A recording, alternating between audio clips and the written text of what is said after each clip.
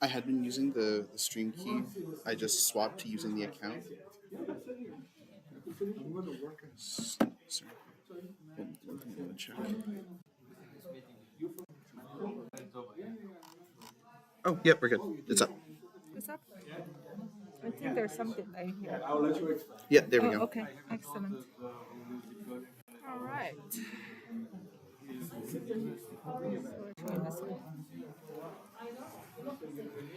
Okay. I'll, A crisis awarded. yes, I'll sit nearby, and if I'll watch the stream on my phone, and when people swap, I'll make sure that you can still see the presentation. Okay. All right. Good morning, everyone. So it's time to get started. I'd like to welcome everyone, especially those coming far from Windsor and Winnipeg. And this is our second annual Public Symposium for Smart Mobility for the Aging Population CREATE program. My name is Rong Zhen. I'm a professor in computing and software in my master's university. Before I start with the introduction of the agenda, I would like to thank everyone for participating, and especially Garcia, our program coordinator, for setting everything up, and our student volunteers, including Sofini, Zaran, Andrew, helping out with arrangement. So just a kind of quick housekeeping. You have the agenda handout, but I just want to mention that we have coffee available in room 1003. We have later the lunch will also be served in 1003 because this is an active learning area, so we're not supposed to put food here. That's why we have two separate space for that. Also, students have set up their poster, the printout poster in room 1003. So feel free to check out the poster during the breaks or during lunch. So in the morning, we have after the keynote speech, we have research talks. And then in the afternoon, we have a health, innovation, and entrepreneurship experience panel, student research talk, and poster presentation. So the actual poster presentation will be held in this room. So students will be able to connect their laptop to the screen. So it allow a little bit more interactive experience. But the actual paper poster will still be in the room 1003. So after the post session, we have a business meeting among sMAP researchers just to kind of discuss the state of the sMAP program and some ideas on how we move forward. And concurrently, there's a student event with the help of Garcia and Sofini as well as Sharon. We put together a Jeopardy game that with a lot of prizes that's going to be held in room 1003. So at the end, we have a very nice reception that's going to be held in Battery in Alumni Hall on campus. So it used to be the faculty club that was have exclusive access, but now they open it up to the public. So I can assure you the meal is very good because I think I recently read in the news that the culinary team of my master has won some national award. So just to kind of have some expectation. So that's all for the my opening remark. So now I would like to just introduce our keynote. So our keynote speaker is Dr. Jamal Dean, who is a distinguished university professor from my master university. He has served as the elected president of Academy of Science, the Royal Society of Canada in 2015 and 2017. His current research interests are in nanoelectronics, optoelectronics, nanotechnology, data analytics, and the emerging application to health and environmental science. Dr. Dean's research record includes more than 600 peer-reviewed articles, about 20% are invited, 2 textbooks, and 12 awarded patents, of which 6 were extensively used in industry, and 21 best paper, poster, presentation award. Over his career, he has won as many as 75 awards and honors as an educator, He won the several education awards from IEEE Canada, McMaster University President's Award for Excellence in Graduate Supervision, McMaster Student Union, Academics Life Achievement Award for his exceptional dedication to teaching and significant contribution to student life. So yeah, it's my great pleasure to have Dr. Dean to give the keynote speech. So let's welcome.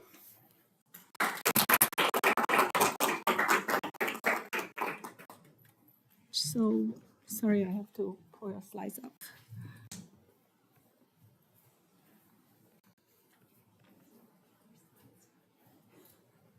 Send it to Garcia.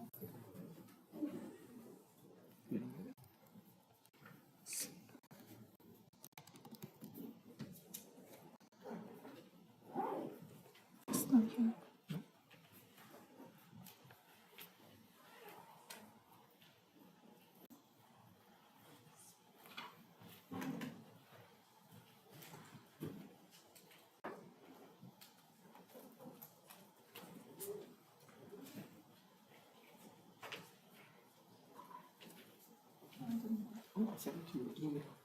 Oh, okay.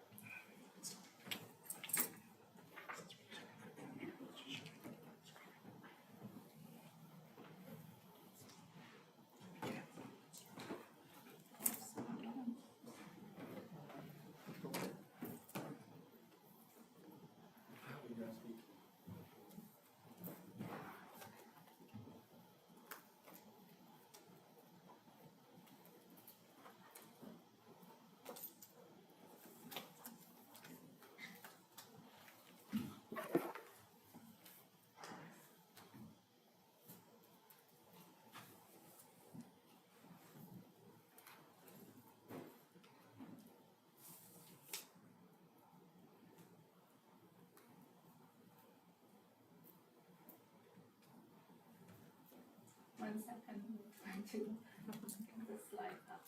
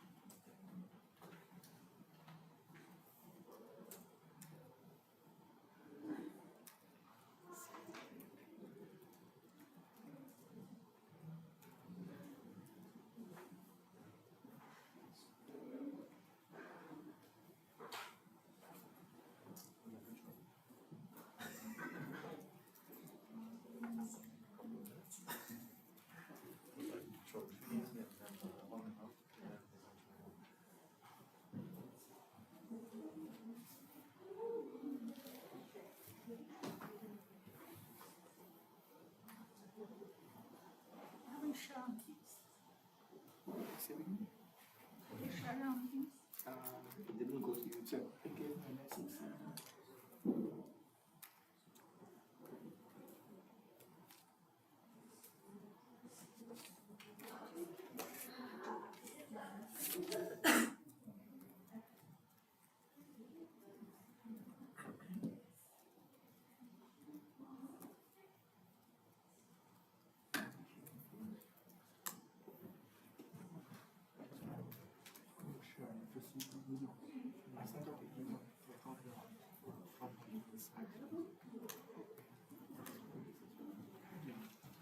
I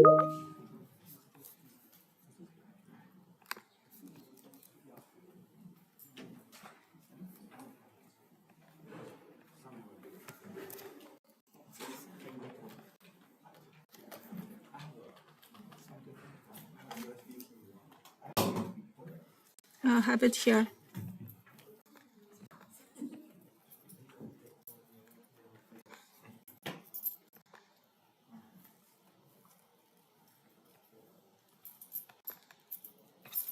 I have it here. It gives a message saying something went wrong Yeah. when sharing. Yeah, it's fine. It works now. Let's see. Okay. And just double check the stream.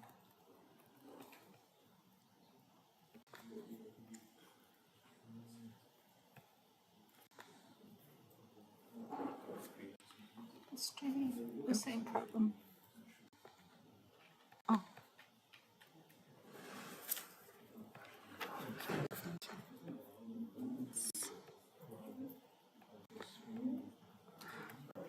It doesn't work with stream.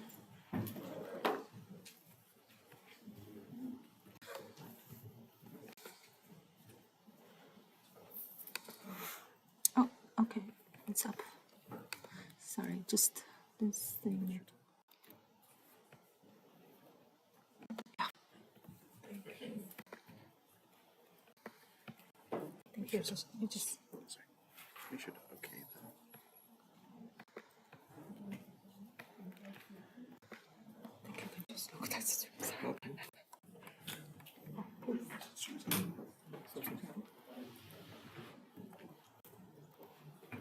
Okay, so good morning, everyone.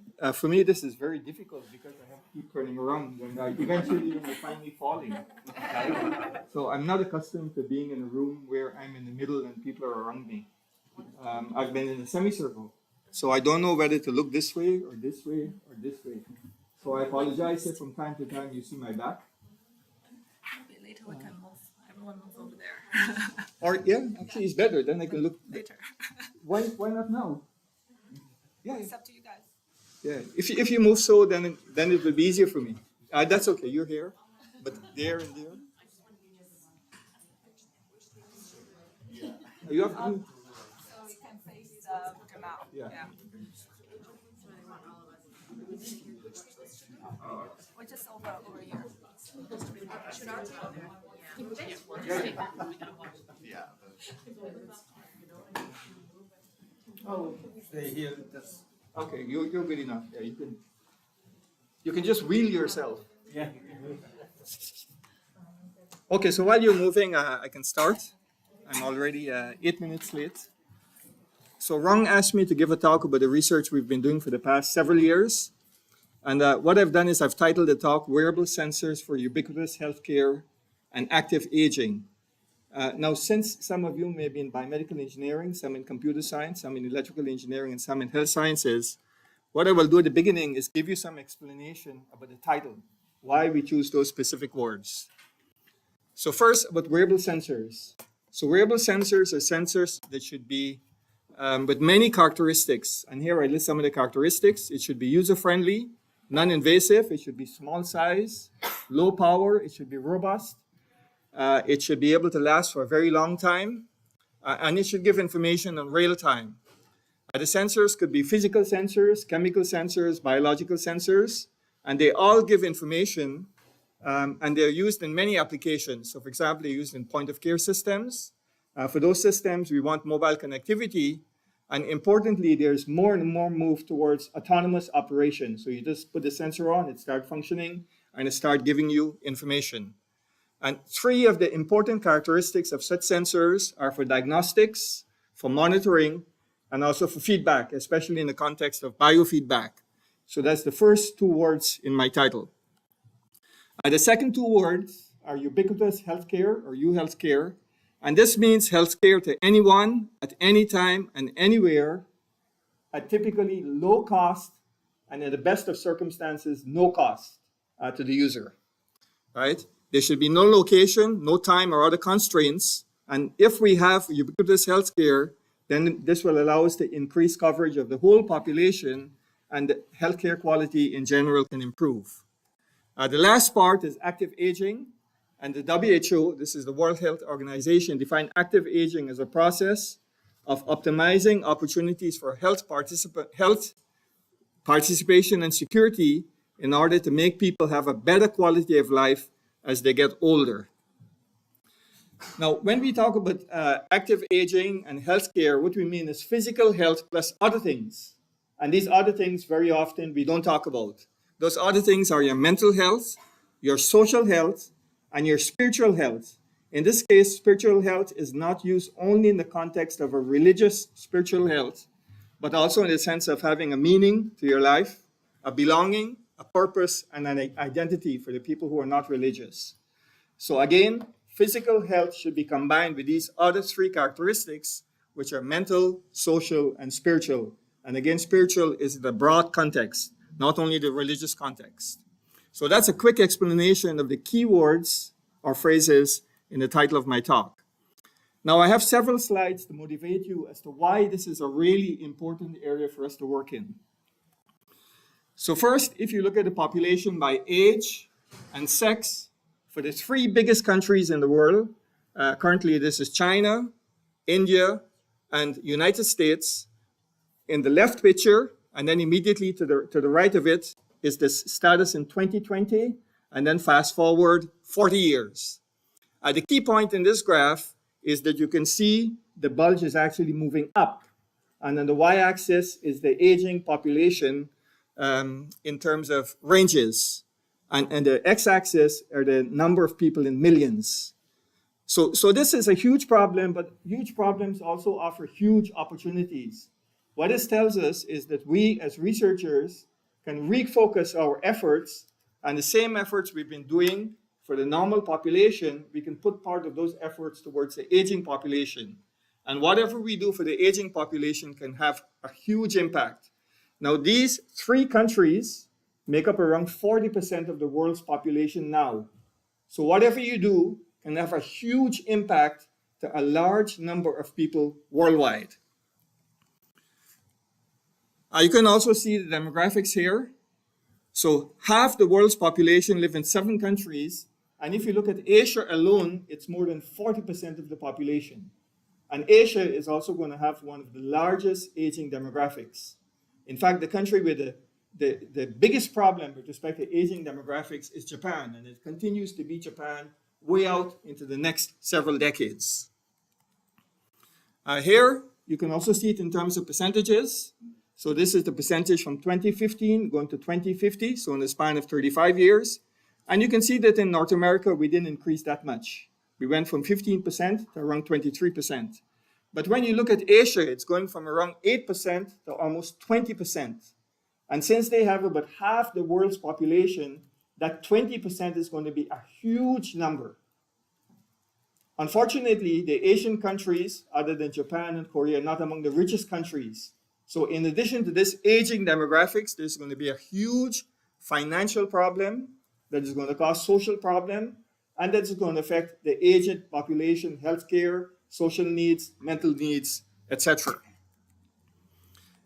Now, with respect to aging, one of the important things is that as we age, we develop more and more disabilities. And this graph, or this picture just shows you what's happening in the United States. The United States is very good because they collect a lot of information, a lot of good information, and they keep track of this information over prolonged periods of time. The main point of this graph is to show you among the 6 disabilities that are shown here, so these are the major disabilities, what you find is that disabilities related to mobility or ambulatory, so this is walking and climbing stairs, is the largest. It's 21 million, as compared to things like hearing disability, vision disability, self-care disability, independent living disability, etc.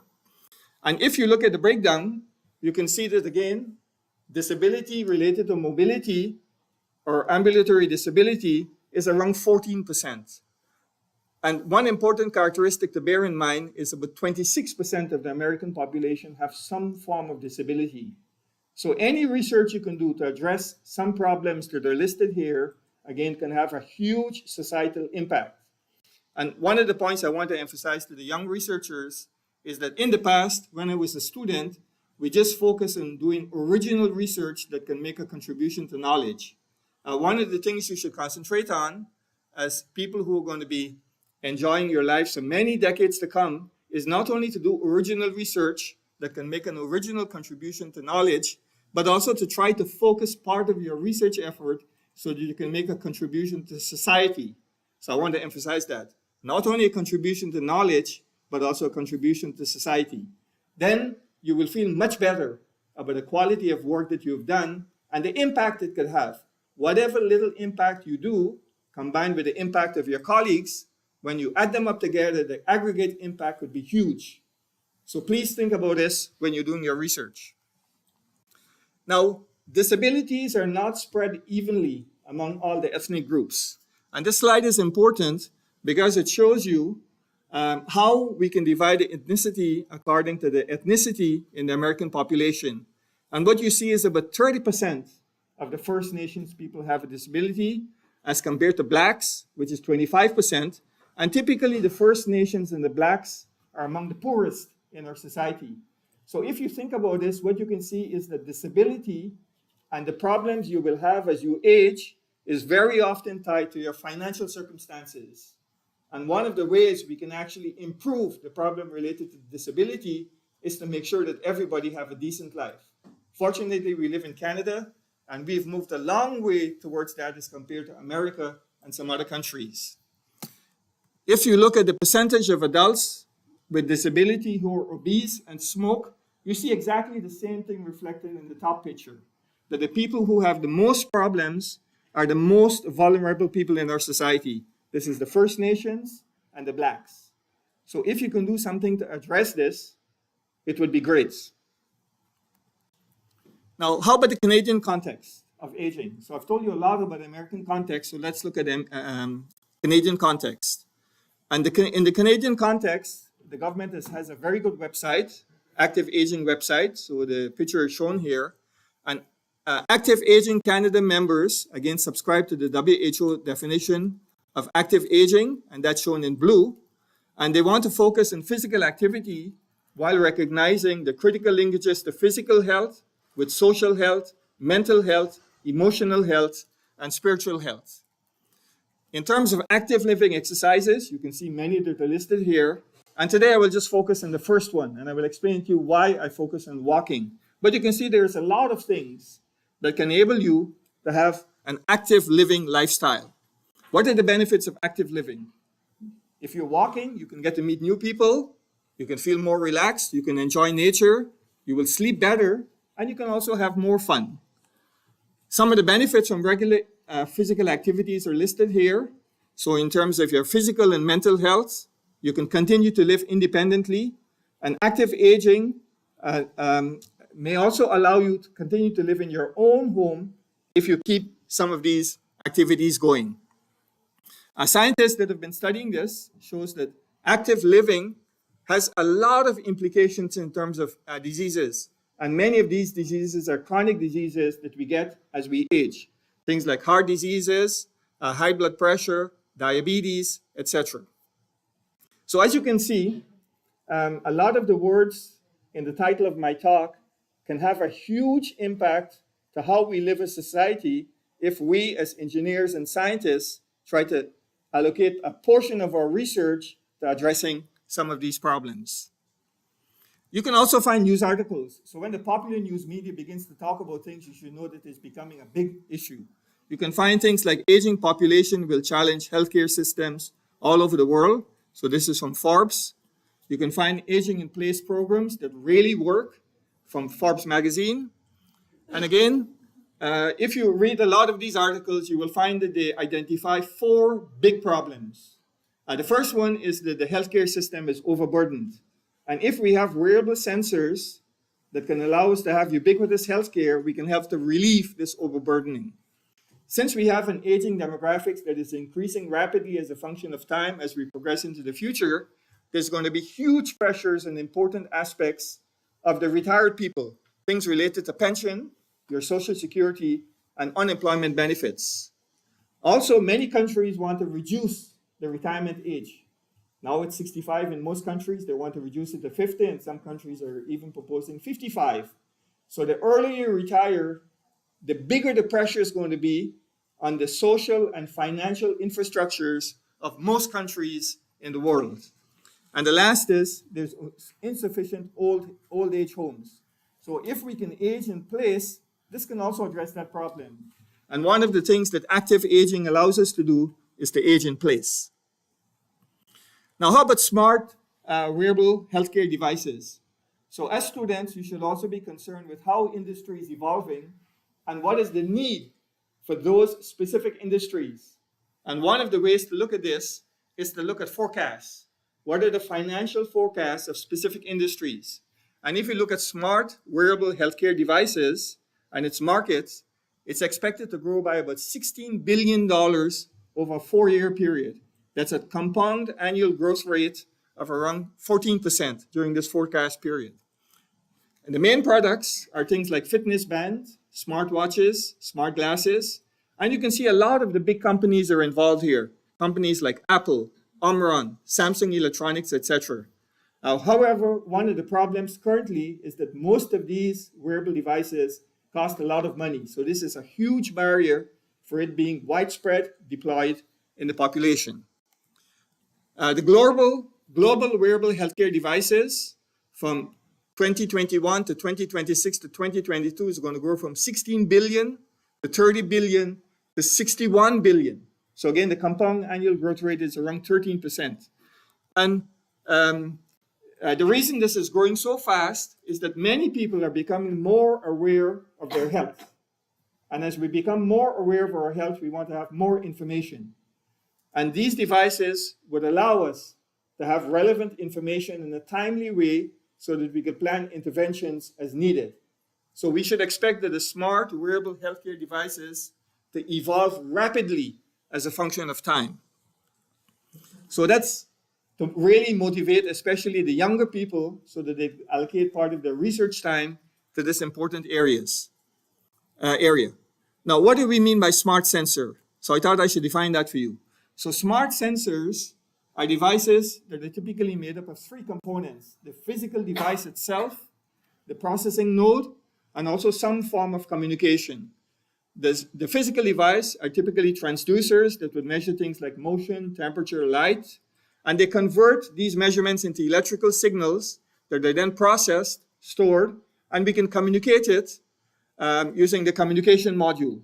We also have a processing module that allows us to do some preliminary processing, and for more detailed and substantial processing, we can do it in a laptop or we can do it in the cloud. On the right is shown a picture of how we configure such a smart sensor system. Now, these systems have many advantages, and here I've listed 6 advantages. First is that it have onboard processing and it's self-calibrating. So this means you can plug it in and it will start playing immediately. So in a plug-and-play format. They have low-power wireless data transmission capabilities. Quite often they have multi-sensing capabilities. They should be energy efficient so that they last a long time without you having to recharge it or change the battery. They should be low cost. They should give you a high performance, reliable, and they should be small size and user friendly. And if it has these features, then we have a good wearable system to use. Now, there are many opportunities for these smart sensors. So not only the healthcare area, but lots of other areas. And here I've listed several of those opportunities in automotive navigation and parking. So parking is becoming a huge issue. For example, there's one Chinese city with, I think, 2 million parking places, but they have 5 million cars. So where do they park these other 3 million cars? Nobody's sure, right? So smart parking can help to solve that problem. Tracking and tracing, which has become huge because of the COVID pandemic. Payments, healthcare and wearable devices, metering, and consumer electronics to make the consumer electronics smarter and smarter. So today I will talk about only this part here. But as you can see, there are lots of opportunities. So you can talk to your friends and get them involved in smart sensors, and you can piggyback on each other's work to do something that is useful for society. Now, first I will tell you about smart sensing with respect to mobility, and I'll talk about this one in detail, and the rest I won't talk in so much detail. Now, walking, why is it important? So several years ago, there was a huge study of around 40,000 people ran out of Michigan. And over the course of the study, so this study was over a period of 21 years, half the people died. So they can actually check the methodology and the predictive capabilities of the models they've developed. What they found is that there is one metric that can predict how long you can live without having any serious medical problem that is independent of age and sex alone. And that one single predictor is how fast you walk. If you walk faster than 1 meter per second, then you can expect to have a longer life without any serious medical problem. Now, why is this important? It sounds really simple, right? But let's spend a little time to think about it. So when you walk, it requires energy, it requires movement control, otherwise you can fall, and it requires support of your entire system. It places demands on multiple organ systems. Your heart should be functioning properly. You saw the picture. The heart was pumping out blood that is filled, oxygenated blood that is filled with nutrients that go to the muscles that supply energy so that you could walk. Your lungs should be functioning properly. You breathe in, you take the oxygen, you oxygenate the blood. Your circulatory system for the blood should be working properly. Your nervous system should be working properly because your brain will send signals through your central nervous system to control your muscles and your bones so that you can do the walk. Your muscles, your joints, and your bones should also be functioning properly. So almost every organ system and structure, biomechanical structure within and muscular structure within your body should be functioning properly for you to have a good walk. So the simple process of walking is a really good indicator of your overall health. If you have a slowing gait, so you walk slower, it could indicate a damaged system, and a damaged system means that there's a higher energy cost for walking.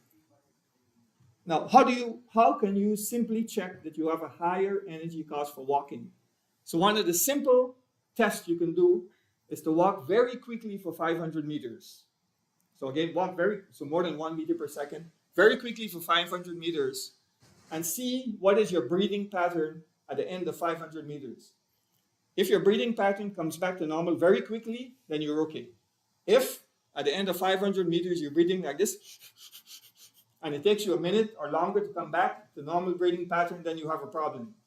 The reason your breathing pattern is faster is that you need to oxygenate your blood more, and the blood needs to circulate more, so that the energy that you're using for walking is more than if you were fit. So this is why we have this phrase here, that a slowing gait indicates damaged systems and the energy cost for walking is much higher. So you can look at people when they're walking and look at their breathing patterns, and then you can see which are healthy ones and which are not so healthy ones. So in the Canadian context, 6.2 million people have some type of disabilities. This is about 22% of the adult population.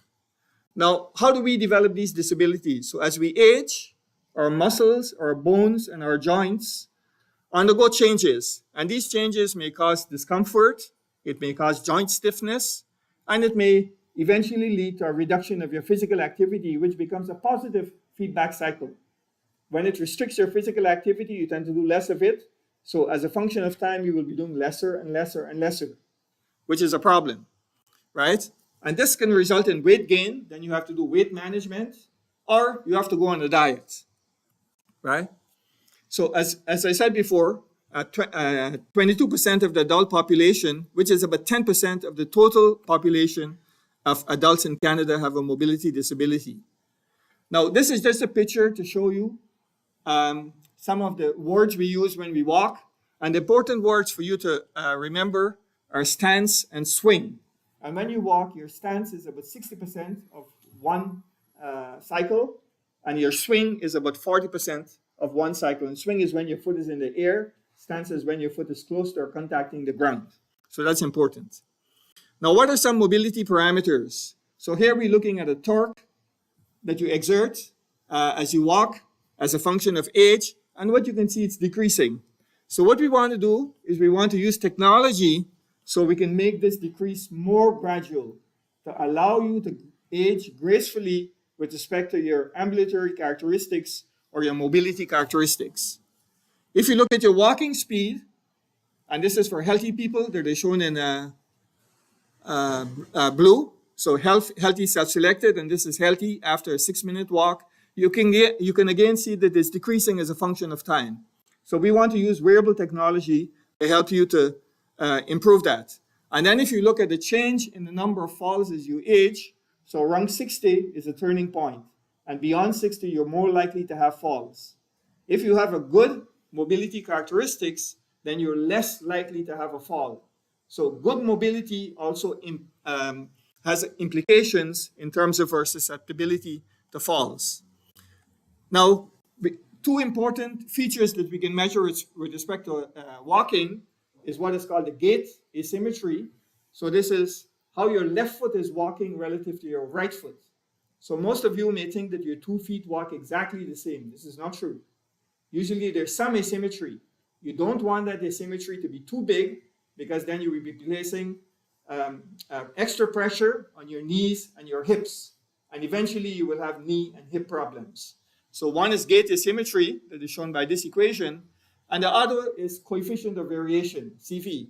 That is a measure of how much you're varying relative to your mean. And what you want is for that number to again be a small number. Here you can see gait asymmetry for people who are below 40 and people above 40. And the coefficient of variation, again, for people who are below 40 in blue and above 40 in red. And you can see that these unhealthy characteristics or not good characteristics degrade as we age. Right? So there's increased asymmetry with age, and this may be due to a gradual damage to our brain and our central nervous system, and also declining motor coordination and muscle health. So if we know these problems will occur, then we can start taking preventative measures. For example, for muscle health, make sure that your muscles are strong, lift some weights, and by walking more, you can improve your motor coordination. Now, what we want to do is we want to monitor your mobility. And we want to do it using cheap systems, right? Now, there are many existing systems, video-based systems that are complex, that are data and computational intensive, and you have to do it in a specific environment. So this restricts your movement, and you're actually not doing it in your natural environment, the environment within which you're walking. And it's much better to walk in a natural environment. Then you can also enjoy nature, and you can meet people. So it has social consequences also. So these are expensive. They're good, but they're expensive, and they're not suitable for continuous in-home monitoring. So what we want is an affordable solution that have these 7 characteristics. Simple, easy to use, non-invasive, low cost, user independence, should be very reliable, should give us precise and accurate information, and should be comfortable to use. So when you develop your technology, always keep the user in mind, but also keep the financial implications in mind, because if you want it to be widespread use and it's expensive, you will be hard-pressed to have it widespread use. So cost is important, and it's something that we don't consider as researchers. It's becoming more and more important, and more researchers are becoming aware that we should factor in cost to whatever research we're doing and technology we're developing. Now, we've been working on a walking pattern analyzer, and here I've shown you 3 sets of pictures. So on the top right, you can see 2 older persons walking. On the bottom right, you can see 2 young kids walking. And on the left, 2 pictures, you can see 2 adolescents walking, right? So I've put them in 3 groups deliberately. So what we want to do is simply detect your walking speed as one example. And then I want to predict your walking health from your walking characteristics. And then to assess your mobility. So this is relatively easy to do. How do we do it? Oh, I forgot to mention this. So why is walking important? So I put here in big letters so you can read it.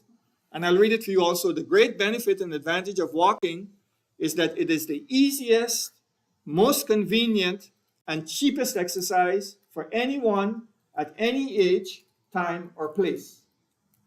So I'll leave it for a few more seconds so you can read it, so you can see why walking is important and why we put a lot of effort in walking research. So how do we design the system? So we have a user input block in which you can input some of your characteristics like age, height, gender, etc. Then we have sensors that give us signals. So acceleration signals and whirling signals from accelerometers and gyroscope. We can also have a path from the compass coupled with GPS. And then we put this in the system. We do statistical analysis, we normalize, we transfer, we develop correlation, and then all this information is stored in the database. And then we have user output. And these are examples of 4 user outputs, so we can determine your acceleration, whether you're walking with a lot of sway, whirling, or a little sway, your walking speed, and your walking age. Are you walking like your age? Are you walking like somebody younger? Are you walking like somebody older? What you want to do is to walk your age or walk as if you were younger. This is better. And then walking asymmetry, how your 2 legs are walking. Right? So we have a lot of people put on the sensors and we collect a lot of training data. Then we do some processing. So we filter it, we decompose it, and we extract features. And then we do feature analysis and classification using k-means, for example. And then we put this information in the database. Right? And then when a new person comes along, we collect their walking signals, and then we see where they fit with respect to the classification we've stored in the database, and we keep adding to the database to build it bigger and bigger and bigger. And then we can have output like walking age, walking asymmetry, and here I put sex. So you might be wondering, why would we want to put sex? I can just look at you and say that you're male or female. Right? So I'll pause for a minute and ask you, why from your walking features we also want to identify your sex? So after my talk, just look at how males walk and look at how females walk. And especially look at how the hip joint is rotating with a male with respect to a female. So if a male is walking like a female, let me rephrase this. If a male has walking characteristics that are similar to a female, this is not very good in terms of the hip. And if a female has walking characteristics similar to the male, that's also not good. It's not natural. So this allows you also to modify your walking characteristics so that you can have an appropriate walking characteristics. So this is just one example of some of the classification we've done. And what you can see is that the classification fits the 3 groups just that we classify by common sense at the beginning: the kids, the adults, and the older people. Right? So this is one set of research that was done with around 70 people in Asia. Now, what are some other examples of findings? So outside our lab, we have a long corridor. And what we do is we have lots of other healthy volunteers participating in our walking research. So we have a starting zone, then we have a walking zone, and then we have an end zone. You turn and you come back and you do it several times. We measure your heart signals and some other signals, and then we collect all your walking related information. Things like the energy that you expend when you walk, the instantaneous frequency and the difference between those, your amplitudes, maximum amplitudes, power spectral density, stride length, velocity, etc. This is an example of the frequency difference or the gait asymmetry between the left leg and the right leg. And what you can see is that so these are all very healthy adults. And you can see that it's more or less low. It's just a couple of percent. But you can see that there's one person all the way up here, close to 10%, right? So that person will have hip problem and knee problem. And they may not be aware that they have this huge asymmetry.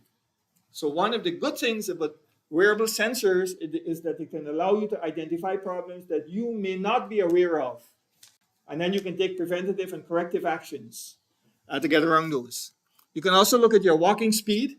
And you see most of them are walking at around 1 meter per second, some much higher, right? And again, these are all healthy adults. I didn't put it here, but we had some people who were in their 80s who were really very healthy. And I should tell you that being a professor is good, because the professors were the ones who were above 80 and they were all really healthy and having very good walking characteristics.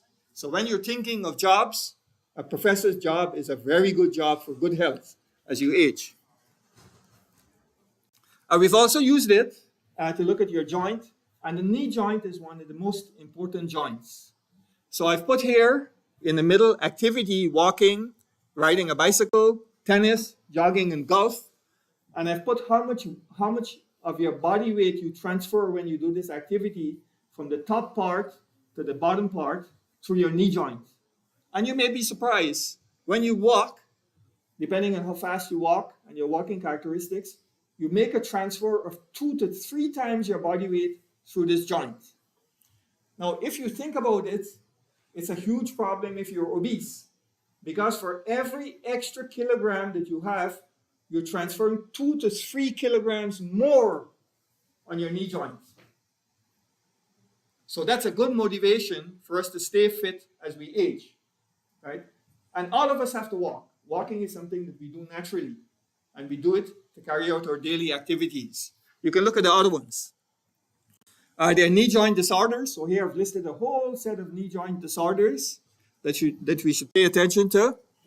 Factors that lead to knee joint disorders, so pain, limited range of motion, muscular atrophy, etc., etc. So what we want to do is we want to have continuous monitoring of the knee joint, to have something like a smart knee brace that will enable you to determine your knee joint health. And if there are any problems, to provide through biofeedback an indication of those problems so you can take corrective actions. So this is an example of one of the knee monitoring systems we've worked on. This is some of the data that we've required. So you can see angle and motion, skin temperature, muscle pressure. So we determine the muscle pressure here to make sure that your muscles are working okay. And skin conductance. Skin conductance is okay because it tells you whether you're perspiring naturally or not, or your skin is remaining dry, for example. Then we collect all this data, we do some filtering, we fuse it, then we extract features, and from those features we select the key features, then we put it in a model so that the model could start learning, so we train the model, and then we do a performance evaluation. So this is the basic, complete process from acquiring the signal to providing valuable information to the user who's using the smart knee brace. So some of the parameters that you can determine are knee angle, which leads to range of motion, your walking speed, your cadence, your stride length, and your minimum foot clearance. So this is the minimum height of your feet above the ground. And you want that to be at least a few millimeters through your whole walking cycle. And as you age, it actually gets lower, which is why you're more likely to stumble and fall. So it's a good indication of how well you're walking also. So here you can see that the knee angle is decreasing as we age for both males and females. The thigh angle is decreasing as we age, and also your walking speed. So this is for another group of people in which we were studying their knee joints, right? So it's consistent with the ones that we did for the mobility experiments. Now we've put a lot of these technologies into a smart home. So this is a smart home I built a long time ago in Asia at a university called Postec. So this is a layout of the home, and you can see some important things. So at the bottom left, that's the utility room. Then immediately next to it is the bedroom, and then immediately next to it is the living area plus the bathroom. And you see it's an open concept with not many obstacles. So this is especially geared towards the aged people, and it has a lot of environmental sensors, security sensors, and also on-body sensors for the people who are living inside. So we can look at information for the whole living process, the people who are living inside. So this is the home. This is an example of some of the sensors that we've deployed. Both, again, environmental sensors in the home, plus physical sensors to monitor your health. This is the rail home. So this is a picture of the living room in the left. At the top right, you can see the bedroom. And here we've put some LEDs on the floor that are pressure sensitive, so that if it's a couple, very often they don't want to turn on the light if they want to go to the bathroom or to drink some water. And this is a problem because when they walk in the dark, they're more likely to stumble and fall. So a lot of falls occur when people come off the bed. So one of the ways you can get around it is to have a pressure sensor. So just as they put their foot on the floor, this LED pathway lights up and it shows them how to walk clearly to go to the bathroom or the kitchen to get some water. Right? So this is the bedroom during the day, bedroom at night, and you can see the LEDs that are shown here. There's an LED a remote controller in which you can see a lot of activities, etc. Right? We've also worked on a smart sleep environment, but today I don't discuss that with you. And we've also worked on eating. And what I've done is I've put together activity, sleeping, and eating or diet together to create a smart living diary. So the smart living diary is to provide an assessment and recommendations for improved healthcare and well-being using smart sensor systems that again monitor your mobility or activity, monitor your sleeping characteristics, and monitor your food intake. Those are the three important characteristics of your daily life. Right? So this is a block diagram of the system in terms of the bedroom, the body sensor, the refrigerator. You put it all together. You have the user profile, the health profile also of the user, and then you can have recommendations. So we have activity, as I told you before. We have nutrition, as I mentioned, and then we have sleep. And we put all this information together to create a smart living diary that is customized to the individual. We also have a brain. So this is the central computing system that connects to the sensors and actuators. It has wireless transmission capabilities. It goes to adapters. And then there's a knowledge base at the bottom that has energy characteristics, sleep characteristics, environmental characteristics. There's a policy rule engine. Then there's service managers that manage energy, sleep, and environment. And then there's a server that connects to the different type of devices to provide services to the users who are living in a smart apartment. We actually call it the smart medical apartment for the aged. Now, in terms of mobility assessment, we can do more from the computational point of view. So we can have motion sensors, we can have skin sensors, temperature sensors, and pressure sensors. So that's the hardware. And with these sensors, we can collect the information, we can fuse it, we can clean up the signals, and then we can do mobility assessment. So the whole middle part, we can actually replace using artificial intelligence techniques. So there's a lot of room for people who are working in computing to make significant contributions in the area of smart or wearable sensors for healthcare applications. The next set of slides just shows you some of our ongoing work. So we have motion sensors that collect sensor signals. Then we have the whole data processing, etc., that can give you your walking health and your joint health.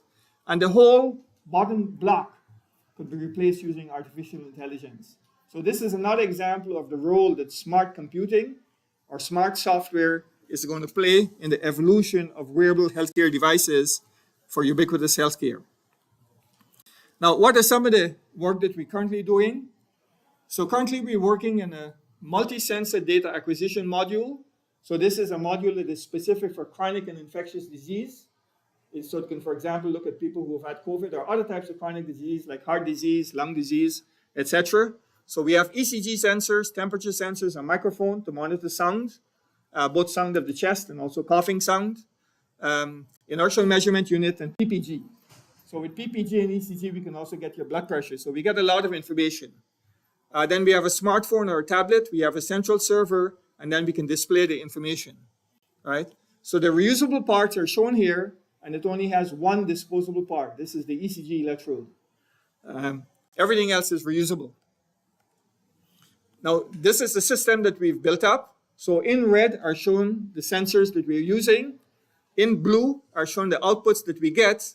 And in black, in this diagram, are shown the processing, the computation, and the fusing of the information.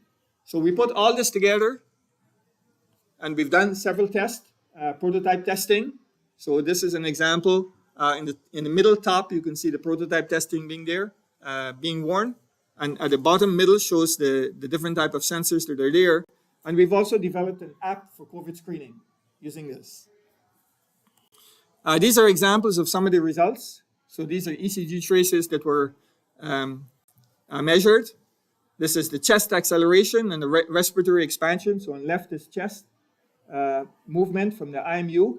And on the right is the respiratory information that is measured using the microphone. So you can see coughing episodes, different type of coughing episodes. This is the measured skin temperature. So you know temperature is one of the indicators of being sick, especially with COVID. Measured PPG signals. This is acoustic signals of a single cough and when you're clearing your throat. And then what we want to do is we want to replace this spirometer. I don't know if you've ever had lung problems and you went to the hospital and they connect you to a big machine that is called a spirometer to determine your lung function. So what we want to do is we want to replace that equipment using wearable sensors, the combination of wearable sensors that I've showed you today.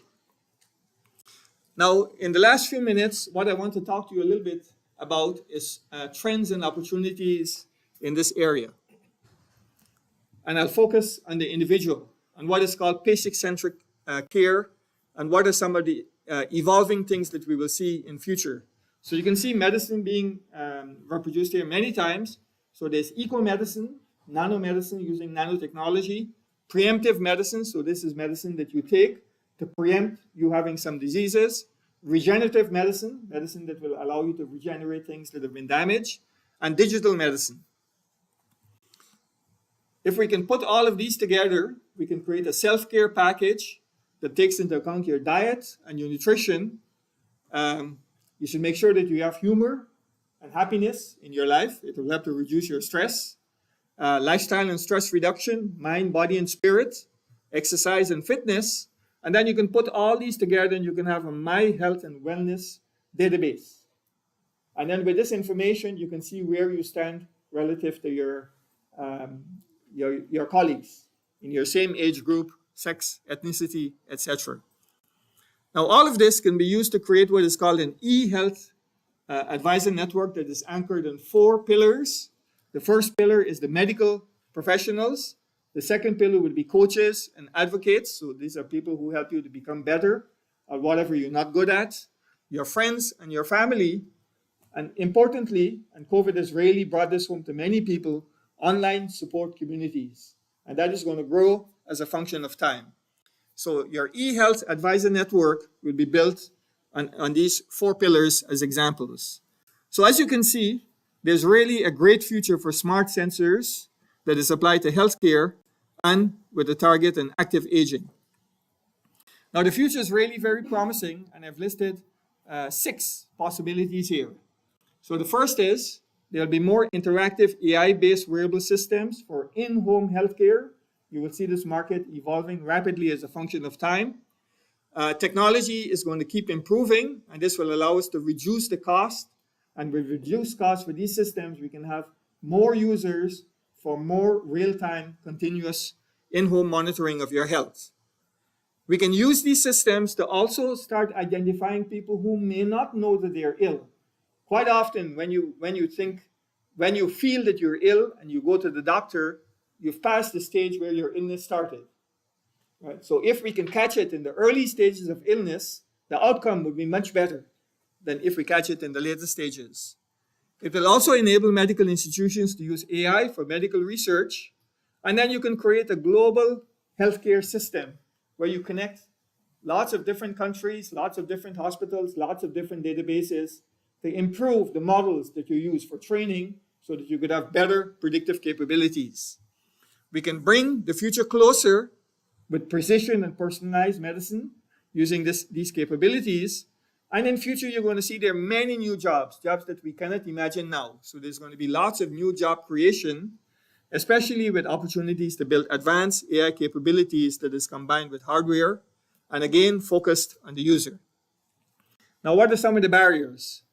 So one barrier is that many of these systems are not interoperable. So you buy one system from one manufacturer and you buy another one and you find that they don't talk to each other. There are also regulatory implications. So the government needs to be more involved in putting strong regulations to make sure that the consumers are properly protected.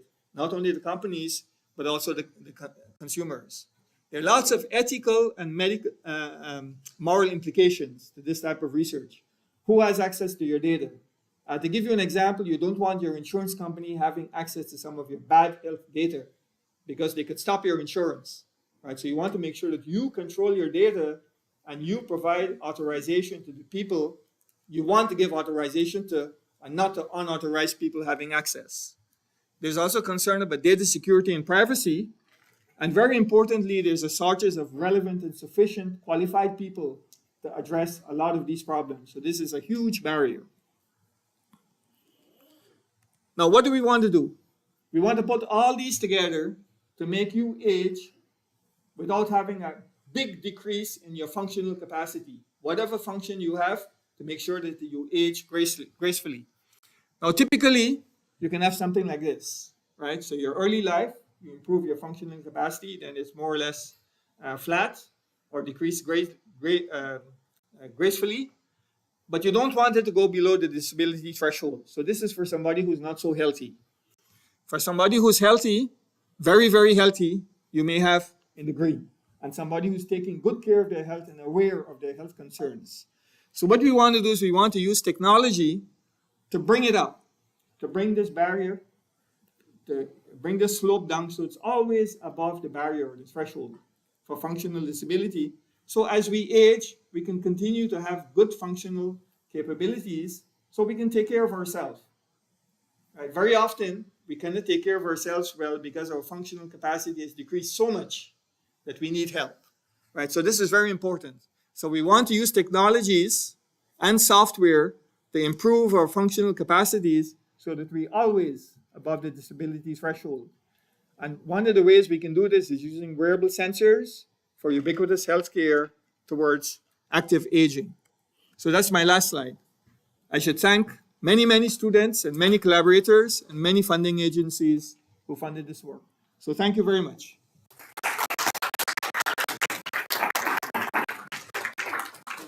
Now for the excellent talk. So, any questions? Thank you for the really interesting talk for myself and also for my family members. I think they would benefit from this. I had two questions. So the first question, you talked about the gap at the end.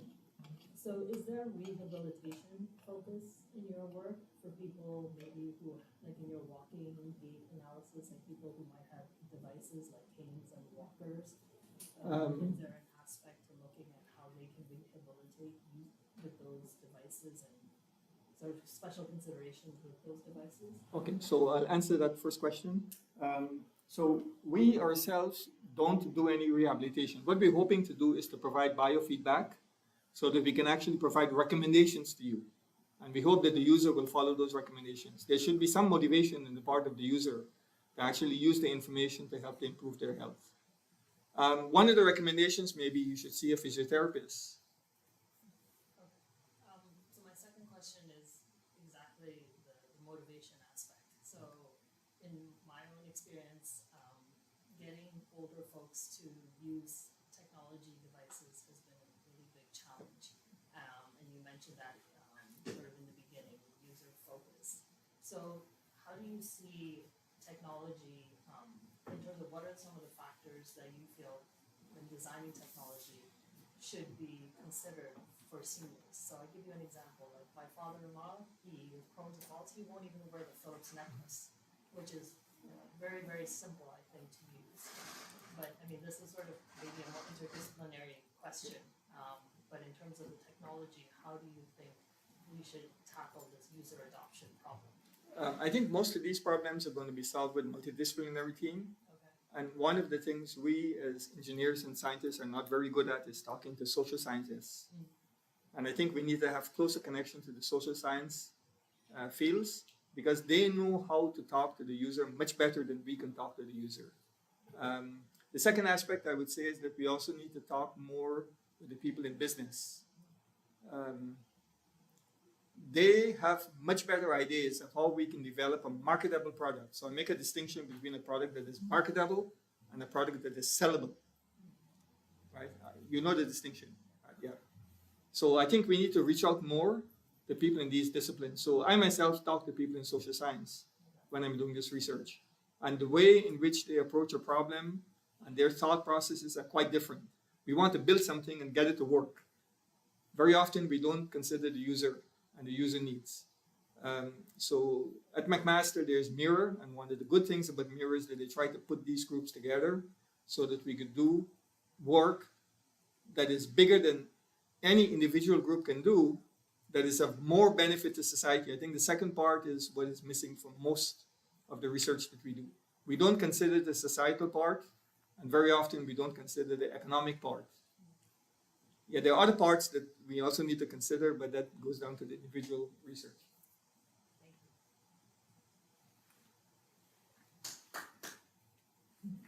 Wow, you're ready for your coffee, right? Yeah. I hope I didn't put you to sleep. This and We still have some time. We have 1 minute, right? I was watching the time to make sure I finished There was before. a question over there. Yeah.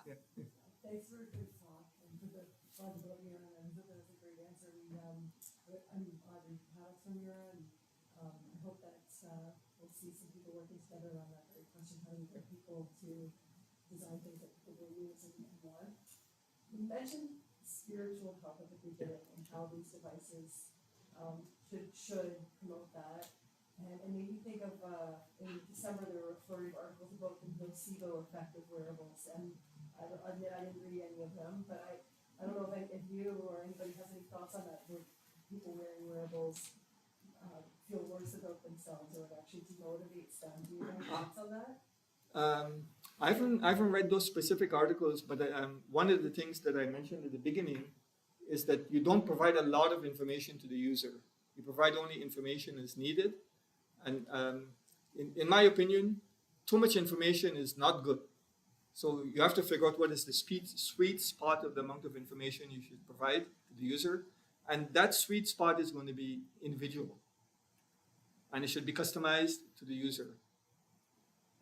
If you get too much information, then you start worrying about your health all the time. And this is not good, right?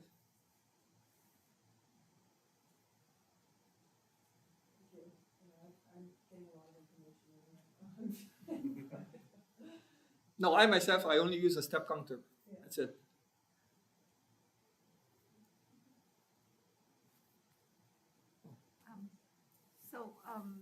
I feel like the wearable market itself is very fragmented. You have many like SMEs and also bigger company working in this space, but there definitely you mentioned the interoperability.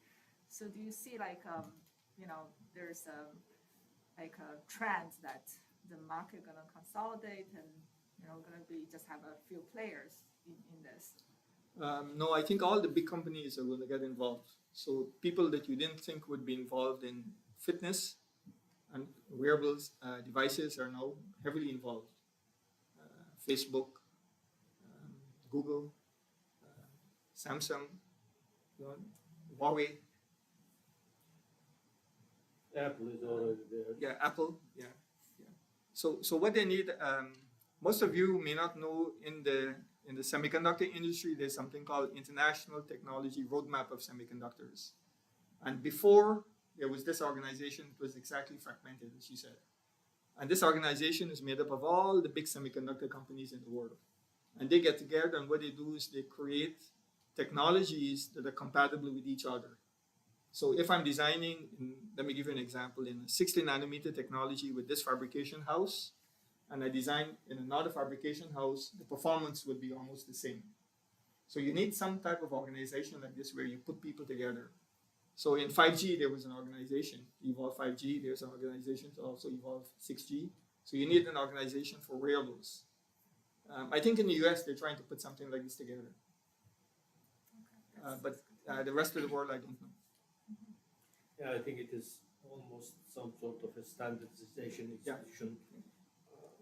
My brother used to chair one subgroup of that, and the interesting part of it was that all the participants, Philips, RCA, etc., Sony, hated him and loved it. Hated him because he didn't consider their projects, give their project an unfair push. Loved him because no one had this push, so everyone was on the table with the same fair ground. So it was an interesting thing, and I think that still those type of institutions still need too much way to go because of this disagreement.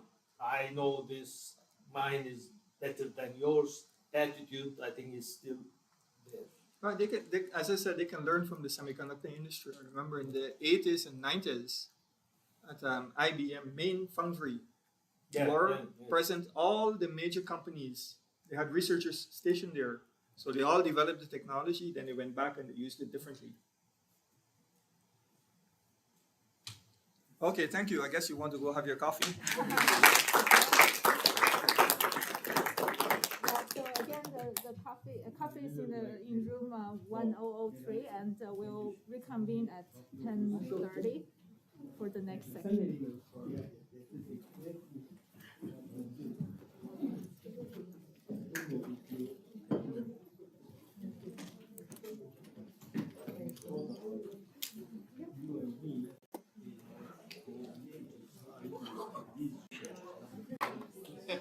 get my file? Yeah, I Yeah. have it. I'll just put Sure. it up. Yeah, I just Yeah. wanted to make sure that went through okay.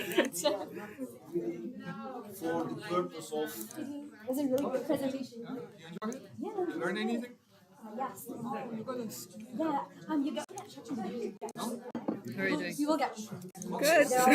It was kind of hectic with the. It's okay. It's the first time in the morning. Don't worry.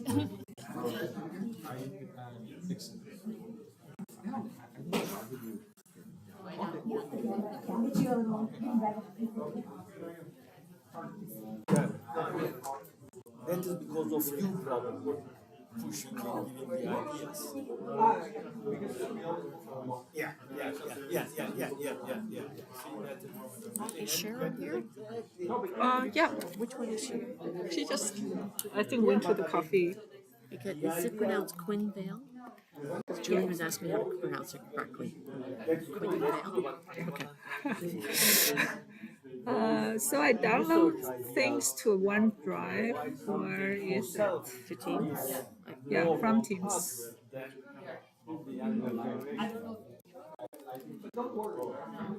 Very confident about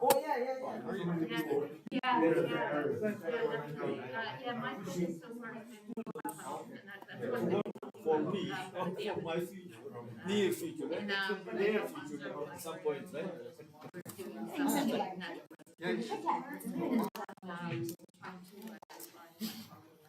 She's very good. She takes very good care of me. Yes, she does. Do you have one of those smart homes here at Mount? No. This is in going Korea. to Chin is in charge of that. He took over the project. Oh, okay. He's doing a great job. Are they? You said there's one off campus or something. Yeah, just off campus here. You should go have a look. Yeah. Hello. Hi, I'm Cynthia. I'm up next. It was, Oh, okay. yeah, thanks Oh, for you your had a talk. really nice time. I do. And I actually remembered it today. It's the first time I've worn it in a few years. Okay. So I have your slides here. Okay, yeah, I just thought I'd check things. I think we should be good. Okay, yeah. So you're saying And there's you some cannot water give if you need full anything. keynote speech No. because of the short time, but you did the excellent work. Yeah. Oh, I worked very hard on your talk. Oh. Yeah, I spent about 5 days on it. I had to update a lot of information. It does take a long time, doesn't it? Yeah. Do you want me to reduce it? No, I That's think good. it's fine. Yep, Yeah. no, it should be They fine. participated in that. I just want to make sure our yeah. streaming is up. How long was the path? 40 meters. So we have a starting. because you Okay, but how many times? 40, this so will- I think they did it about 5 times. Okay, Yeah, is it so almost that from is here to the enough to last one and capture. back and forth? Yeah. Enough No, to this is capture. streamed on YouTube. Okay. Is that Because okay? Yeah, lately I yeah, that's fine. annotated Will I it still see so my Quite notes? some time ago. I feel that I'm walking Yeah, like a perfect. So crab. you have this I screen. go- Okay, and, okay. yeah. We walk with some friends. Can you tell I how many tend to people are? move towards them. That I don't gadget know of much yours even might what be they an do. interesting thing for me to. Yeah, because some people cannot I attend want to in get person. more so information that about is- your is need. better. Oh, okay. But we the don't have students live is chat, working so with there's Zero. not Okay, really. the yeah, top yeah, guys. yeah, Gotcha. okay. So how do you like your new job? Oh, I shouldn't ask you this when Ron is here. That's okay. Oh, you're All right, learning. I'll go type I'm it up. busy, I'm learning. No, you can stay, Ron. You can stay. I thought you would apply for our departmental administrator job. Oh, Carrie's position? Yeah. Oh, God, no. No, you would be a great person. Oh, I no, recommended I you. don't want that Why? workload. Too much. Ah, you want to I relax. want to find the balance between work, And life. home, family, and life. You know what I mean? And I think Carrie's job, it's a work, just work. You know what I mean? You don't have much time with family and home and stuff like that. As the administrator, not growing department. Yeah, as researchers, we understand that. Yeah. And I'm sure you have What the are moments weekends? too where you find you're trying to get the balance between it all. Yeah. So which department are you in, Cynthia? I'm in the Department of Health Research Methods, Ah, okay, Evidence, okay. and Impact. HEI? HEI, Okay. yes. Much easier to say it that way. Oh, I have a good friend there, Mm-hmm. Who's that? Lawrence Borgba. Okay, yep. Yeah, I've done some work Lehan. with Lawrence. Lahana, yeah. But yeah. he's more administration now. Yeah, well, I think he was, yeah, a little bit. He's at St. Joe's a lot, I think, doing research, Yeah, Lawrence is a great guy. yeah. Yeah, he is. He's lovely. He does a lot of volunteer for the students, helping students. Mm-hmm. Are you staying for lunch and No, reception? no. I may come to the reception later. At lunch Okay. now, I should go back. Well, there's lots of food for lunch and breakfast and reception, so stay for the whole Oh, day. you want me to get fat, huh? Yes, you need it, You definitely. didn't listen. You didn't Yeah. listen to my talks. Yeah. That's a problem. What's the agenda for the reception today? Like later, I mean, afternoon, is there any like activities other than food? In which department? I missed the beginning. Oh, I'm with electrical and computer engineering and also biomedical engineering. But I'm also in computer science Okay, yeah. department and in engineering physics. Wow, that's a lot. I have a teaching role in the Masters of E-Health program, so I've worked with Tom Doyle. Oh, okay. Okay, Tom is a great guy. Yeah, he was our director for Okay. 5 years. Okay. Your lab isn't in the because there's also a mobility lab in No, we don't the have basement. a mobility lab. Oh, okay. We just walk in the corridor. Yeah, because I know there's one in the CRL, the building that we're in. Okay. I'm- No, Okay, no, I'm in because I think ITB. it's rehab Okay. that uses that space.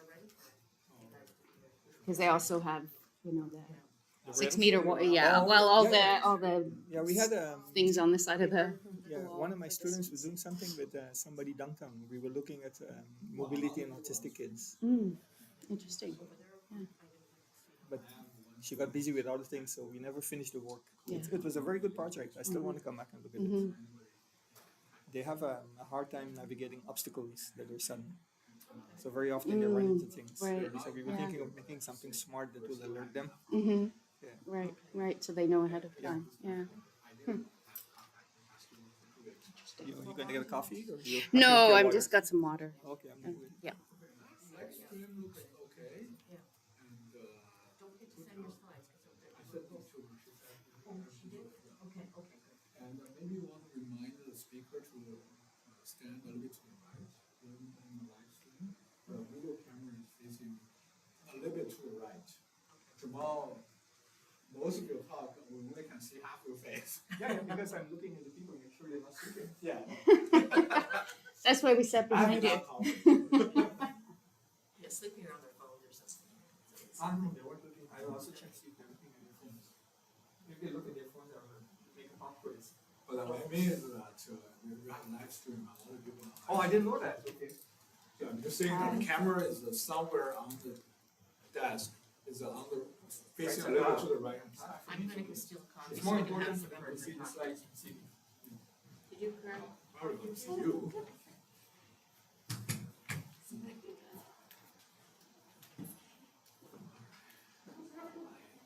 I'm meeting at 11. When is your talk? Tomorrow, 11:30? 7:30. So you will come back? Yeah, just for 10 minutes. I don't think this room. I prefer a room with a big screen. Yeah, that too. I think they need. No, they should have put a big screen in front. Yeah, I'm trying to see whether they didn't even put no projector anywhere. Yeah, it's a great room for collaborating. Yeah. Really less for lecture. They have another room down, but maybe it's not as big as this one that I've used before. This is a nice building. Yeah. Social science. Huge one. Little building. I'm sorry, we met. Yes, I think. Cynthia. And you're from engineering? No, I'm from University of Public Science. Okay. You just dropped in and visiting? Well, I'm the partner of the sMAP. Oh, okay. Opportunity to come in. We should have actually have a screen. Yeah, it would be good. Have the space for all. So So the engineer often. I know. That's it, yeah. There's There's extra motivation, yeah. Nice. You need a bigger version of ITE 130. That's where we get better work-life balances, where we can double, Think it's not what everybody say on that side. We're not. And they have science is building where they give talks. That's a nice building. It's upper floor and you have lots of trees outside. Nice. Oh, no. Yeah, yeah. Actually, if this was on one corner, it would be much better. Then you can see everyone. yeah, that's, feel awkward with people sitting behind you. Yeah. I'm gonna move. Yeah. I didn't realize that. Well, then you're not gonna be on the video. Oh, yeah, I see. Oh, where is the camera? So I have to move my seat, so. Oh, I see. Oh, I thought when you were talking. So when we're talking, you probably want to stand a little bit to the right. Okay. Where is the camera? I think the camera is Not on on the the, laptop. maybe on the laptop actually. Is it or? I think it's on the laptop. Oh, I see, yeah, it is. So if you sit a little bit towards here, because I turn on the YouTube. It is to see- interesting. It is not centered. Or no, it is the on off. This is the camera. Yeah. That's This is the telling you light. that it is Oh, active. live, Yeah, yeah, it's yeah. active. So. Oh, it's all these technologies. I'm surprised you don't have a built-in camera for this. It should. Yeah, and This room has I think that could be used. No, but that's, it is security, the security yeah. camera. Yeah, Yeah, I but don't think it that could happens. be multi-purpose, Yeah. right?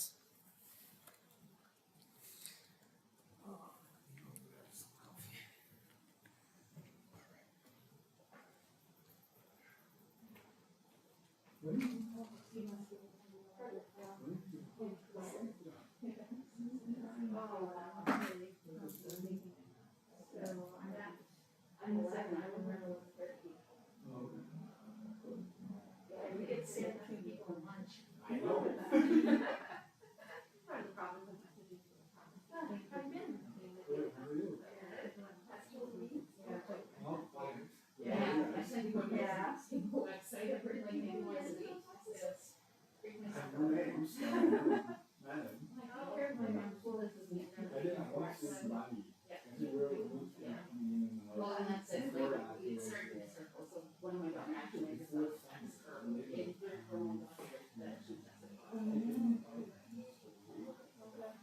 Just, it's circle. It's summer, right? People are around.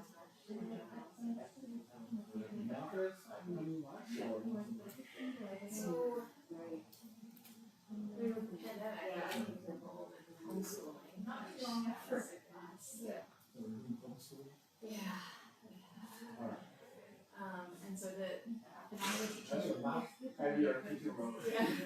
Exactly. I only teach the winter semester, so this past week I started taking it. And walking out February. And then we got a copy and a video for starting. And so I was staying there, which is so cool. And then. Oh, yeah. And they love, you know what, I just love it, but, yeah, so I told them, but now that it's summer, so now I'm getting more people, because the kids are, probably the hardest.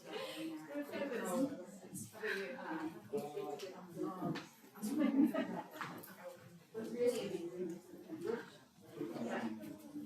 you know, the kind of things that we are. Absolutely, very great.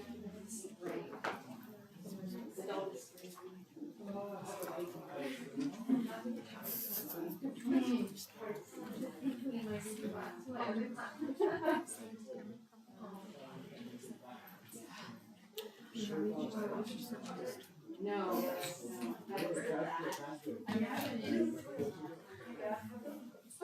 All right, so we're gonna start our research talk. Yu Jia Hao is gonna be the session chair, gonna introduce the speakers.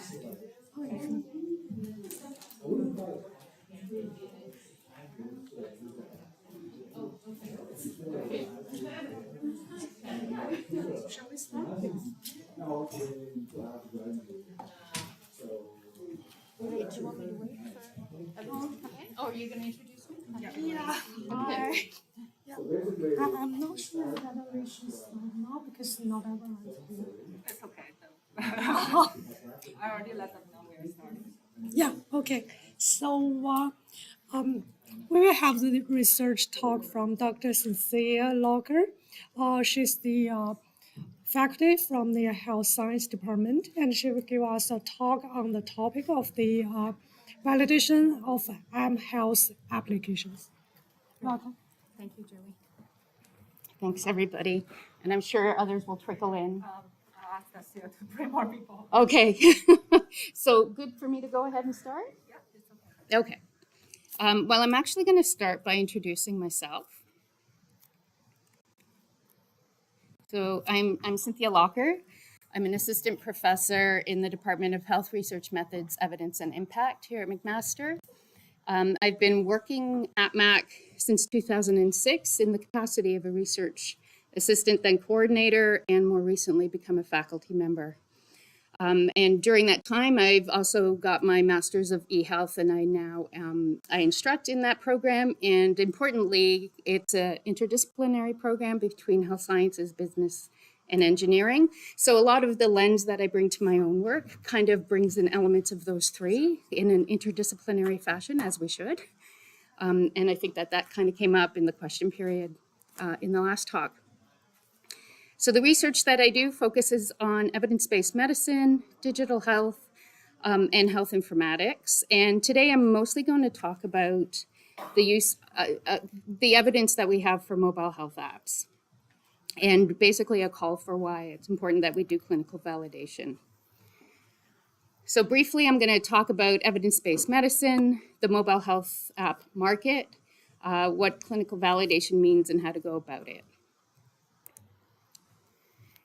In my own journey in this particular realm, started at a Hacking Health Hamilton event. I don't know if anybody's been at a hackathon, lots of fun. And this is a picture of Dr. Itzhak Gabizon. This is our final pitch at the end of the weekend. And he's a cardiologist. And his initial pitch was that he'd have patients come in and they'd say, which app should I be using to help me take care of my condition? And he wouldn't know. Right? There's really no good resources, or certainly at the time, for what are the best apps, how to pick one. As a physician at McMaster and at the Population Health Research Institute, obviously our focus is on evidence. And so as a group, we thought, you know, how can we build the evidence for apps? And because this is how clinicians make decisions. Right? They go to the literature and they try to find what's the best evidence for a particular, say if you need a medication for a condition, they're going to go and check the evidence and see what's the best option for you and have that discussion when you're making your decision about care. So for apps, we're hoping that would be the same. And so we thought, wouldn't it be great if we could create a platform that could do really quick randomized controlled trials. We'd have a big pool of participants. We'd pick mobile health apps, randomize them into a group that gets the app versus a group that gets a control treatment, because this is how we would see the actual benefit of the apps. And that was a really wonderful idea. We actually won a prize at the hackathon, and we continued on with that work. And we're actually successful in getting a CIHR grant to test that out. And what we were hoping to overcome were some of the challenges that you face when you're doing trials, any kind of traditional research trial. It's risky, it's slow, and it's rigid, right? So especially for mobile health apps, if we pick one from the Apple Store, what if it shows no efficacy, right? Clearly no developer is going to say, hey, test my app, with the chance that it might show that it doesn't have any benefit. So it's risky, it's slow, it takes a long time for us to go through the processes of developing protocols and consent forms and ethics and building a population of participants and then actually gathering data. And it's rigid because in an ideal situation, your intervention doesn't change, but we all know that in the app world, things are constantly iterating as they should. You should be having updates to improve your product. And so essentially, traditional research methods are more, like, in speaking a little bit of computer science language, it's more like a waterfall approach. It's linear, it's long, it's slow, versus most development being much more agile. And we've actually encountered a lot of challenges. Obviously, COVID was a factor in terms of recruiting to the trial, challenges in building our platform, and then with recruitment, and also with making sure that the people who you recruited were real and not just from Click Farms trying to get money from gift cards. So that was an unanticipated challenge that we identified. But we're still very interested in improving the evidence for mobile health apps. And the reality is that the market moves quickly and it's poised to grow dramatically. I mean, how many, by raise of hands, how many people have a smartphone app for tracking something? You mentioned stabs, right? How many of you looked to see if there was any evidence that was effective? Okay, right? We're clearly at a university setting where evidence-based medicine was founded. That's not what most people do. So it's still a tough nut to crack. And there's this shift as well in more digital health apps. There certainly was, initially it was about wellness management, and we're starting to see more and more disease-specific and particularly interest in supporting people as they're aging. And so it's a very busy market, and if you're building something, you want to get in there quickly, right? And that may mean that you don't put the time and effort into building an effective clinical validation. Also supporting how important this is that this is an infographic from the Canada Health Infoway. They did a survey in 2017, which I realize is old now, on diffusion of smart devices in Canada. They haven't updated this particular one. Their most recent one was on AI. But at that point, 66% of Canadians were regularly tracking an aspect of their health, and 40% were using e-trackers. So people are definitely taking up apps, and I think we had more than 40% of you put up your hands when I asked the question about if you were tracking anything with an app.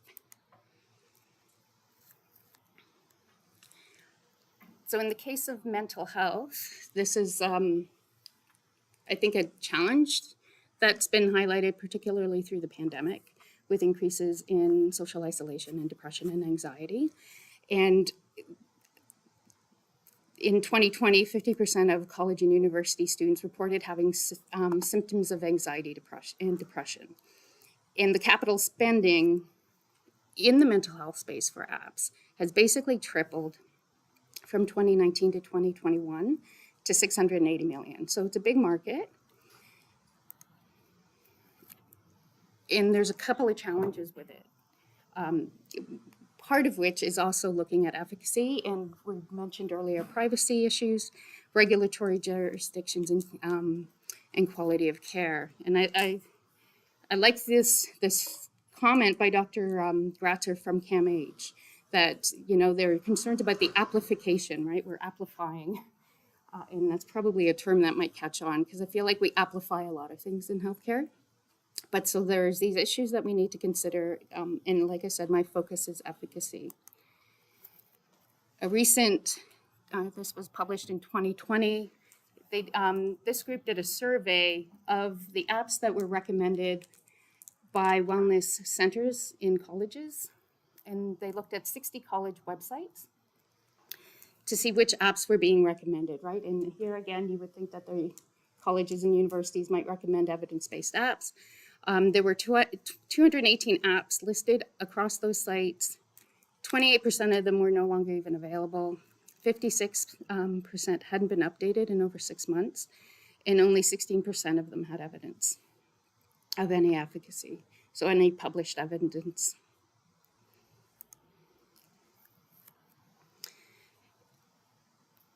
And in this particular study, this group looked at digital health landscapes. So they looked at digital health startups, larger ones, and they were looking at clinical robustness, so looking at regulatory findings and publications, and health claims. So along the X, we have how clinically robust the information is about the app, and then the claims that they make. So you can see there's lots of people making claims that they don't have evidence for, but just as many people with evidence that aren't making claims, right? So there's this.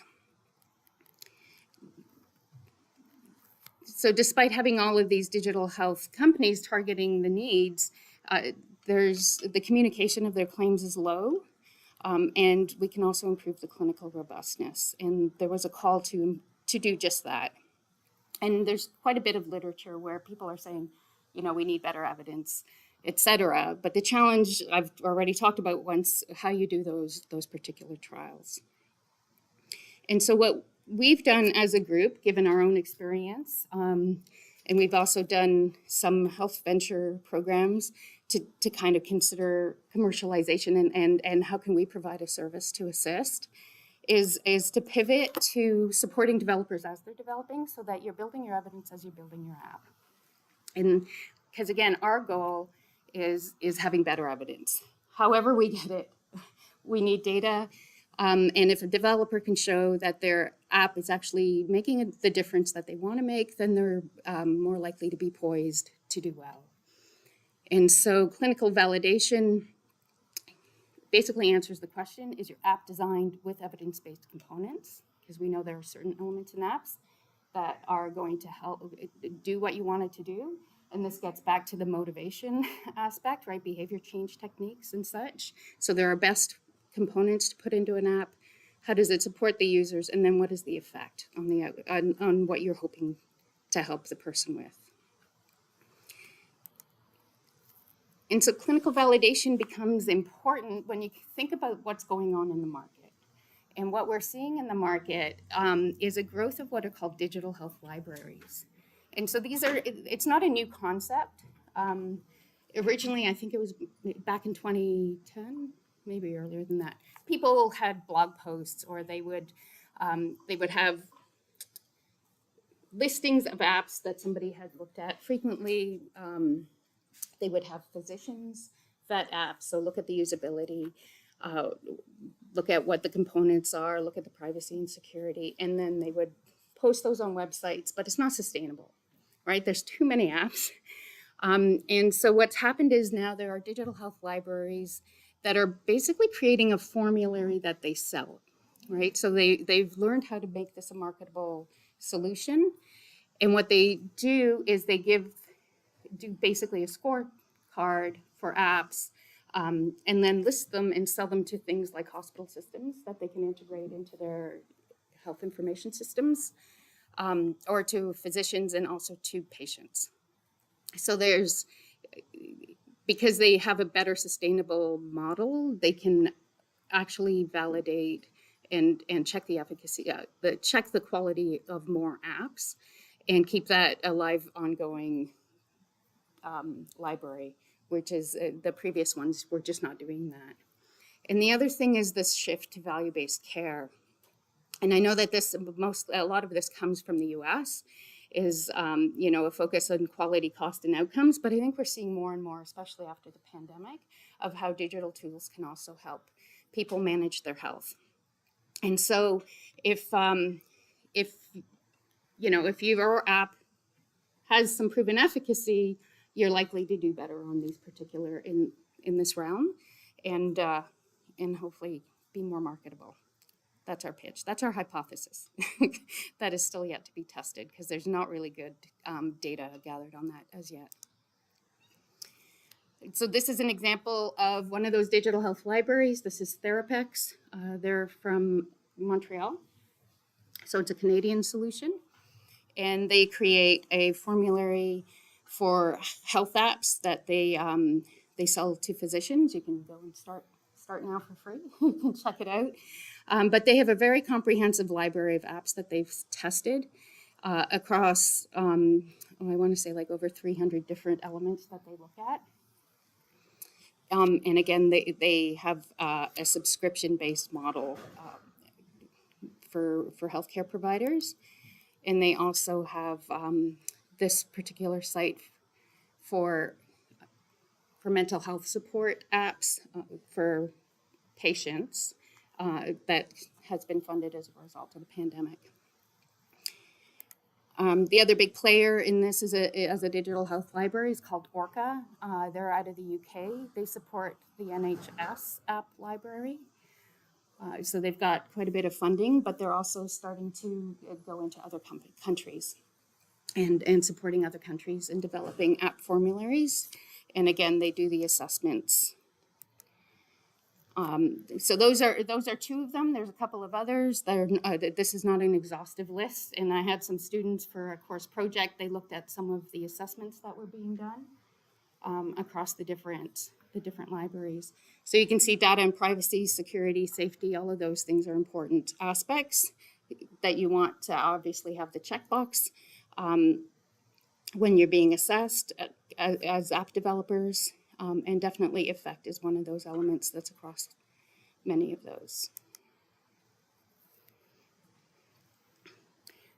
So one of the interesting things that is becoming more evident too is that the level of evidence that people are requiring for mobile health apps isn't quite the randomized controlled trial as the gold standard, which it is for clinical application. It is if you're doing something. It depends on what your app is doing, but for health and wellness, there tends to be a lower level of evidence that's required as a minimum requirement. If you are obviously doing something that's doing a diagnosis or making treatment recommendations, those kinds of things that need FDA or Health Canada approval, it's a different stream. And I'm mostly focused on the ones that are health and wellness apps, because certainly that's where most of that development is coming up.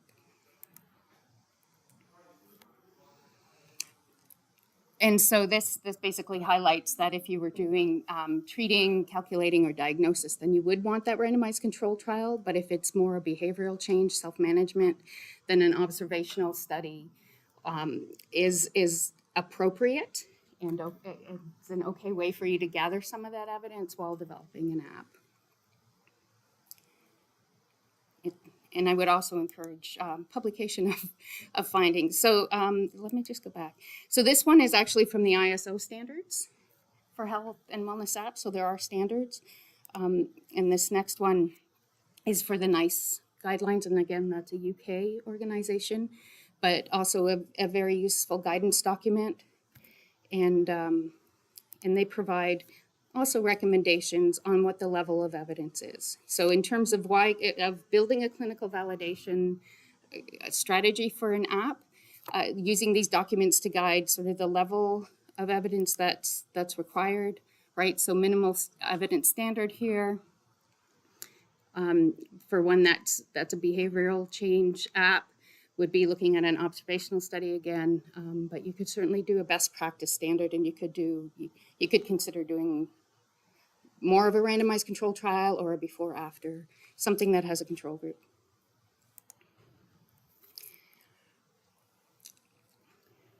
So one of the things that we've done is we've talked to a lot of developers that are not necessarily academics, right? So when I mentioned that comment about amplification of mental health, I mean, I'm sure that you've all heard, well, we could build an app. We could do an app. I feel like it's sometimes a go-to solution, and sometimes it is the right solution. But when we were talking to developers who wanted to build an app, they certainly didn't understand what clinical validation is, why they would do it, when they would do it, or why it would be important to them. And the other pushback we got is, well, I don't have time, right? We don't have time for this. And those are legitimate concerns. And during the app development process, I imagine most of you are familiar with this, right? You identify a need, so the problem you want to solve, the solution, right? So what do I want my app to do? What should be in it? Your requirements gathering with your user input, and then your testing with your user, and deploying for and getting feedback, right? And so frequently anybody might be thinking about efficacy at the end of this. And we're suggesting that these things can be done within the process, right? So when you're doing your concept, when you're thinking about putting those evidence-based interventions within the app so that you can enhance the potential for efficacy. And then when you're conducting user testing, it's the perfect time to also get efficacy information. Right, so frequently apps are being navigation, font size, color, does it look pretty? Can they find all the buttons? Those are certainly important elements, but it's also a time when you can gather data. So for instance, we chose a blood pressure app for our randomized control trial. But during development, you could take blood pressure readings from your participants, ask them to use it for 3 months and see what's happening, right? Are they stable? Are they improving? Are they at least not getting worse, right? And if they are getting worse, are they getting alerts and getting the proper care? So there's ways to build this efficacy validation within the process of app development. And as I pointed out, since the level of evidence is lower, the requirement, it could just be observational with smaller numbers of people. In a simple way of thinking about building a clinical validation strategy, and this really builds upon in the healthcare evidence-based medicine, we have what's called the PICO framework. So we think about our population intervention, comparison, and outcome. So this builds on this. Who are my users? How am I hoping to change or support them? What metric can I use to measure that? Where can I reach this group to recruit to test my app?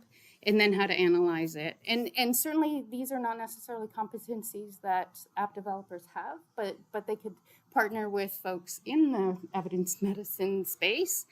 Certainly that's what we're hoping to build is a service to help app developers. Because the metric you choose matters, right? It's not necessarily how many times they logged in and how long they were logging in and what did they do with the information, but it's also about that they increase their confidence in self-managing, and there's validated tools that you would use. Did their blood pressure change or whatever it is that the app is doing? So a clinical validation strategy has to be individualized for each app and for the population that they're hoping. And obviously, with an aging population, there's other things that you also want to be considering around usage, and you also want to make sure you're not doing any harm. So the steps that are important is matching your app function with the evidence tier, your minimum or the best practice, how to plan for recruitment and data accrual, how you integrate the information that you get. If there's some challenges that are highlighted as you're gathering this data, it's a perfect time to adapt and iterate your product in order to improve it before you disseminate it, before it launches onto those app stores. And then how to actually also report your findings, right? Because efficacy, if it's an internal document, that's one thing, but you obviously want to share this, especially if you want to get on that digital health library with the super gold star, right? So things around your plans of how you're reporting your results are going to be important. So ultimately, our hypothesis is that clinical validation of an app during development can increase your competitive advantage by maximizing all of these 4 particular things, right? Cost, the clinical evidence, usability, and the technical aspects. So it kind of brings it all around. And we believe that if apps consider the clinical validation during their development strategy, they go from that waterfall into rapids, a whole lot more fun, and hopefully quicker. Still risky, there's always risks, but that's our goal. And so our team includes a couple of physicians, because they're the ones who are certainly challenged when patients come. We have patient partners who are interested in using apps. And we've had a number of eHealth interns, and if anybody's interested, they do 8-month internships, and are just to also recognize CIHR. So, thank you. I'm happy to answer any questions. I have a few questions. Sure. Now, actually, I should have asked Dr. Ronald, but about now there are lots of gadgets, Fitbits, this and that, and how many of them do you think run through your recommended process? Not very many. If you do a search of PubMed, or certainly they haven't published in a peer-reviewed literature. Things like Fitbit, yes, there's been quite a bit of work done with Fitbit. Also, what is it, MyFitnessPal? Lots of research on those, but there are also bigger organizations with more money behind them that they can throw at this. A lot of the other apps, they're not. And if there is evidence, a lot of those come out of academic settings, right? Academics, they're in a clinical situation, they've developed an app, they've tested it in their population, they've published those results. But if that's not commercializable and sustainable, that app's no longer available, right? So we have evidence, but then the app isn't necessarily available. And then when you look at the App Store, and pick the top 10 cardiovascular ones, there's very little. I'm not quite sure exactly what you mean by the evidence. It is usability evidence or accuracy evidence? Efficacy. Does it change the clinical outcome? Does it improve the patient's quality of life, self-management, the clinical measurement? Yeah, but I don't think even the Fitbit doesn't follow that type of thing, or at least a couple of weeks ago, I was in a meeting, someone said, oh, you academicians, your clientele is very small. You don't address The big larger issues, yeah. populations. I don't know. Do you agree with this assessment? No, not always. I think certainly sometimes, because we want to test proof of concept in a controlled environment from a health science certainly lens. Usability, I think usability is done really well because people want other users to buy their app, right? To use their app. So usability, I think, is actually well done. It's about, in a Fitbit, I mean, there's usability issues, but there's also, do I feel more confident when I look at my information, right? Audrey was saying that some people feel less confident, right? Because suddenly it's like, oh, I only walked 2,000 steps today and I'm supposed to do 10,000. And suddenly, so there's that health confidence. Am I managing my lifestyle better? Am I feeling better? Quality of life. Like those are important for us. Those are important outcomes, patient-reported outcomes that they don't always measure. Yeah, but I don't know when, but a couple of years ago, I read articles that, I don't know, one brand's results or claims weren't correct. They claimed this, and I think the other key from my perspective, because I want to go under the hood and look around, they give, for example, the movements, step count, etc., etc. They give it as here is a number. You have 2,000 steps, etc., etc. But I guess that is not precise. There are lots of fusing gone underneath, and they don't tell you how they do it. So there is also this secrecy behind it. And if there's a secrecy, you can't validate anything. You can't provide evidence for its correctness or whatever, etc., right? Yeah, I think that's true for some things. Some tools are better. I think we've got really good evidence, like the Apple Watch is really good with heart rate. I'm sure some step counters are better than others. Because there's accuracy, I think, that's a technical issue, versus efficacy, which is what's happening with the user.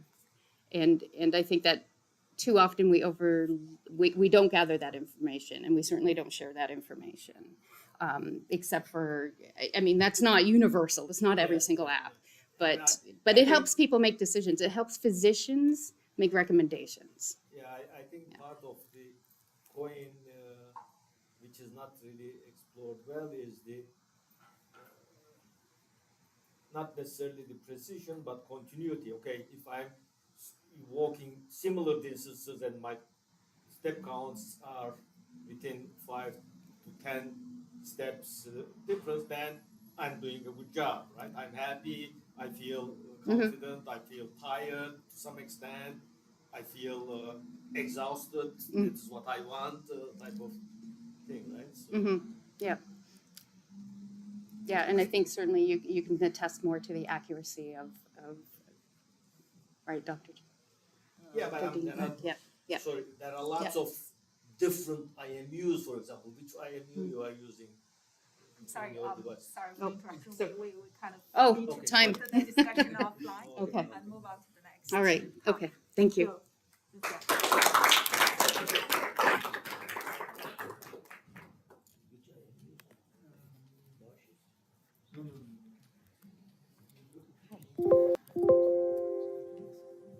To look for your slides, just 1 second. This one. So Dr. Shu will present first Who is next? because it was supposed to be Dr. Okay, Fang. okay. I Yeah, see. but Yeah, I don't know where he is.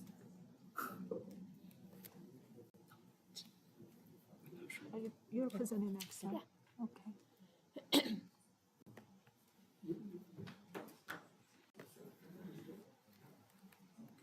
Just want to make sure we have the correct setup.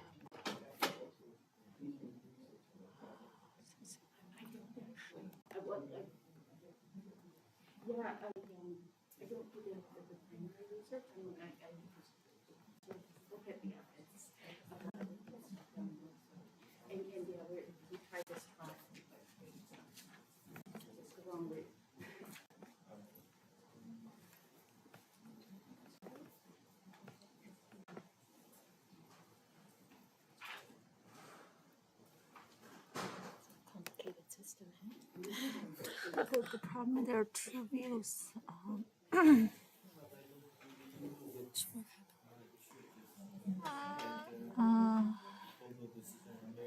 So I'm trying to stream this.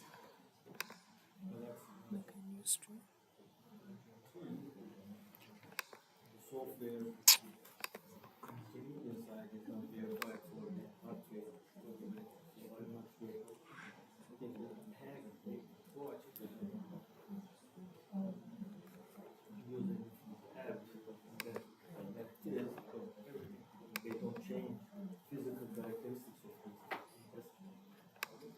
Height is different.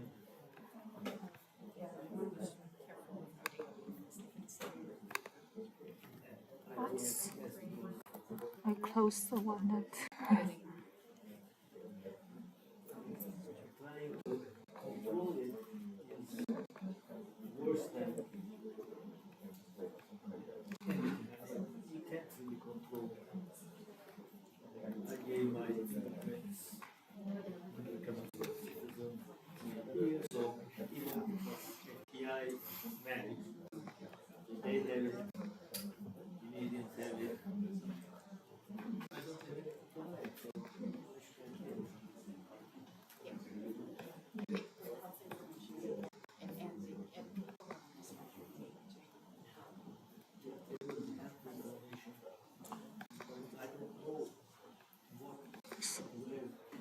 It's weird.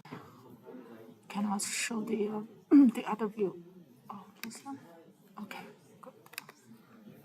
Yep, you can just go through this.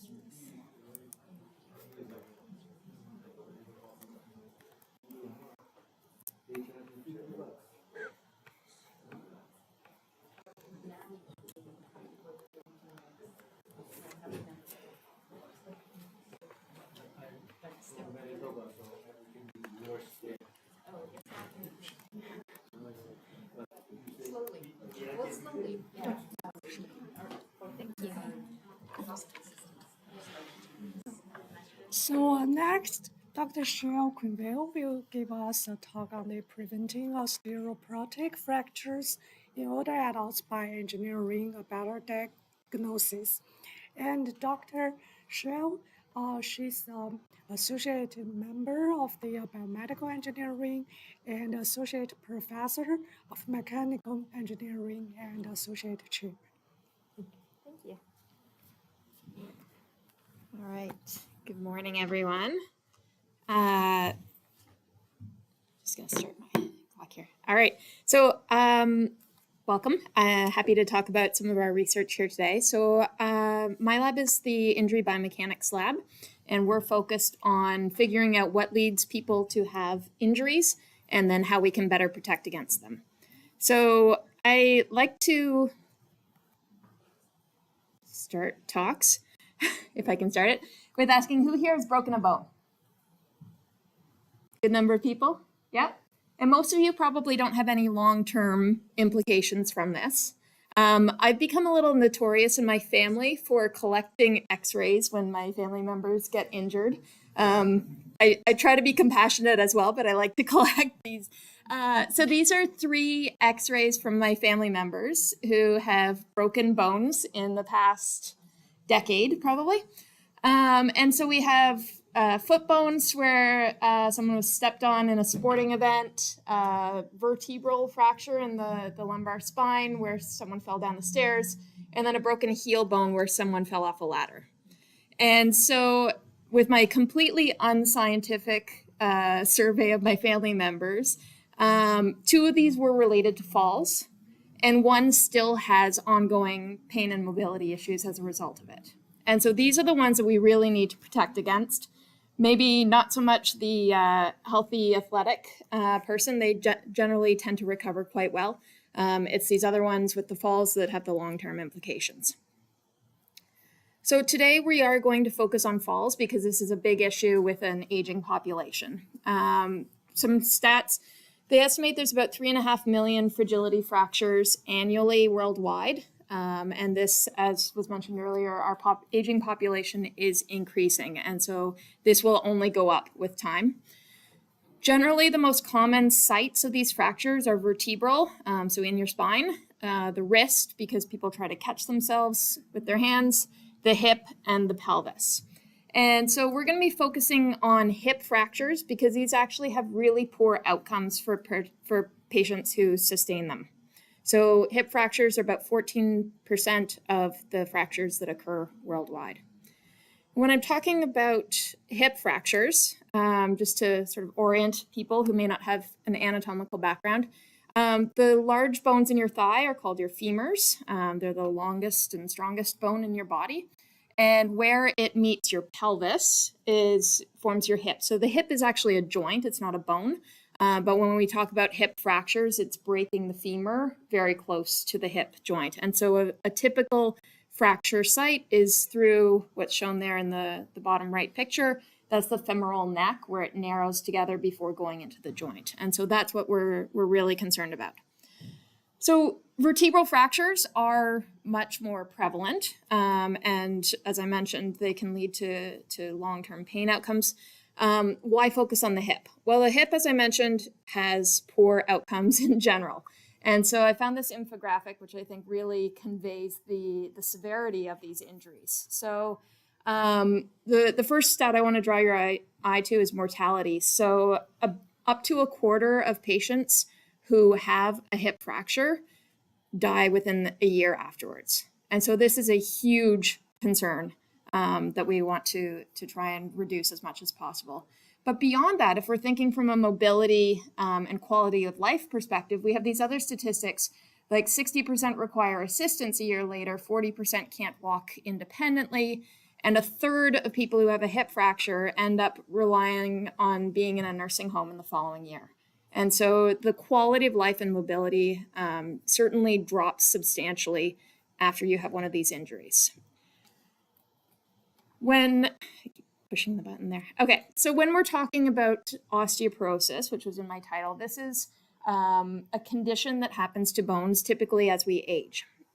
And so bone, I think, is a remarkable material, and in that it's an adaptive and continually changing material. So I've got a nice image here showing the end of the femur close to the hip, and so you can see that femoral neck that I talked about, where fractures occur.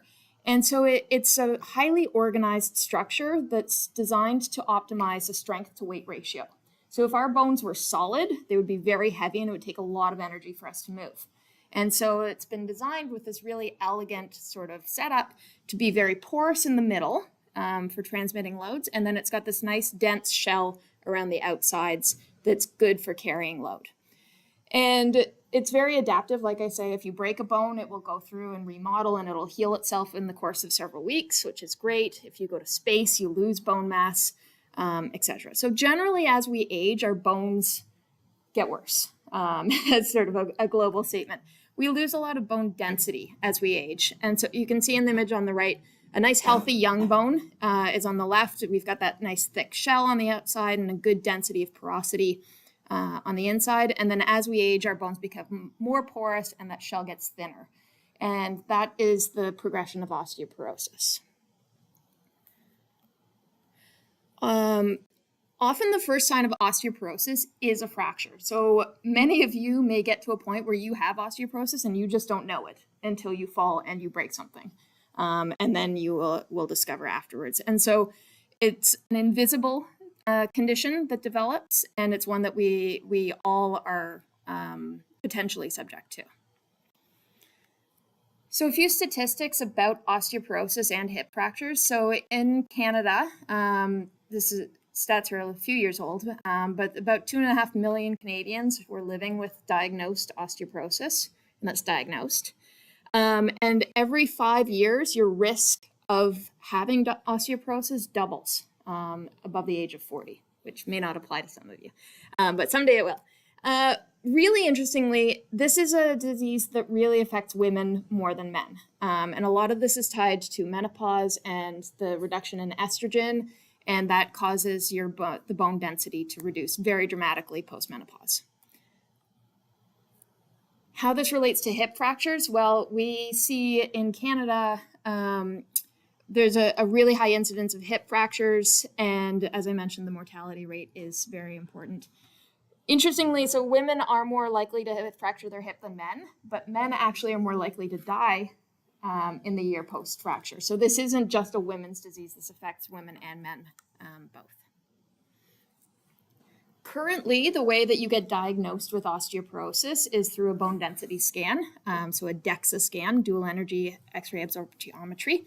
And this is a low radiation imaging modality. It gives you a 2D image, like I've shown there on the right, of your hip. It's also done in the spine as well. And this gives us some information about the quality of your bone. And so being an X-ray based system, really dense things show up as white, really low density things show up as black.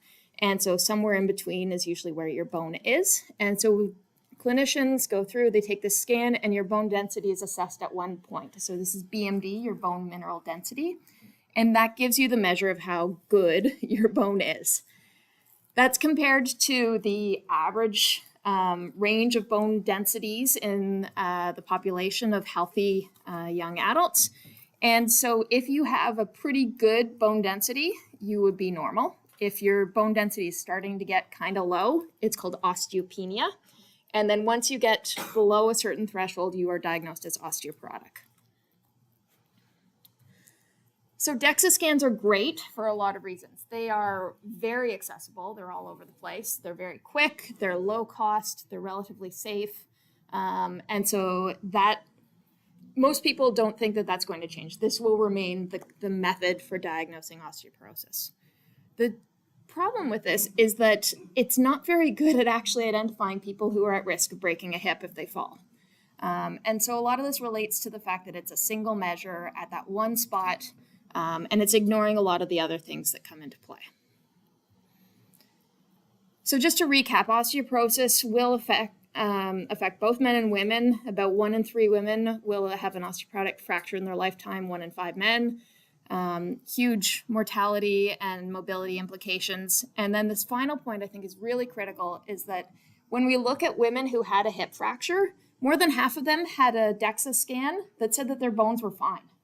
And so we're obviously not capturing who has the highest risk of getting injured. So it's common, it's dangerous, and it's really not being diagnosed properly. So we are attempting to look at this from a bit of a structural approach. So being an engineer, I look at our poor person here who has fallen, and it's a very simplified schematic, but when you fall and you land on your hip, it's a structural problem. You have your knee, you have your pelvis, and then in between, you have that force that's applied by the ground when you land. And so we can look at this and treat it as a structural problem. And what I would like to relate this to, something that most of you have probably seen, are I-beams. So I-beams form structures of our buildings. You've probably seen them if you go to the furnace room of your house. And so I-beams are really good at carrying these sorts of loads. And so if you picture your femur is now an I-beam, you've got that load that's partway along that's causing some bending, and you want to be able to resist that. So there are three things that go into designing an I-beam. There's the material properties, whether you're making it out of steel or aluminum or some other material, how you're distributing that material throughout. So you can see the blue I-beam has more material at the top and bottom, whereas the orange one has less at the top and bottom. So how you're distributing that material. And then the overall geometry, so whether it's that wide flange or the narrow flange. And so this is sort of the equivalency to what is going on in our bones.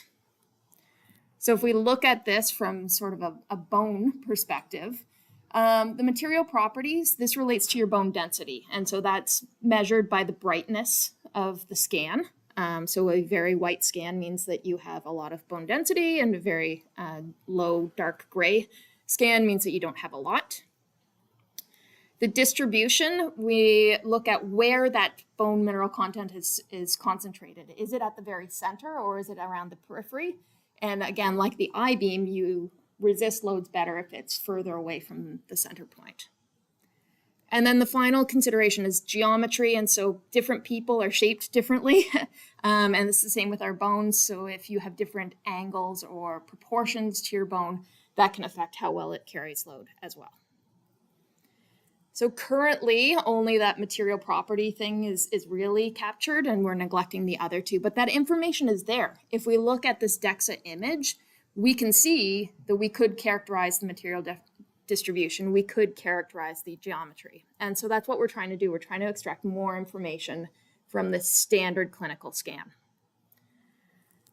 So we've been using a technique called statistical shape and appearance modeling, and I don't expect anyone to remember that term. But generally, our philosophy is that all femurs are basically the same. If I showed you an X-ray of a femur, a lot of you would be able to identify it as a femur. And so knowing that they all have the same general shape, we want to look into those small variations that mean whether you are going to break a hip if you fall, or you're not going to break a hip if you fall. And so what we do is we take a lot of these scans, and we are going to build a model of what this is. So the first step is that these scans all are different. Of course, they're taken on different machines, different people. So we have to align them. We need to scale them so that we can really tease out some of these important things as far as distribution and geometry that would influence fracture risk. So we align them all and we scale them all so that we can eliminate that as a variable. Then we go through and we apply landmarks to the periphery of the bone. And so this is really critical as far as characterizing the shape of the bone. And by putting these landmarks around the edges, we're able to turn this image into a matrix of numbers that we can then do some more processing on. So each scan is processed, and then from that we can take the locations of those landmarks and average them all together, and we can figure out what an average femur really looks like. And so this is really important. We want to know what an average one is, so then we can take any new person's scan and represent it as that average shape plus some deviations. So maybe your femoral neck is a little bit longer, or maybe your femoral head is a little bit wider. And so those scaling factors are those small differences that make your bone yours. And so if we do this mathematically, we can represent a new scan as this average shape with the scaling factors. We can then predict the fracture force and risk classification. So we can do this by looking at real people, real scans, and did they ever break a hip? And we use that information to train our algorithm as to whether or not a new person has a risk of an injury. So obviously we need real people to do this, and we need a lot of people, because you could take DEXA scans of 100 people and not one of them will break their hip in the next 10 years. So we are dealing with a lot of data to try and get this. So What we've been working with so far is the Canadian Multi-Center Osteoporosis Study. And so this is a study that went on for 16 years, I believe it was, tracked over 9,000 older adults in Canada. And from that, we picked 192, and we tried to eliminate a few confounding variables while we test things. But about a quarter of them had a hip fracture within 5 years of getting their scan. And so using this, we were able to go through the process, and we compared people's diagnosis from their DEXA scans just based on that bone density measure as is done clinically and our new method. And so this is sort of the performance of it that I really want to highlight a few things for you. So first of all, we look at the gray bars. This is the correct prediction. This is patient Y going to break a hip in the next 5 years or not? And we were able to improve it from about 82% to about 90% correct. So that's good.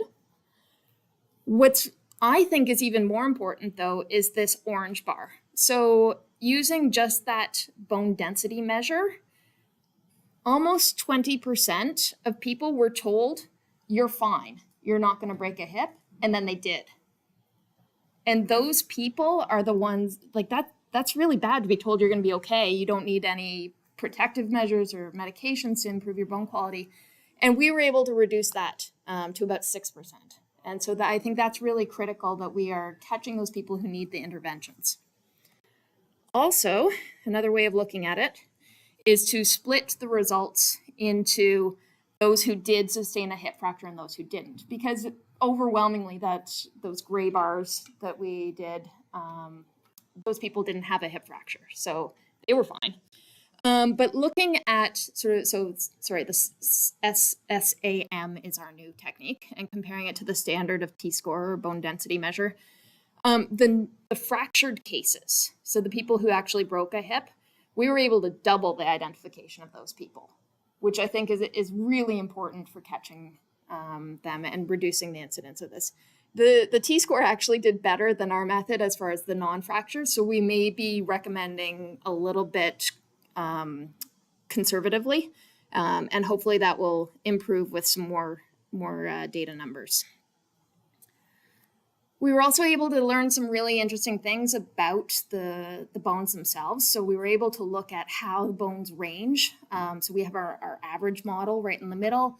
And then so things like geometry, we can have people whose femurs are tilted quite a bit versus have a more straight. And then this material distribution issue of where is that bone concentrated. We have some that is very concentrated down lower in the shaft, and then some that's very concentrated up in the head or closer to the joint. And so we were able to see that, oops, there we go. The people whose femurs are shaped a certain way or have the bone concentrated in specific regions had higher fracture risks. So that was an interesting sort of observation as well. So there's a lot of hip fractures that happen annually in Canada, and if we can even reduce this by a certain percent, we're going to make a big impact. We could be identifying and hopefully protecting thousands of patients using the standard clinical scan. There's still a few steps, though, before this actually makes its way to clinic, though. And so one of the things is that it's a very labor-intensive measure, having to apply those landmarks to each scan. And we need to, as I mentioned, get much more data so that we represent the broad cross-section of people that exist in Canada. So automation is something that we are working on right now. And so this is really challenging because scanners are different and you get these lines on the scans. The pelvis overlaps with the femur, which makes it really tricky to identify things. So my doctoral student, Ali, who's got poster number 1, shameless plug, if you'd like to check that out this afternoon, has been working on some machine learning for this. And so by using machine learning, we can train the images so that we can just extract the femur from these scans. And we eliminate the effect of the pelvis, we eliminate those white lines that are all over the scans, and we're able to identify the border and then automatically place the landmarks around it. And he's been quite successful at this. You can see a couple examples of scans. So the left one is the image from the scanner, and the right one is what's been extracted. And so this is what would go into our diagnostic assessment to see whether this person is at risk of injury. So that's good. We've been working on that one. That other piece of expanding the calibration and getting more patients' data, we are currently ongoing. So we're working with a clinical partner in Hamilton Health Sciences. We're getting more data from the CAMO study, and we're looking at the CLSA data as well.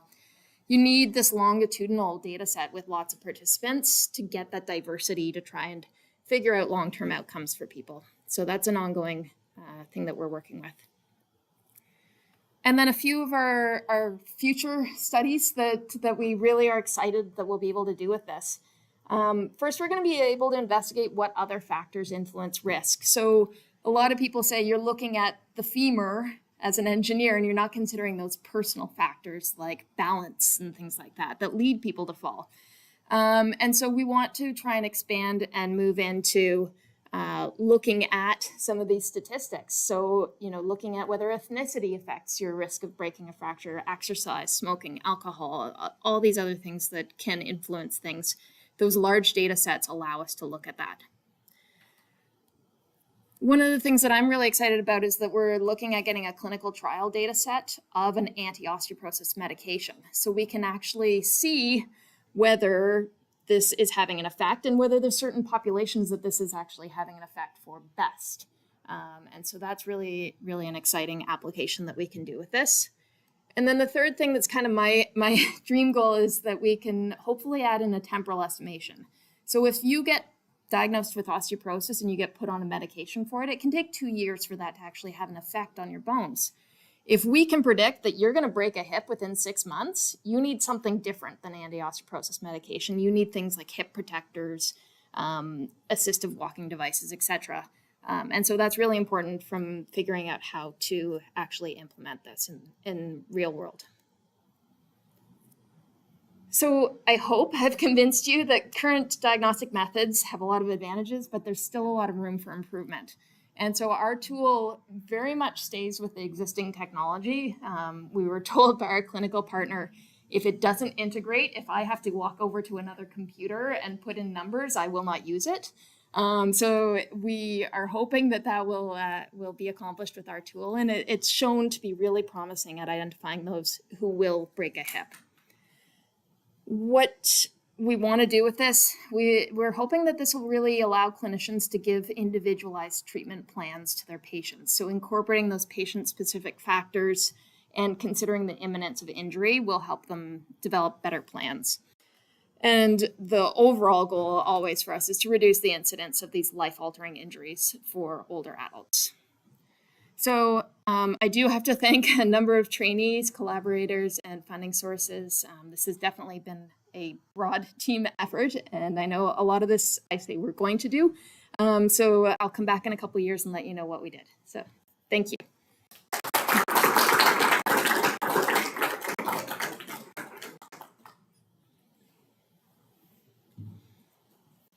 Hi. Hey, thank you so much, Dr. That was a really good talk, and I think the SSAM, directly, is like a super useful tool. I can see that being implemented.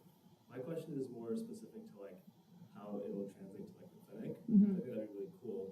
Is do you think that it could be implemented within the DEXA scan? Yeah. So that would you think that in the future you could do other bones again, apart from femur, other bones that are high risk of fractures at the same time? Absolutely, yeah. So I think that's the ideal way to get it adopted into clinical practice is to build it into the DEXA system. So certainly that's what my vision for sort of 10 years from now would be. And yes, we are starting, we just got a CHR last year. We're going to be expanding into vertebral fracture assessment as well and doing similar sorts of techniques. We just haven't gotten there yet. So today was hip land, but yes, spine is coming. Cool. Yeah. Thanks. So I'm a little curious, to what extent that shape will change over time, right? How important is to have a baseline when a person is healthy? Yeah, that's a good question. So a lot of us don't have access to this when we're young and healthy. It's really just when there's concerns about our bone health. So I don't know if that information would ever be available. And so we're really at the mercy of when doctors ask their patients to go get these scans. And so we're working from whenever baseline is and assessing from there. I want to look at some of these like clinical trials and the longitudinal studies to see how people's bones change from year 1 to year 5, if they're on a medication or if they're not on a medication, and those sorts of things I think is really interesting to investigate. But the shape does change over time. Oh, Is that yeah. what you're saying? Yeah. Okay. Which clinics you want to address? Would it be rehabilitation clinics or orthopedic clinics? So our clinical partner is a rheumatologist, and so it would be in the bone density scan clinic. Yeah. Yes. I wonder if that type of research could be applied to rehabilitation side of things. I don't know if rehabilitation clinics have these scanners in them. That wasn't my impression, but I would have to look No, I into mean, that. You have diagnosed the patient, then probably rehab people would provide, physical therapists probably provide some sort of training exercises. Oh, or yes. Prevention exercises of some sort. Yes, yeah. So those who are identified at risk, yeah, it's not just medications. There's, like you say, training programs to assist with their stability and their strength, doing more weight-bearing exercises to increase bone mass. Yeah, all of those sorts of things. Yeah. Sorry. Yes. I was curious about for the analysis that you're doing, so obviously with hematizing sort of as the shape. You said that you use a certain number of points to map the shape, but my bias is always, more information is better. Yep. So why so few points, I guess? Why not just use all of the points? Yeah. So time. So when we were doing this, it was manually landmarked, and then also it increases the size of our matrix every time we add another landmark. So we went with the number that we did because we thought it characterized the shape quite well. But actually, my postdoc's doing a study right now on whether we need that many landmarks and where the critical landmarks are to try and. But yeah, it's a processing speed sort of thing as well. Yeah. Thanks.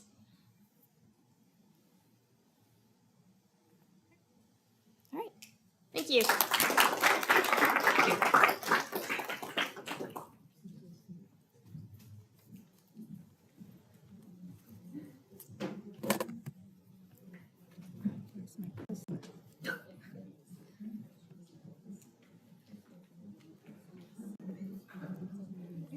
You can start introducing. Okay, so Dr. Qin Fang is a professor from the physics and engineering physics and biomedical engineering department, and he will give us a talk on the topic of the McMaster Smart Home for aging in place.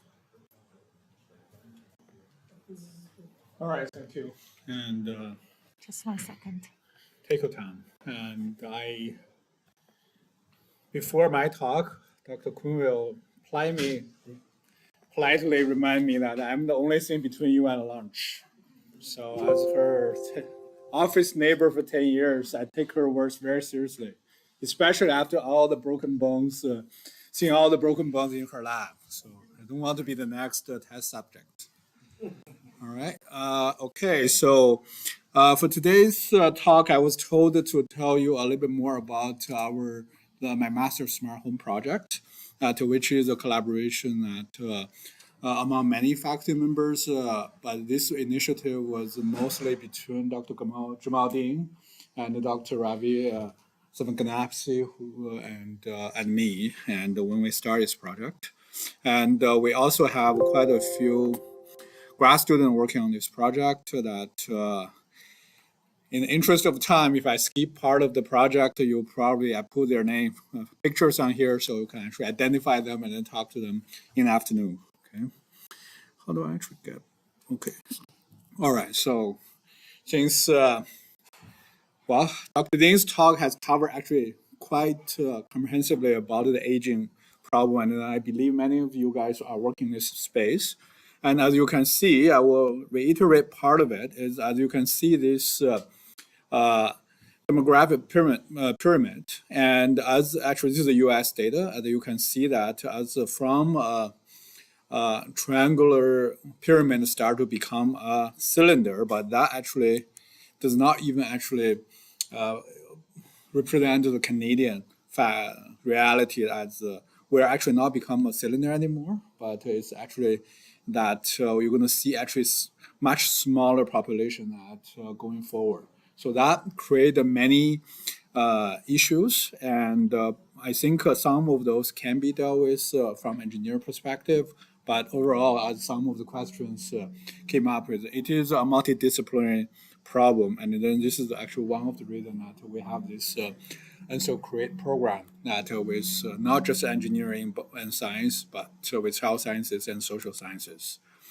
And so the topic I'm going to talk today is in the area of aging in place.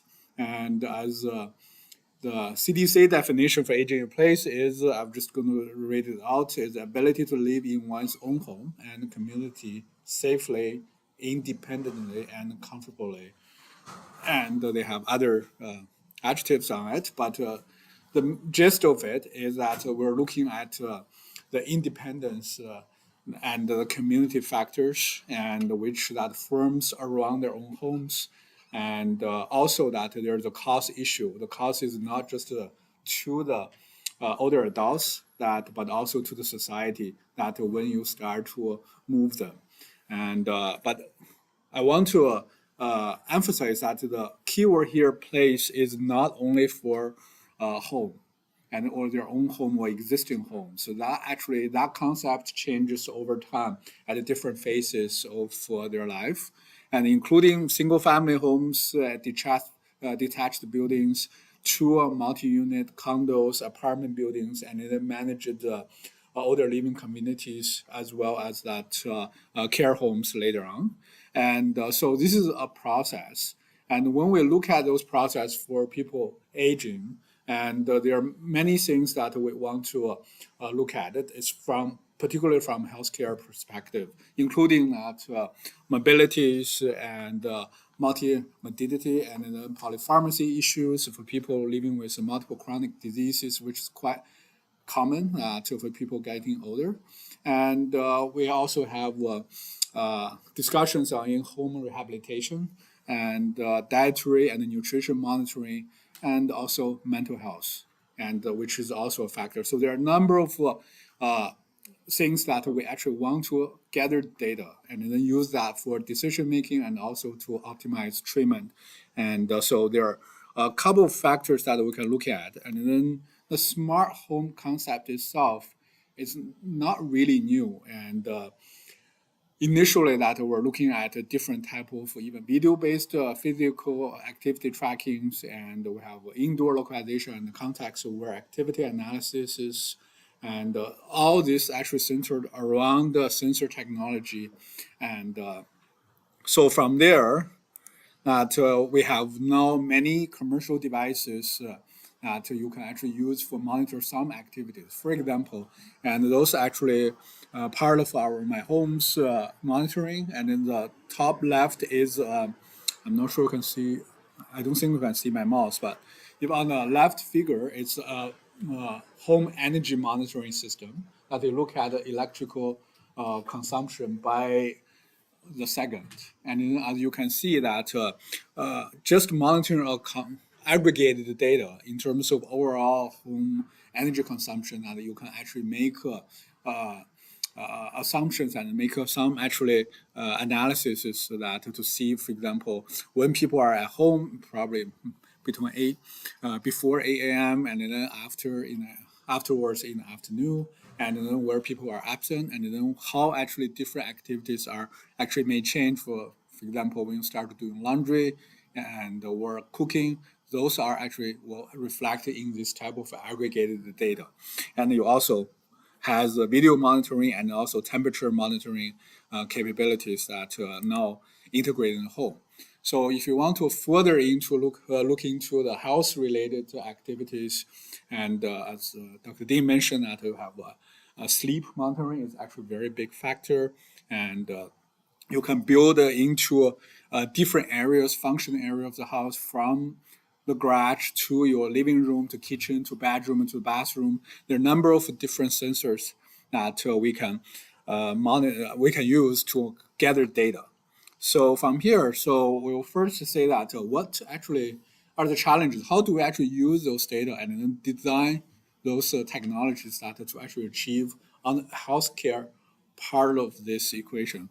And so we first want to have new sensing capabilities beyond the existing ones. And one of the things that haven't been mentioned is the physiological parameter monitoring beyond that, just simple vital signs, and such as the blood and urine analysis, sweat analysis, and another. We list I list many things, but one of the other things that hasn't been actually mentioned, well, it's very hard to measure, is the feelings or pain. So those are, from a sensing perspective, those are really difficult things to measure. And we still don't have actually a good solution to it, but there are different ways that we can start to gather information from that. At the same time, I would like actually you, as we actually thinking about those problems, for a human, we talk about artificial intelligence, and before we go there, we think of a human. Human is actually very easy. We don't really need any sensors, and we have been doing this for thousands of years. You can very easily walk into the room, look at the people, talk to them for a few minutes, and then you get actually a sense of their feelings, their pains, and whether the awareness of even health conditions of certain people. All right, so think about actually how humans actually make those decisions, observations, and decisions, and then what actually we can do with sensors. So that need new sensing modalities, analytics, and then once we start gathering this data, we'll also we will face issues such as the data security and privacy, and a lot of this that you can see, we'll probably see even actually about 15 years ago, we see a couple of billionaires start to have a digitalized self, and they can spend a lot of money to collect those information, and then you have a health team behind them to analyze those data.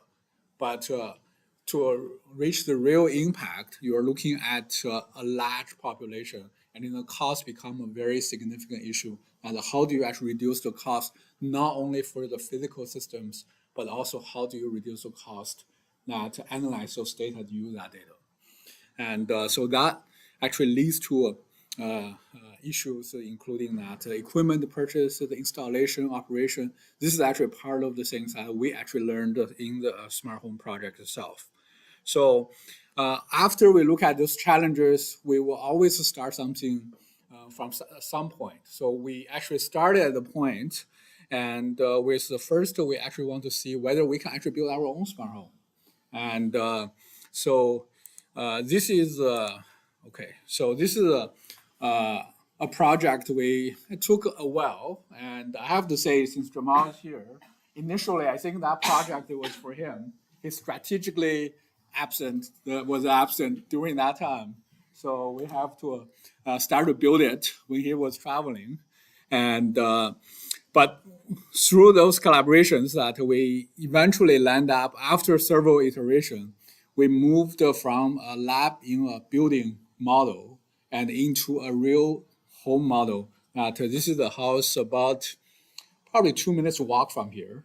And just down that way for 2 blocks that we have a residential home donated by alumni and who lived in that neighborhood for a while. And so this is the house, the picture of the house itself. I think the mouse really didn't work. Okay, I think that's the later. Okay, all right. So this is the house itself. It's roughly 100 years old house. We renovated and then remodeled it. So we make it 2 main floors. So this is the ground floor. We have living room, entrance area, dining room, kitchen, and then on the second floor we have extended bathroom that for some activity monitoring, and also 2 bedrooms that for sleep monitoring type of applications. And on the top floor, that we have industry level high velocity HVAC system that we can allow us to change the temperature and the humidity or environment to much larger than residential home. Therefore, we can actually study that the environmental impact to the occupants. And also that we have built a workspace for the researchers who are actually working there in the basement. And one of the advantages of this house is that both the attic, that where the HVAC is showing here, and is open, and also the basement is open, that we actually can install sensors both on the floor and also on the ceiling, that without actually doing structure changes. So, and here you can see this is the floor plan of the house, and this is actually the garage, but this is the ground floor floor plan, and then this is the second floor floor plan. And then as you actually walk into the room, and then you can see the living room and then study, and this is the kitchen, and then this is the dining room. Well, on this side, and this on the second floor, there are a few large bedrooms, and we're only mostly using one. And then here is the bathroom, and we extended this part, make the bathroom a little bigger because there are quite a few activities that you can monitor from there. So one of the features of the house that we actually, you can see on the ground floor, that you actually from each one of the room, you can walk to another room through at least 2 different passes. That's actually not common, and it's not by design by us, but it's actually the design of the original house. And it turns out that actually has a good applications that for our research, and the same as actually for the second floor. And so this is the stairs, and you actually have a side stair over here to go here, and therefore that you also actually can go around those different rooms through different passes. And so I'm going to actually, in a second, I'm going to actually get to here why we actually that's a useful feature. Okay, and so when we actually look at this, okay, this is actually moved a bit. All right, when we look at this smart home and facility, we had a few projects in mind when we start to apply the funding and build the facility. But in the end, that it is an open facility that to both internal and external researchers, and as well as the community that use as a model. So what is useful? And in many people that when we visit the smart home, that they will say, okay, I'm going to actually run clinical studies and in this house. And you have all these sensors around, and especially we remodel the house with overhead racks with power. Therefore, that you can reposition different sensors at different locations. And then we also change the plumbing system and the heating system to change the environment. And but if we actually look back to the challenges and why we're actually doing this in the first place, is that we're actually trying to measure behavior that for people in a home, specifically in their own homes, regardless that the home is actually their single detached home or actually a condo or apartment. And the keyword is actually their own homes. So if you think of what you actually, your behavior when you're actually visiting a relative's house and in a hotel, in a hospital, those activities are different. So this house actually is not built really, and the main purpose is not built really for someone actually who will actually stay there for a couple of days to weeks just to see how their behavior change. We actually define this platform as a halfway house between the lab that's on campus when we actually build the different sensing modalities and to the clinical trials we're going to conduct in participants' own homes. So this platform is used to validate some of the technologies, optimize, identify, for example, safety issues, and or optimize clinical study protocols. And therefore, that once you have that sorted out, or even actually invite participants to actually to try out some of the technology in there, and then before you actually conduct clinical trials in their own homes. That's actually where the real data that actually has meaningful data have statistical value. So the data that you actually get from this house, for the most part, is really for validation purposes and then for performance improvements purposes, not actually with statistical purposes that to get actually what different behaviors that is going to impact the aging process. So there are some clinical studies that can be actually conducted there, such as sleeping studies at some level, and but overall, it is the main purpose is not actually for that. And I have a few minutes left, and I will actually quickly go through a few projects, and it's currently ongoing. And just to give you a glimpse of what's actually going on, but I will be staying around, and then I have our students around that they may actually talk about their projects, especially, for example, Guha and Haley, who's going to come over quick later in the afternoon. Okay, so the first project is that we first looking at how do you analyze the data, and we have different sensor data. The sensor data can be from wearable devices, can from, for example, a fixture such as we monitor the temperature changes, we monitor actually appliances usages, and including the power usages. But interpretation of those data and directly from those individual sensors is actually quite difficult. And then we actually need human intervention. But since we're not billionaires, we don't have a team behind us to analyze data from a single house. We actually want a lot of those data analytics to be automated and then provide some meaningful measurements that without too much human intervention. And in the human intervention, typically that a lot of wearable devices also, as Dr. Ding mentioned, that one of the solutions for a lot of the health apps are actually you provide the data to the user look at data. That may not be a good thing, especially when the health data are related to their own data. So you actually want to actually think of how those data can be used. So that actually requires context or situation aware in terms of what actually the situation is. And so one of the things to form the context is the location that inside of the house. When, for example, if someone who's not moving, if you have a watch, for example, a smartwatch for someone, you can monitor their movement. If someone who's not actually moving much in a particular room for like say 10-15 minutes, if it's in my living room, in my bedroom, probably not too much of a concern. It's very common. However, that if they are in a kitchen and in an entrance in a hallway, that they're doing that for 5 minutes or even 5 to 10 minutes, that could become a problem, right? So that's a simple example of actually how location related to functional areas of the house become a context can be used to, in combination with other sensors, to interpret the data. And so to do this, we want to see how do we actually measure position and the location inside of a house.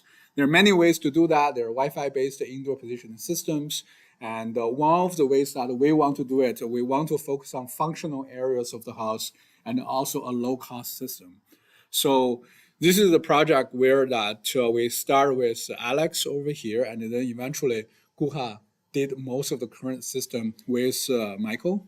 And they built a system that was relatively low cost, and it's a Bluetooth low energy technology supported. And basically that you can use multiple of those beacons that we call the ambient sensors with directly plugging any of the outlets in the house. You don't need to know the floor plan.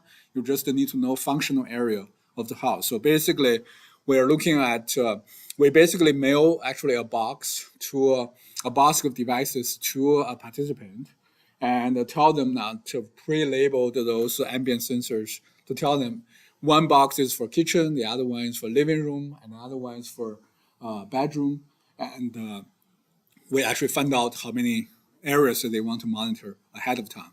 So they just plug in any of the outlets, those boxes into the outlets in their house, and then we just ask them to walk around the house to different areas on the phone, for example, and then use that as a calibration. And then from those calibration data, we can start to analyze that based on the Bluetooth low energies SSI value. Essentially, that is a local GPS inside of the house to analyze that through signal strengths between different positions, and then to tell that where they are. So in terms of positioning. And so initially, when we actually first designed that, we actually look at those as we probably will go into the house doing the installation, but during the project started right before COVID started, and then we can actually not actually go into the patient home anymore. So we adapt to this project and then change the design. Now everything actually can be done remotely. That the patient actually can, or the participant can actually plug in those boxes. We actually can do that over Zoom or just phone call, ask them to go to different rooms. And then we can actually record the time stamp when they are in a room closer to a particular beacon, and then use that as a calibration data. So what's the info? How do we use this information? And one of the things we want to know is that once you know the position, there are actually additional data that you can actually measure. For example, room transition. So on top of step counts, now we can actually look at the participants. How often do they actually get out of their bedroom? Or how often do they actually, what time do they actually go to kitchen and the dining area and go up downstairs? And so those are actually critical information, especially that for people that in the transition phase. I can give you a personal example that a couple of years ago when my mother-in-law had a minor accident, and she actually had a hard time actually going up downstairs. And so she can go, but she subconsciously does not want to go. And then I didn't pay attention until that a little bit later, and I found why she is carrying all these bags going up and downstairs. That's when I saw her in the morning. And I realized that she actually planned carefully that whenever actually our bedroom is on the second floor, when she actually can go downstairs, she carry everything she needs for the day. And then she only go back up and then at the end of the day or once during the day. And this process becomes slightly better and sometimes slightly worse when she actually had other issues. And after I realized that, I pay more attention because actually I also have actually similar problems. And I had a sport injury, and then I start to actually think, okay, next time I go downstairs, I have to think about what do I need to go upstairs. And then I start to plan things around. But eventually, that I was a little bit younger at the time. And so I actually can actually go back and then eventually that I don't have to worry about that much. So that actually longer term trend, just by position itself, and provide additional information on top of just a simple step count. And in the case of my mother-in-law, this is an anecdotal single case, but her step count is actually pretty good, even that when she had the problem, she actually moved around much more in the house than me. And but just the fact that actually going up and downstairs reflects her mobility limitations. And if you actually incorporate rehab, and that could be a different scenario if you can actually monitor that progress. And another thing is for, we actually also hypothesize, and based on discussions with a neurologist, is that when some of their patients go into early stage of dementia, that they start to actually have wandering behaviors inside of the house. And that actually can also be captured by this type of positional information. And so that's one of the projects that are ongoing. We have roughly about 20 participants now that in clinical trials supported by Mira and Age Well. And so we have concluded the first phase, and we're still in the process of analyzing data. So Guha can tell you more about his findings later in the afternoon. And then we have another project about rehab. So rehab actually is one of the things that we actually can do and then can monitor over time. So this is another project Guha has done that for his master's, that we're looking at a GLAD training program and then using wearable sensors to test that how actually things quantitatively that change. So this is the one thing that we can do that hopefully that we can do at home without in-person visit for a physiotherapist, but that with more quantitative data. So I know that I'm out of time, so I'm going to actually skip this to the end. So this is actually one of the projects that, this is the knee brace that with sensors, and then we correlate with different activities so that including ECG, EMG sensors that with movement. Okay, sorry. And so we also have projects that are looking at physiological parameter measuring, and Tianqi is here can tell you more about that. And to finish up, I actually want to think about additional thoughts about the smart home project. So what's our smart sensor? So what is the definition of smart or intelligent for sensors? And everybody probably give you different explanations. And in my case, I want to throw out and say that smart means the capability of decision making beyond just a statistical decision tree. So it's not, and hopefully that we can actually deal with situations that you haven't seen before. This is all actually abilities a human can do. So human actually learn when we grow up, but very early on, you can see children that can make their own decisions, assess the situation, and when they actually in an environment or situation that actually they have never done before, and then surprisingly, they make very good decisions. And our system so far, most of those sensing-based systems that is very poor in making those decisions. And there is actually a reason that why the regulatory approval process for all this decision, the diagnostic, the machine-based diagnostic processes, they become so careful about it, is that, and we actually haven't reached that point so far. And so for our project, one of the goals for now is not actually making decisions, but rather than collect good quality data and provide that data to the healthcare providers, the healthcare team of those participants, and let them actually make the decision. And the example would be that if our family doctor collaborators, which is Dr. Chen and Dr. Su, that at least in the beginning, that when they actually see their patients, and one of the questions they ask is, how do you eat last week? And then how do you move around? And do you have any problems? And so to answer those questions, not only just from the patient themselves, I don't actually remember how I move around like last 2 weeks, and but provide some quantitative objective measurements data that allow them to actually make the decisions. And so with that, I will actually just finish this and thank for our funding support, including Mira and also various agencies, and also our clinical collaborators and engineer collaborators. Thank you.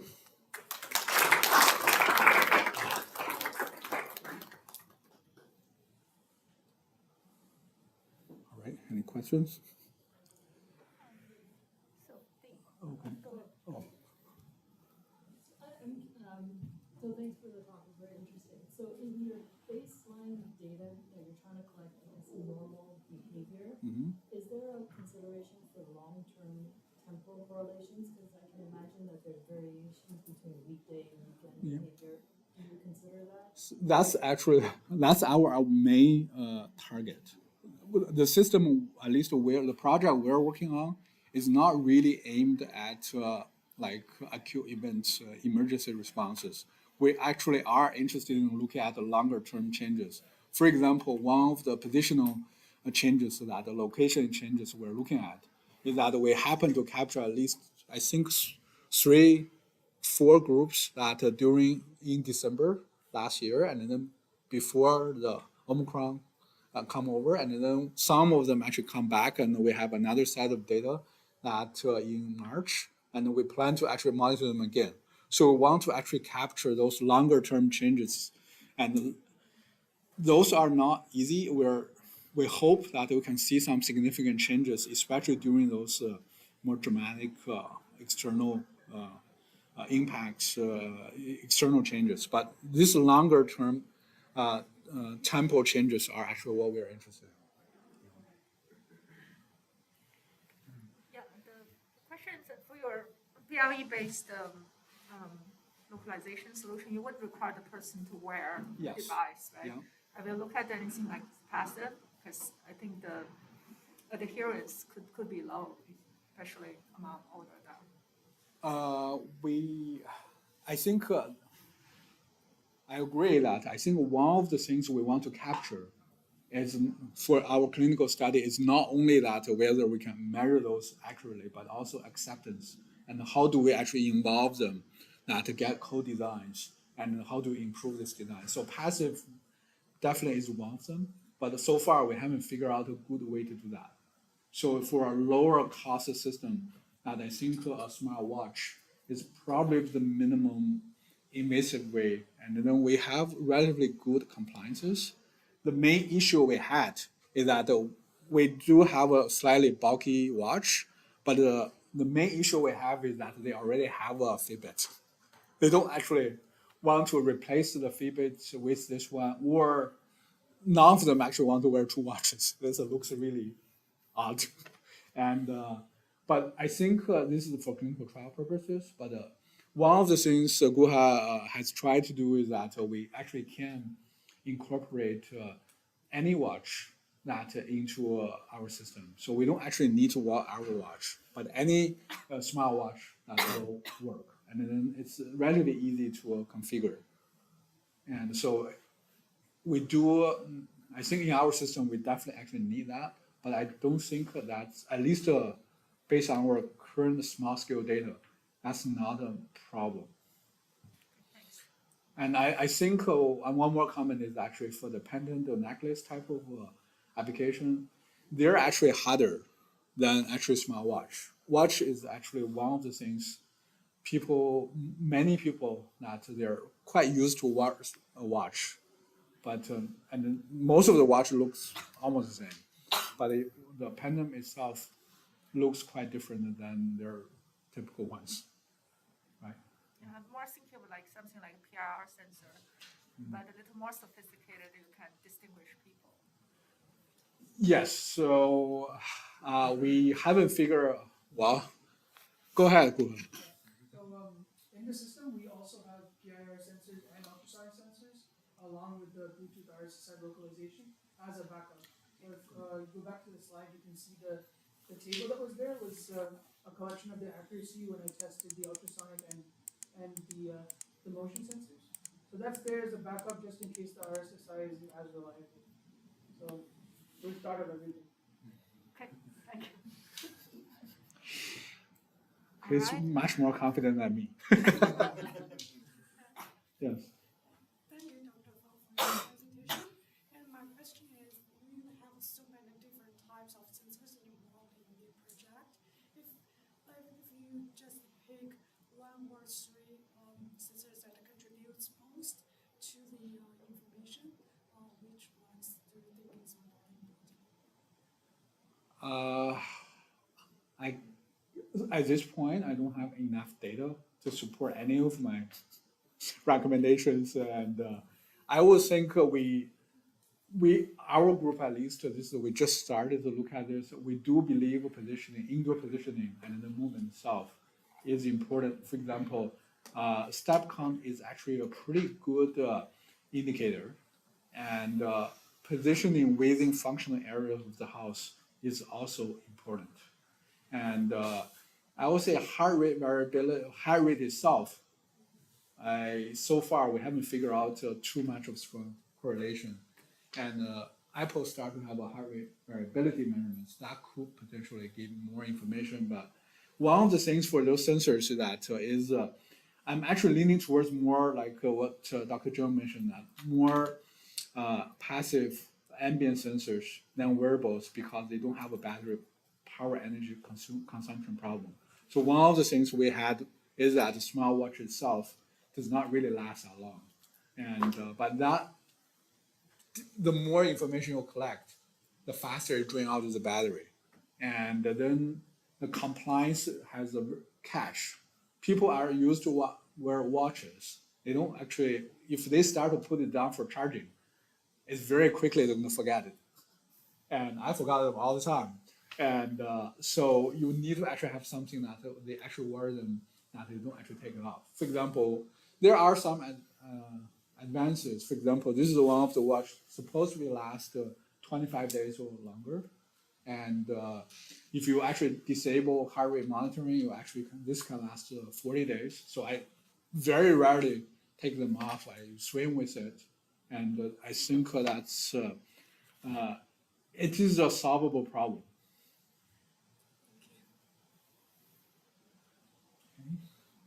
If you have any question, okay, one last one. But if you have any other question, I will be around. So I really don't want to be the one between you and lunch. And now I'm actually 15 minutes over. So you talked about the behavioral data, the feelings data, right? Yeah. So did you consider about the usage time of different smart devices like smartphone or smart TVs or some other? So how they are using, like how much time they are using actually? So did you consider those things?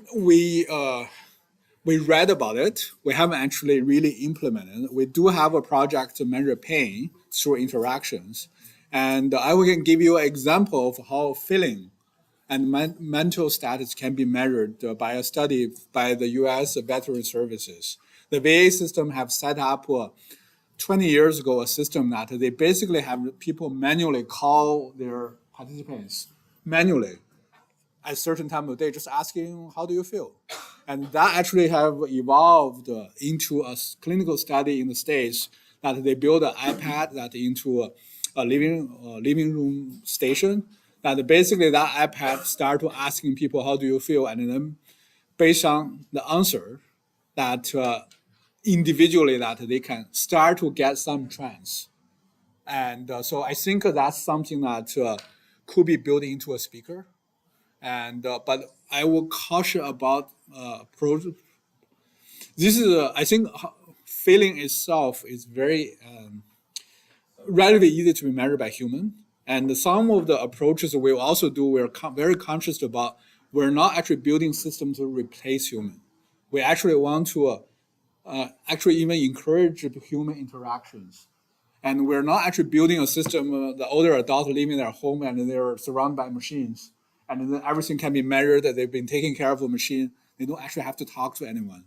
We actually want to think of, if you want to design a system, I'd like you to think about how do you design a system that facilitate people's interaction. So you can actually get the data that a human is very difficult for human to get. For example, we are very forgetful that even you guys are young, and ask you quantitative data over trend is not actually something human can do very easily.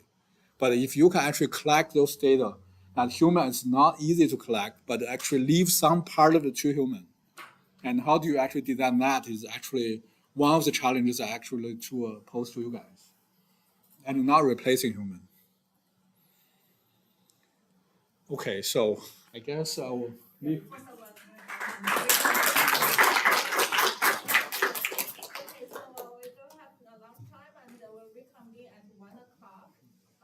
So you can go to the room, grab a lunch. You can have it in an outdoor area. There's a kind of nice area just at the back corner of the building, or there are other places you can go to play. And just a reminder, please remove the plates and cups from this room. You're not supposed to bring them through here. And so anyone who's actually want to visit the smart home during lunch, I think Guha and I can actually walk you over and come back. So it's only about 2 to 5 minutes walk, and then come back. Oops. All right. We should get together and try to have people. All right. You are actually, your name is on the manuscript, but. Oh, okay. But we are working on it, and with. Okay, I'm going to actually not touching it. I think it is the streaming. Oh, maybe it's streaming should stop right now. Yeah, They will do it. I think they will do it. Why sometimes it has this go live thing, and sometimes doesn't? I think that was just at the start because the stream on YouTube needed to be started.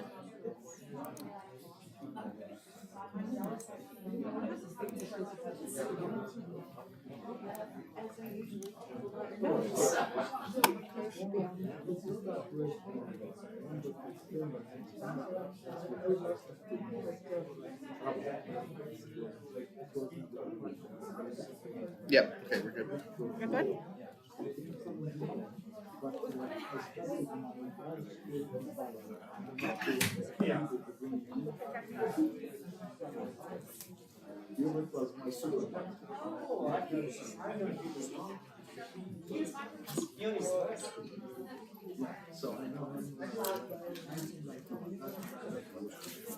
All right. Welcome to the afternoon session.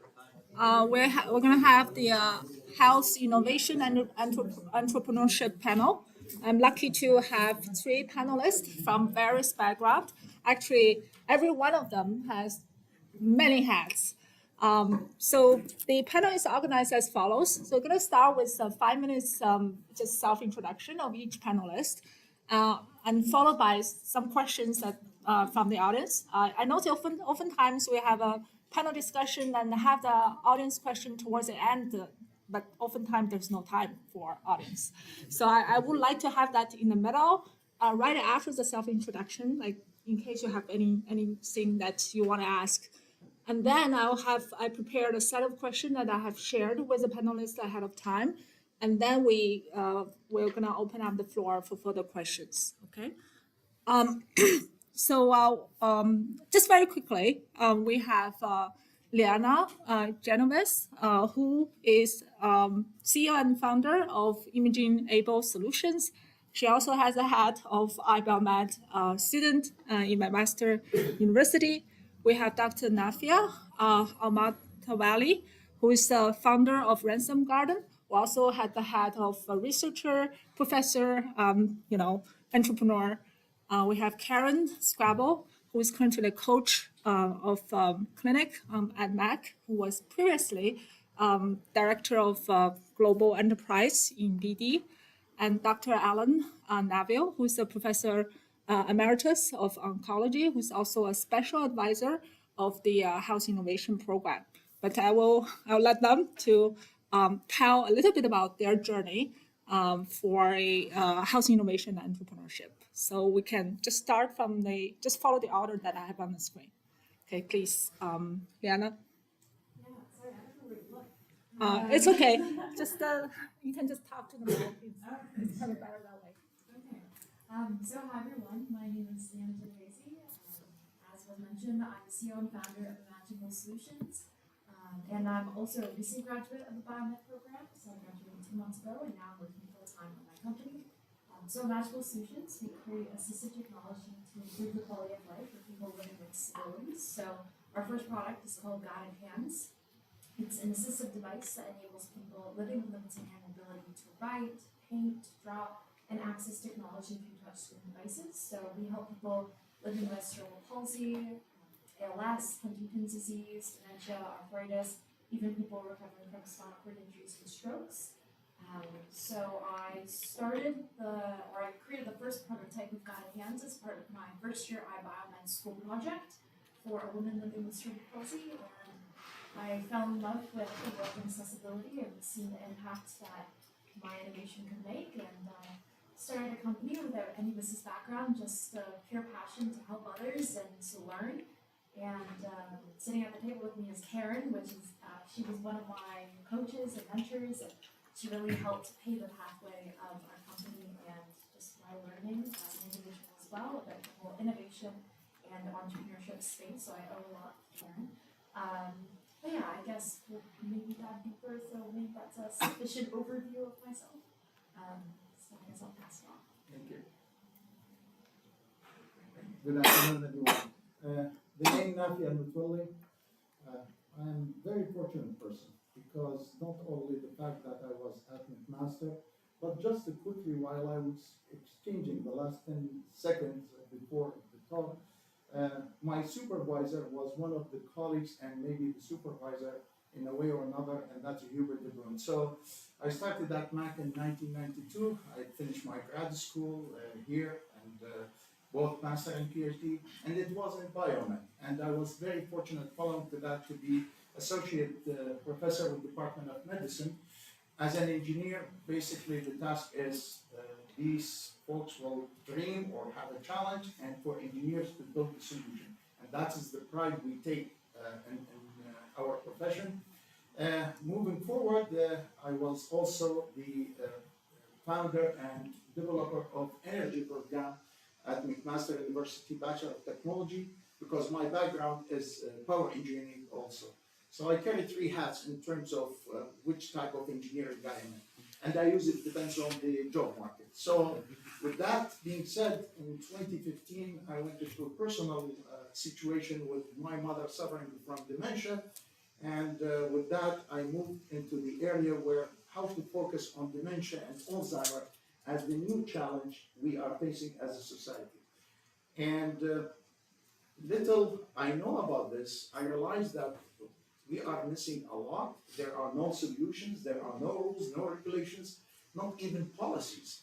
And that's what took me through a journey from 2015 to until now, investigating how to deal with this challenge. And that took me around the world. I visited many countries trying to learn from them what they did. I tried to bring with me all the kind of lessons learned and not to reinvent the wheel. And I'm very proud that these were put together in a building I dreamed about, started the process in 2018, and the building will open next week. And the building is a 4-story building. It will be state-of-the-art in the country when it comes to dementia and Alzheimer. And I'm very proud that this building here in Hamilton, we'd like to keep our education, our scientists, beautiful stars here. Call me like no bias, but I am, as Kiwi. So also with that, I'm very proud that I have great partners. And obviously McMaster is one of the big pillars. McMaster Institute of Research on Aging, but also Alzheimer's Society, because that is a very important partner for the project we are working on. Where this journey will take me, I hope to build it from there a model for a memory care facility that we can share with the federal and the provincial government to help our seniors who deserve, like, the quality of their life in their golden years. And if you want to talk about that, I will be happy. But if you want to talk about power stations, I will be happy to. Thank you. My name is Karen Strada, and I thank you very much for an excellent morning of talks, because as you can tell, I'm of the demographic that's very interested in the topic. I trained as a medical lab technologist a long time ago, but I learned very quickly in the first year or two of working in a lab that I did not like the routine. And I went off to join several different companies, leading companies in vitro diagnostics. And my life, my passion and my life career has been around the technical support, clinical, medical support, sales, marketing, and business of in vitro diagnostics and medical devices.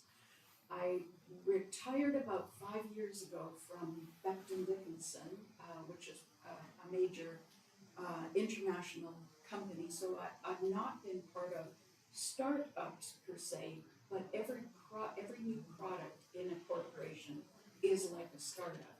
So I was involved with the liaison between R&D, with marketing, with medical affairs, to make sure that when we brought a product and eventually a business to market, that it would meet the needs of the marketplace. So I've been able to bring a lot of that experience into coaching and mentoring at the clinic at MAP. Previous to that, I was with Innovation Factory and the Forge, looking at helping people start up their own companies.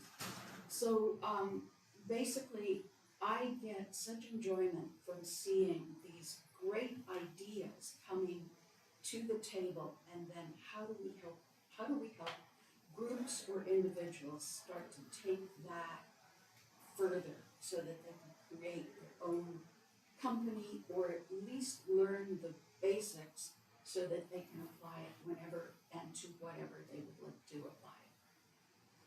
So that's my story.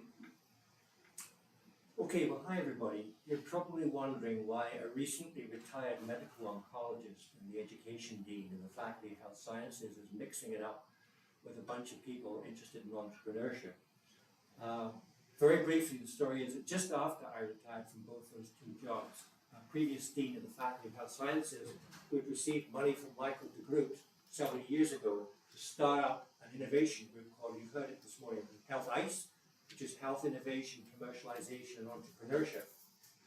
John Kelton is the guy's name, and his desire to get Health ICE going was based on the fact that as a long-time researcher, he's basically a platelet doctor, as a long-time researcher with multiple publications and even an invention of a test that's now used all over the world for platelet disorders, he hadn't made a single penny out of this. Because the culture in the Faculty of Health Sciences and across the university is basically non-commercial. The Faculty of Health Sciences is probably one of the best known bio-research faculties in the world. But in terms of commercialization, entrepreneurship, the ranking is like nowhere. We are absolutely nowhere. So his move is to try and change that. My professional life outside of clinical stuff at the Cancer Center was always in medical education, so I'm an education person. He brought me in basically to work on developing and supporting educational programming, which is most of what Health ICE does. You can hear more about the sort of coaching and mentorship of entrepreneurs in development, if you like, or people who already have projects on the go that need support, coaching and mentorship. That's one type of education. There's also two other types of education. There are those people who would really like to get an accredited program, an academic degree out of learning the principles of entrepreneurship, even if they never become an entrepreneur themselves. And then there are those who are perhaps involved in a research project or developing a new project or a company innovation who want just-in-time or small, non-credit bearing activities like boot camps and small courses, micro-credentials. And that's another wing of what the Health ICE is doing. So we've really got three arms: the mentorship of up-and-coming teams and individuals and projects and companies, but we don't give money to people, right, Karen? Right? And then educational program, which is both informal, some of it just in time, and more formal with undergraduate programs like the one that Liana just graduated from, that Health ICE is now going to be looking after, and then a master's program in biomedical innovation, which is just now, after a lot of work, entering the university approval processes this summer. That's me. Okay, thanks for the introduction. Any question from the audience at this stage? Before I move on to my prepared question. Okay, well, my first question is, I actually changed the question a little bit, so please bear with me. That's based on the suggestion from Nafia, so blame on him. So the question is about, we are third year in pandemic. So what do you see from your perspective, the new challenges arise and opportunities in health innovation and entrepreneurship? And you can go with any order as you see fit. Well, obviously, most everything was virtual. All of our,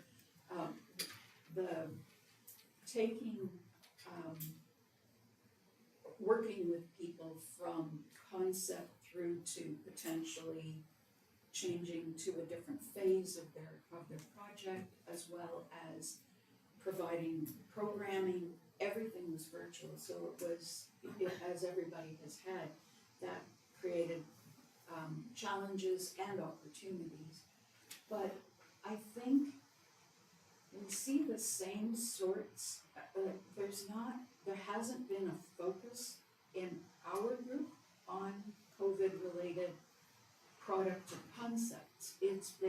There's a continual effort and a continual energy to find things that will help society. And that's what I see that has continued with strength during the entire pandemic time. Anyone else want to share? I echo Alan's statement. We have an amazing, talented, true engineers and scientists and researchers at McMaster. And I just look back at some of the people like Professor Alan McCanns or Professor Upton or Jack Diamond. These are pioneers and world-known people when it comes, for example, in neurology. And we have a tremendous talented students, both undergraduate and to the graduate level. And here is a living person sitting across the table. She started the project on first year, and I assume that Hubert has something to do to encourage you to carry on, because that's him. He is really good in sucking people and let them work for years and they still have fun. What is missing is exactly what Alan mentioned. We are not closing that loop in terms of commercialization. No matter how great is the idea, unless you build it and you turn it to a product that can be utilized and used and to be improved and to generate revenue, we will fall short because we will still go to the government asking them for funds, asking them for support, while we have all the resources to create our own fund and generate our own revenue. The government will help us, will step in and help to provide some seed money. But with the talents we have, we just need to close the loop. And absolutely, to have the management of the business component is missing here. In my opinion, it should be a collaborative effort. So you are looking for people from business on the same table talking to the engineer and the doctor, and even to the nurse, because these are the people on the floor. They know the problem, they know what's going on. And I'm talking from my previous experience when I did my graduate school with Professor De Bruin. My office was at the biomedical office, like at McMaster Hospital. So people will come with the problems and we will try to build a solution. And that's how we were able to create all these wonderful projects and wonderful products. But we are missing, like, to close that gate and come up with something that it will be McMaster product. And to have that innovator be known for that product and for that contribution. So specific in pandemic context, I understand your project, the Resin Garden, has, probably experienced I have seen it all. Experience some delay. You have to jump extra hoops and things. Can you share with us a little bit of that experience? So I can start with a joke. I used it for the last 3 years, and believe me, people will laugh. I started this project with the blue eyes and blonde hair, and the blonde hair was down to here. And look at me now. The problem with this project is not only the COVID, to be honest. I don't know if you realize we have a major problem with the chain supply.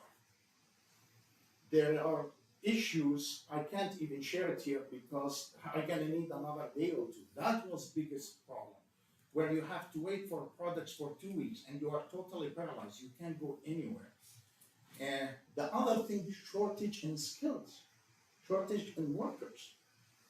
And I thought I will be able to get over these two things. Then suddenly there is also all the kind of government approvals.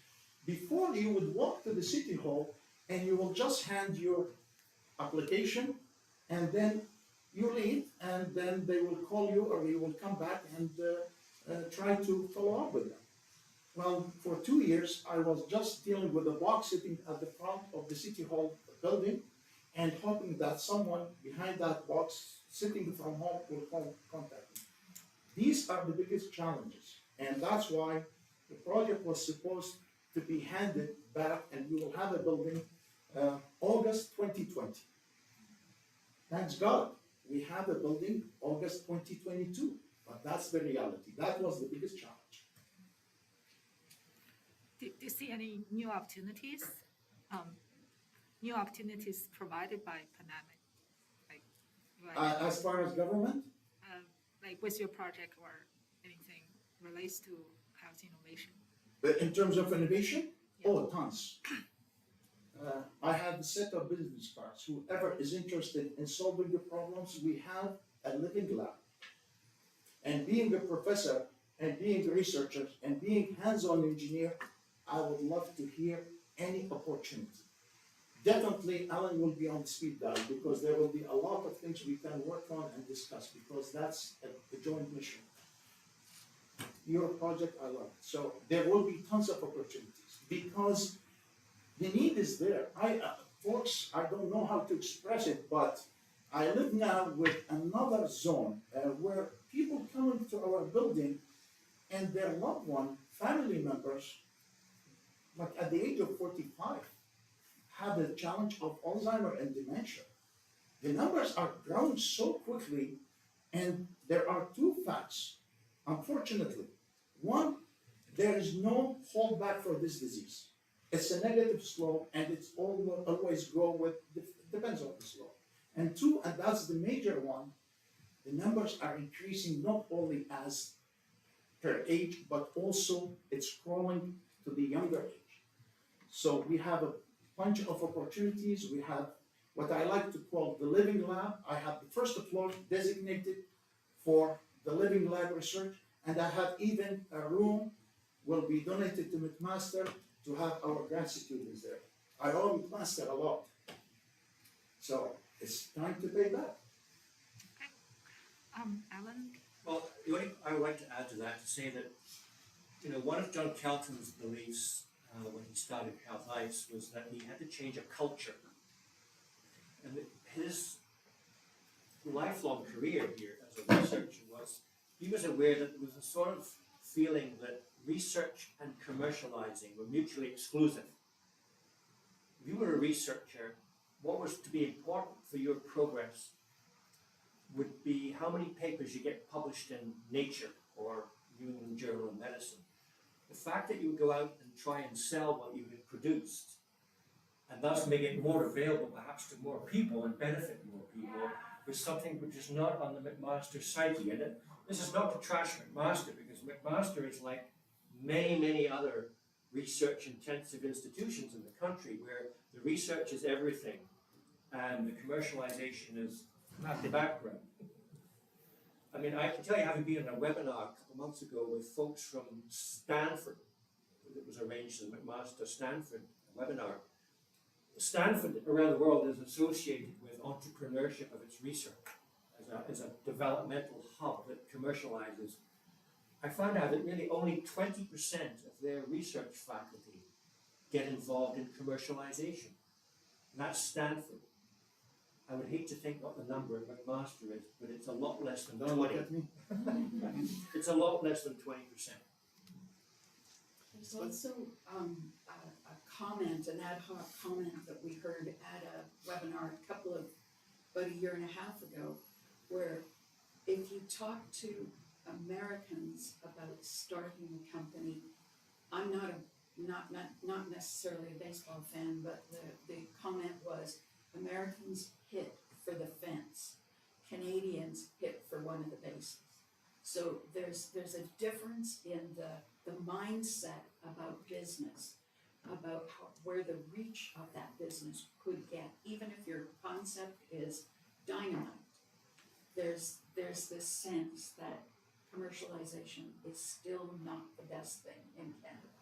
And I think that's something we really need to work at. May I add something to Alan's comment about Stanford? Actually, you are semi-incorrect in that observation. Yes, 20% of academicians involved, researchers are involved, but they build things and they hand over to their innovator or technology transfer offices. Their job is done at that point.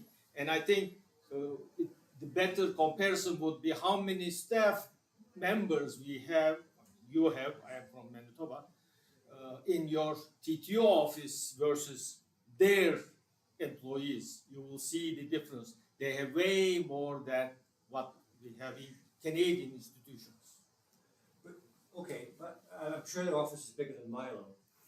Who are you referring to? Oh yeah, probably so. Yeah, sure. However, it's a big university as well.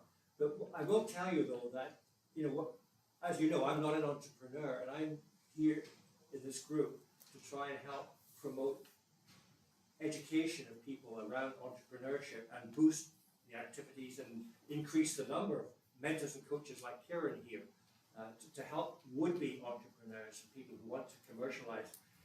I did find out on a webinar with Stanford that they decided just about 18 months, 2 years ago, to hire an educator to actually work in their commercialization in their health sciences faculty, because they do want to increase the number of people who are actively engaged, not only in their research, but the culture changes more to commercialize. And teaching people to be entrepreneurs won't make entrepreneurs. That gives people we know that. We're not setting ourselves up as, because of Health Ice, McMaster's new company formation is going to double in 5 years. That's not the point. And that's not even, an end point for our educational activities. It is that for those who would be entrepreneurs, if they have an education about some of the principles, or even more important, I think, Karen might attest to this, they know who to call. Right? If we get a nice Rolodex of people who are in entrepreneurship that we can send these people to, that will take anybody. So the Lianas of this world, right, have had to struggle. You might want to talk about what you've had to do to get where you are now, because you didn't always know who to speak to, right? Or who to help you or pay you. Knowing who to talk is half of the solution, actually, right? So part of what we want to do is facilitate those who would-be entrepreneurs. We're not going to turn non-entrepreneurs into entrepreneurs just by giving them a master's degree in entrepreneurship. Ain't going to happen. Do you want to talk about how you have felt if you had known more about Can I make some comments about what you said? Yeah. So first, we shouldn't be too hard on professors. Now, I was one, so I No, there's a practical reason. Unless you change the culture with which professors are evaluated, professors in Canada are going to continue doing what they're doing. So I'll give you a personal example. When I was a young professor a long time ago, right, myself and a graduate student made an invention. It was for the first solid-state microscope. So imagine something like in your camera 30-something years ago. We built it for biomedical research. My student wanted to commercialize it. You know what the university told me? There's no chance that you're going to be able to commercialize this. You focus on your research.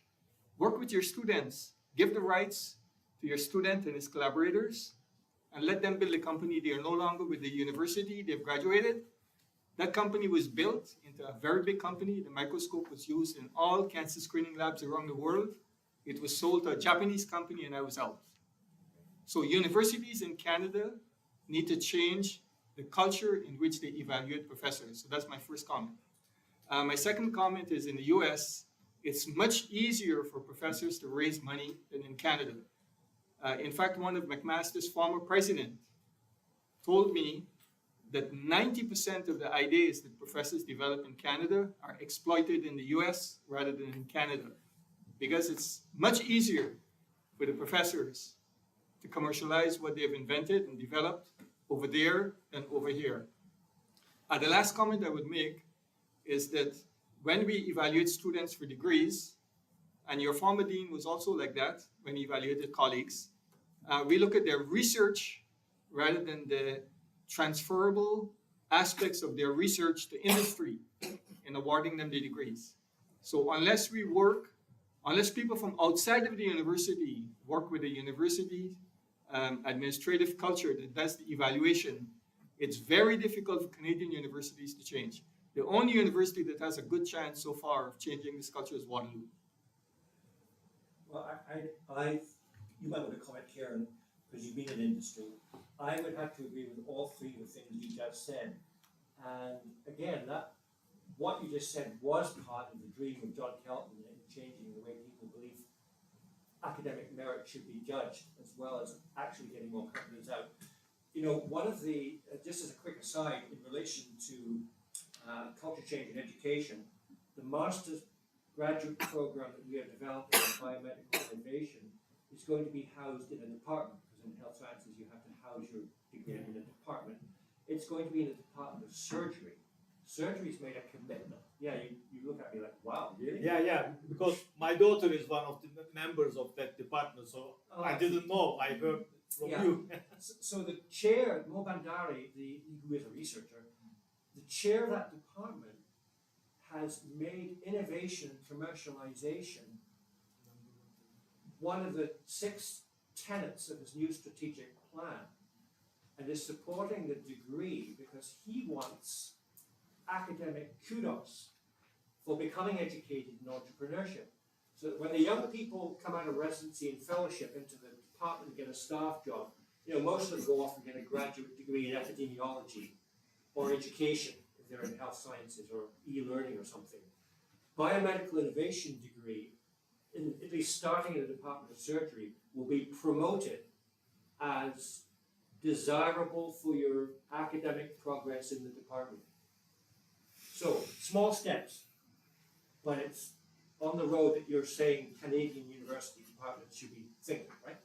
Yeah, so we need more people who have gone through the process and have seen the limitations of the process and who are in a position to have an influence on how to fix it, working hard to fix it. So John Kelton is a good guy. Do you want to talk about the commercialization with university type relationship? So it's always tricky coming from a corporate or a business background. Working with universities was always very difficult to get time, to get involvement. So the way that we normally did it was work through the healthcare system, to work through the hospitals to get into the university, to get research going. There often are individuals who are willing to work with business, but I'll tell you, that was always a difficult thing to get somebody to work with business. So we would go through what is the application in healthcare and then circle back around. I wonder, Liana, can you share your own experience in terms of what type of resources you are able to leverage to build up your company and limitations that you face? Since we seems to be kind of focusing on the limitation side. Yeah, sure. I probably start with limitations. So again, I created my company out of pure passion. I didn't have any business background, and probably the first 3 months of running my company were the absolute hardest. I was meeting with patent lawyers to, investigate that against being patented, and I would be in that meeting and he would say legal terms that I had no clue what he was talking about. I'd write them down in a notebook and then Google them later because I didn't have the confidence to ask him, what does that mean? And it was quite hard, and I feel like I was in this strange world, and I didn't have a lot of people that I was surrounded by. So the first thing that I did was I reached out to the Innovation Factory. They're on Longwood, and they help startup companies in Hamilton, and then I started to build up my entrepreneurship background. I attended workshops to understand terminology and stuff like that. And even in my biomedical engineering classes, Hubert de Bruin and other professors there, I would lean on them, ask them about certain things, and just to understand the commercialization world, because I wasn't really taking any courses related to that. I was in biomedical and I specialized in mechanical engineering, so I was taking lots of maths and physics and nothing really on business. And then once I began to learn about business, I began to fall in love with it. And then that's when I ran into Karen at the clinic and the Health ICE team, which was brought up. So this team was focused on helping startups in the health or the medical innovation space, which was perfect because I received a lot of expertise from the Innovation Factory on the business side, but I needed kind of like the market that I was in. And they had amazing mentors like Karen and other people in the health medical innovation space to help me understand the journey and what the pathway looks like. So really having a really strong mentor that not only guides you and wants to see your company's growth, but also wants to see your personal growth was really amazing. And again, shout out to Erin for pushing me to become a better leader, as well as someone who can actually bring a product to the real world. And she helped me set up healthcare pilots across Canada and testing with patients despite the pandemic. We created such a human-centered product that needed to be tested by real people in person. And then the pandemic hit, so it was a bit challenging. So we ended up kind of pivoting and doing a lot of healthcare pilots where we would ship our product and healthcare professionals would use it with their patients in their own facility and then give us feedback. So a lot of great things that I learned, a lot of support from mentors, and I think that's what helps students like myself, and I'm sure every single person here has done a project in school, whether it be health focused or not, but then after when that project's done, you kind of forget about it. And I think that's where innovation stops at universities and maybe it's the mentality that, I'm not blaming the professors at all, but maybe it's the mentality of, this is just a grade. I need to get a really good grade on this project and work on the next project. I feel like in school and in our classes, we should be taught to, okay, let's finish this project as best as we can, but if you wanted to continue, what would that look like? And I think programs like the clinic, which is kind of a side program available for all McMaster students, it's a way for students who've had these health innovation projects to keep on going. So that's definitely something huge that we're doing at McMaster, is really promoting students and researchers and scientists to really transform their research into maybe something that can be commercialized, or at least just explore that pathway. And then just providing the necessary tools and mentorship to be able to learn that. And of course, even if it stops midway, just the learning that you're doing is so valuable. And that just, paves out such a different world for the possibilities that can come. So on the negative side, there are things that you wish you can have access to, but not being able to here. Yeah, I wish that the program that Dr. Allen is making, the Masters of Biomedical Innovation, I wish I would have taken that maybe 2 or 3 years ago. And I also wish I did an undergrad in maybe business. I love engineering, don't get me wrong, but I definitely have fallen in love with business, and I feel like if I took more courses with some business concepts and stuff like that, I feel like that would have helped me a little bit. For me, my learning was, watching this business finance IP crash course on Friday night and then applying it Saturday, Sunday, Monday, going into meetings with lawyers and, having to be an expert on the terminology that they're using right away. So it's a lot of fast learning, but I think I learned business the hardest way, but the best way by learning it and applying it. And I have so many mentors that told me that failure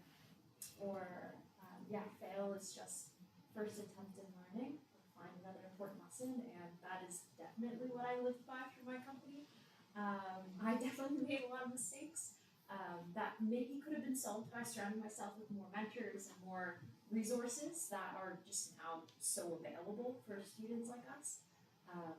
So maybe just having the ability to move forward in time and maybe start my company with the MDI program and just have such expertise around it, because I had to find a lot of it, but with Health Ice and the clinic, they've already kind of have a roster of people who are exactly the people that you should talk to, instead of me kind of going out and trying to find everyone myself. So that would have been very helpful. And also, Leanna, finding your way to financing too. That was a big piece. Like to maybe you could talk a little bit about that as well.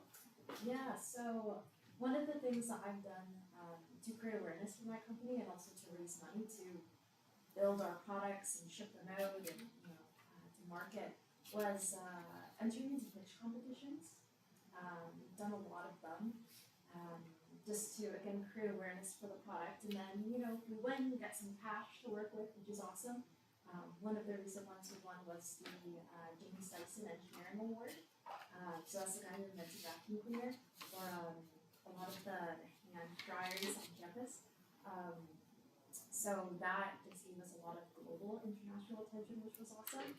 But then also funding to, help progress the project. So definitely if you have an innovation, you want to get it out there. Entering into pitch competitions are awesome. There's so many. I have like a whole list.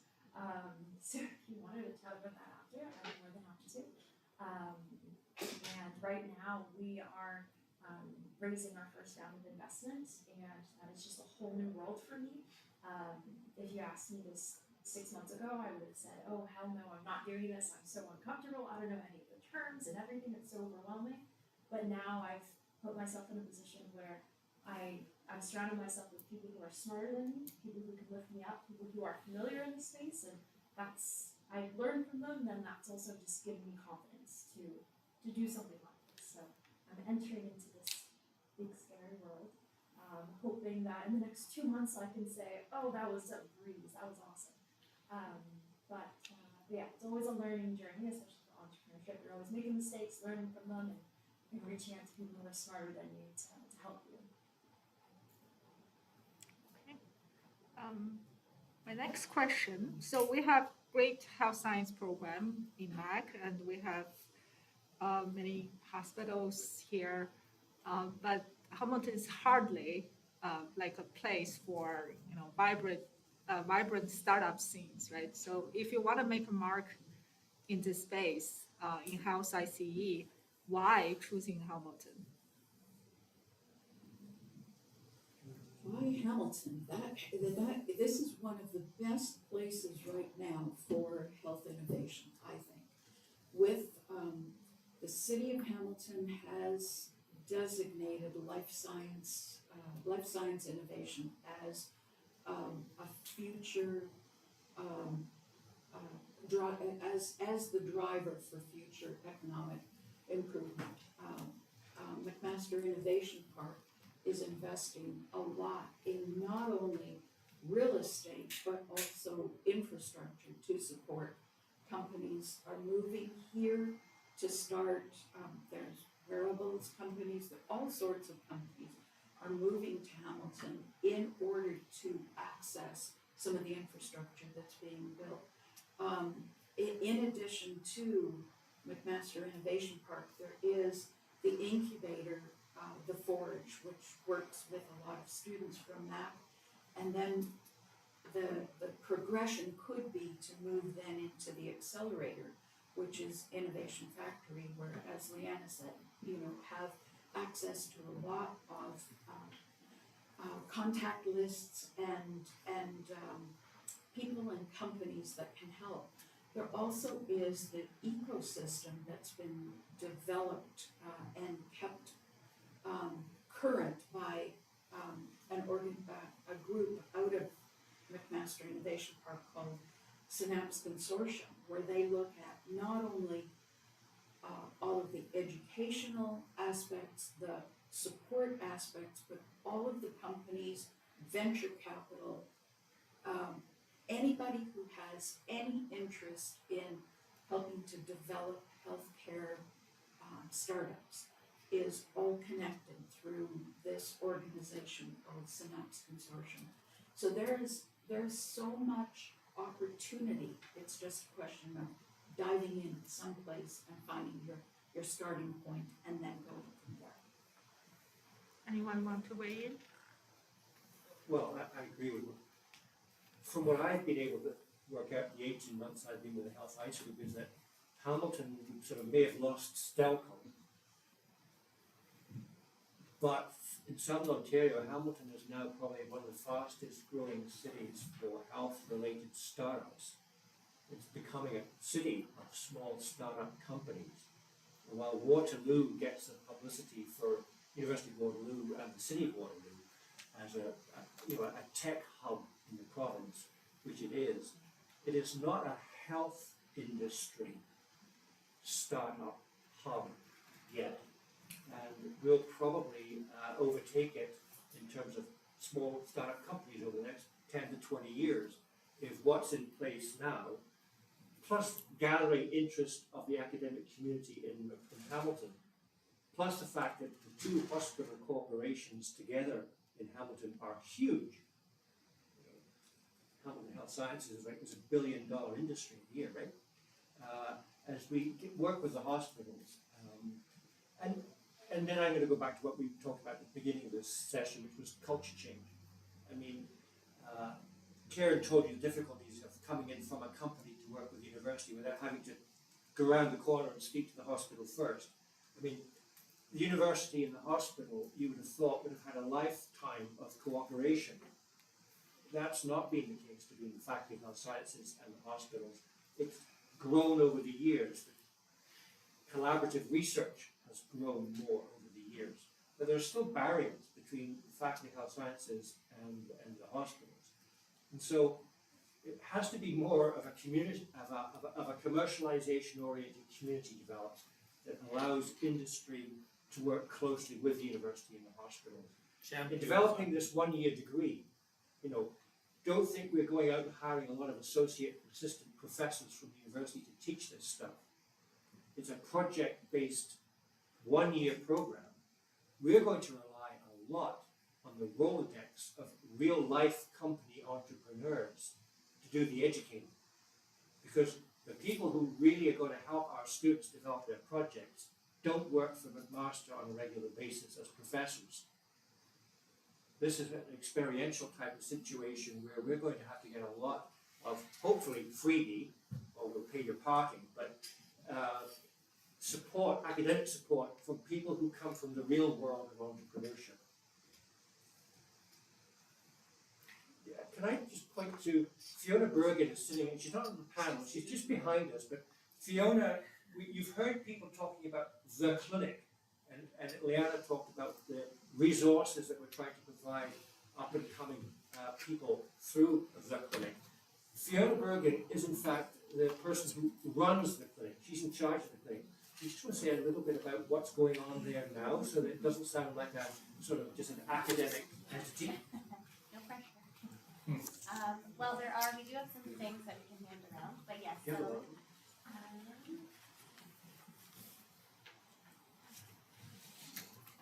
So, well.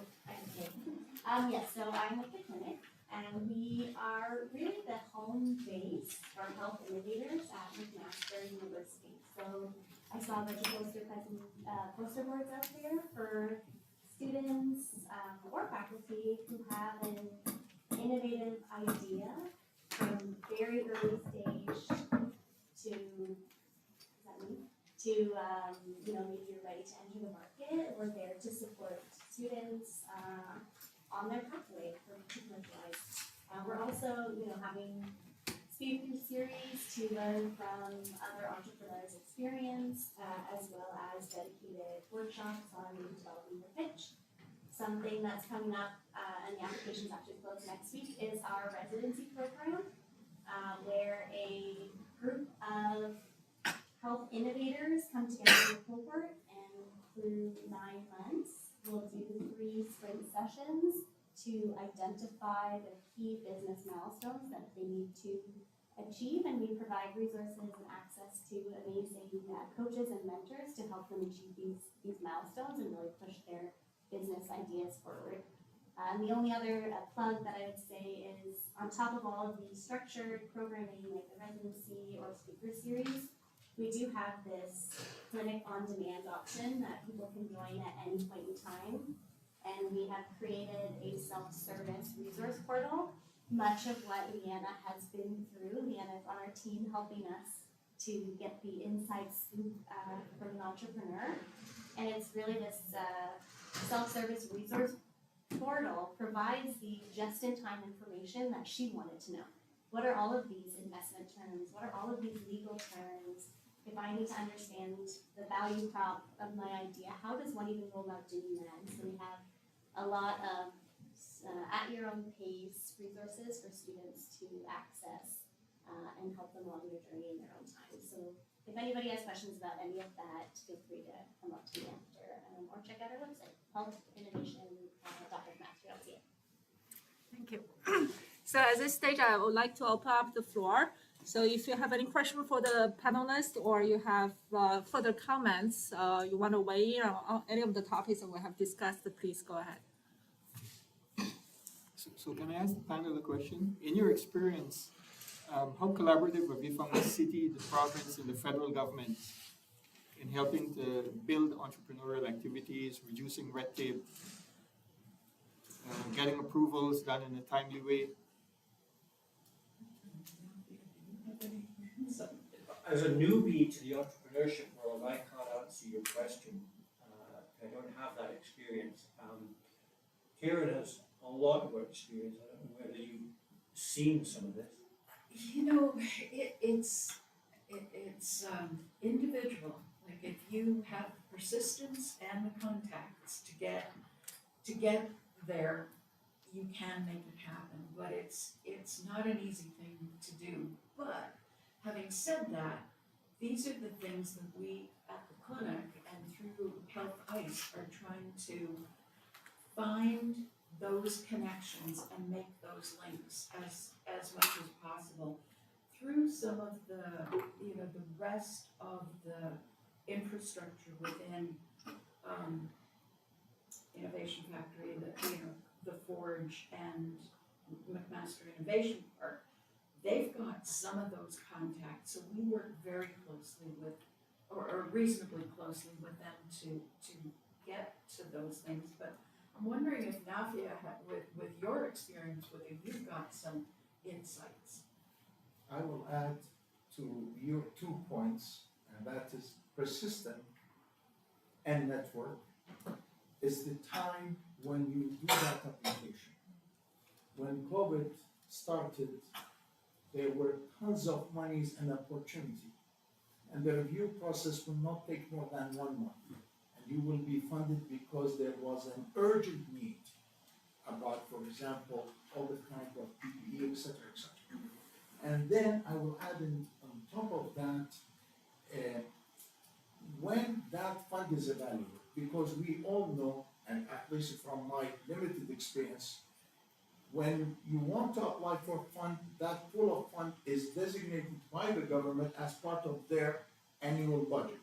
So NSERC will get this amount of money for 2021, and when you apply, it should be within that time. However, there are some opportunities came across, like when I was busy with the building, there was a lot of interest to deal with COVID and all the kind of protection, etc.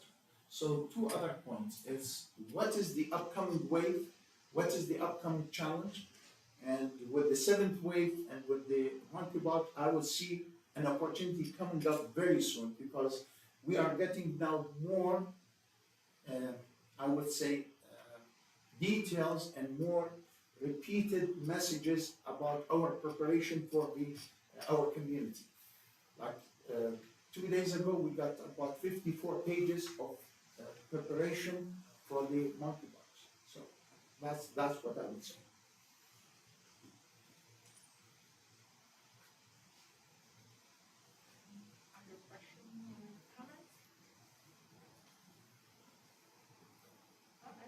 Very few students have asked questions so far. I'll just share the spotlights on you guys.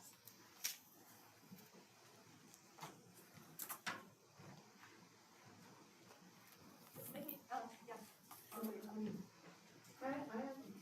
So thank you for all of your insights. It's really helpful. I've met some of you before. My name is Audrey Cox. I'm from Mira. We fund research across campus, and we've been, I think, quite successful in trying to complete the circle. We start with the people who get the ideas and talk to the people, and then find out what the solution might be, and then make the solution and evaluate them. And my missing piece is the sustainability, the connection to industry, commercialization. What you were saying about Dr. Kelton's experience of it, I think it's really important, and it's not something that I feel poised to provide to our researchers. But what we do have at our fingertips is what we call an iterative approach to funding. So people come to us with a great idea, and we can say yes, but can you modify the following ways? And that is work for us to get them to go talk to a geriatrician or this type of engineer. And I'm thinking about how can we, I think the next phase for us is to say yes, but go and see Sophie or innovation factory or health ice, and I'm thinking about ways that we might interact with that. And I don't know what you think about, this institutional perspective. How can we choose a culture like he was saying, and get our researchers sort of accepting to that idea that maybe the next phase and the way forward for sustainability is to become commercialized in one way or another. This is sort of story, have you seen anybody successfully do that sort of, not force the research, you can take them to the water, you can make them drink. As researchers yourselves, how would you respond to that type of thing? I think the boot camps have been at Health Ice have been pretty good for that, bringing researchers together with a little bit of background of what it takes, so that it's condensed. Like what the challenge, my understanding, is trying to get the time for people to devote to their concept. So how do you do that in a way that exposes them to a lot of information, has them work on their project, and then come back for, iterative process? But I think that, to go back, I don't know your name, but sort of, Chamaldi, your point about the fact that, if you want to be successful at McMaster as a professor, you've got your career on one side and what's going to get you promoted. And then you've got the potential to commercialize on the other. And they somewhat are divergent, right?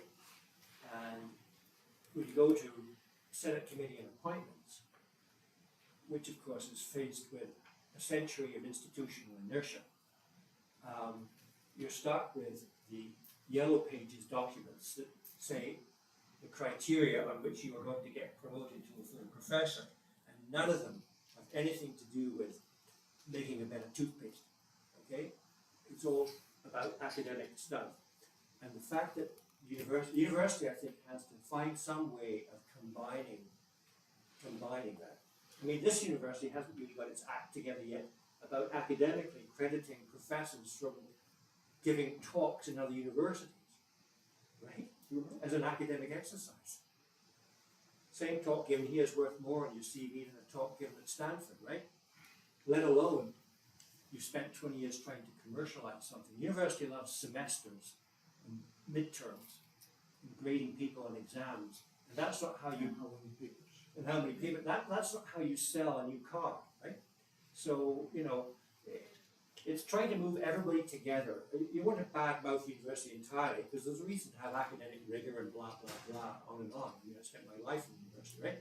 But at the same time, you have to understand that societies will progress perhaps faster if ideas and commercializing the ideas actually come together more often.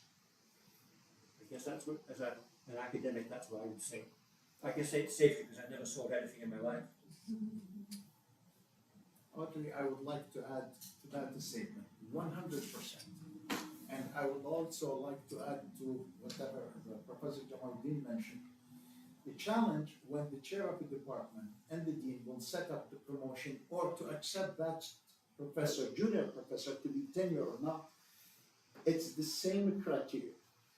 And none of these criteria covers how many patents or, well, it will be evaluated, but it won't be part of the major weight. It's basically student satisfaction, how many papers, journal or conferences. You can tell that I left a while ago. So these are the challenges. We need to gently start to include a new assessment scheme. To have the same story again and again, nothing will change.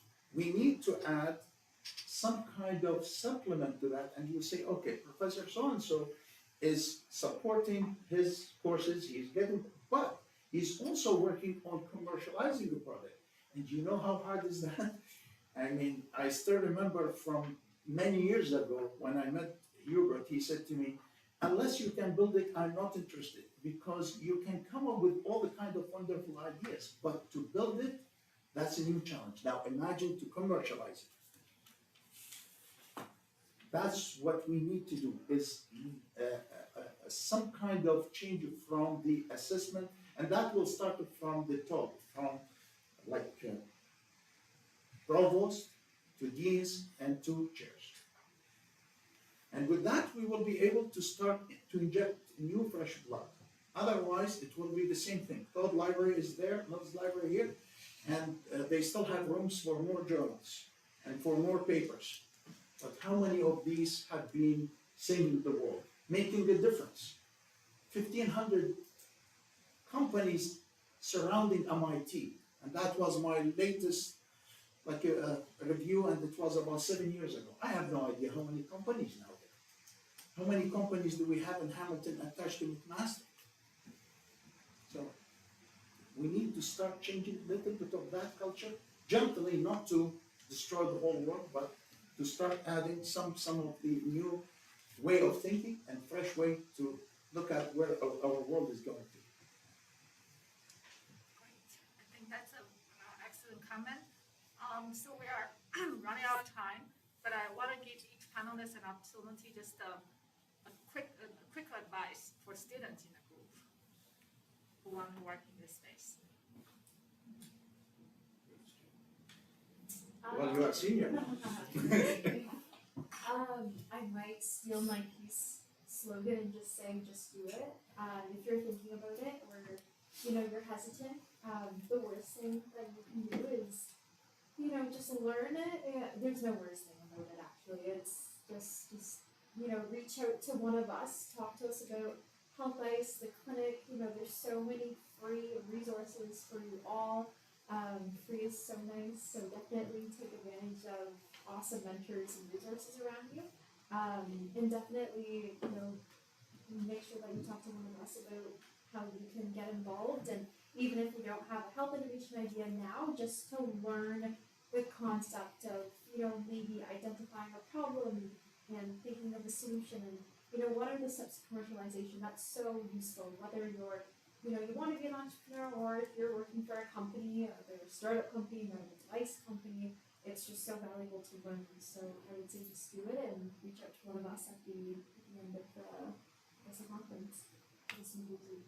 I would add to that to develop a healthcare innovation kind of requires you to make it systemic, like it has to fit together. You can't bolt on the business piece later, just like Dr. Locher said earlier. You can't bolt on efficacy after the fact. You got to do it at the same time. So as you're thinking through your concept, be thinking about what would success look like for you. And we're working with an acronym now that says SOON. So it's, what does your success look like? What are the obstacles? What are the options? And what are your next steps? And if you can think about your concept in those terms, then you kind of give it a lot more flesh on the bones, if you will.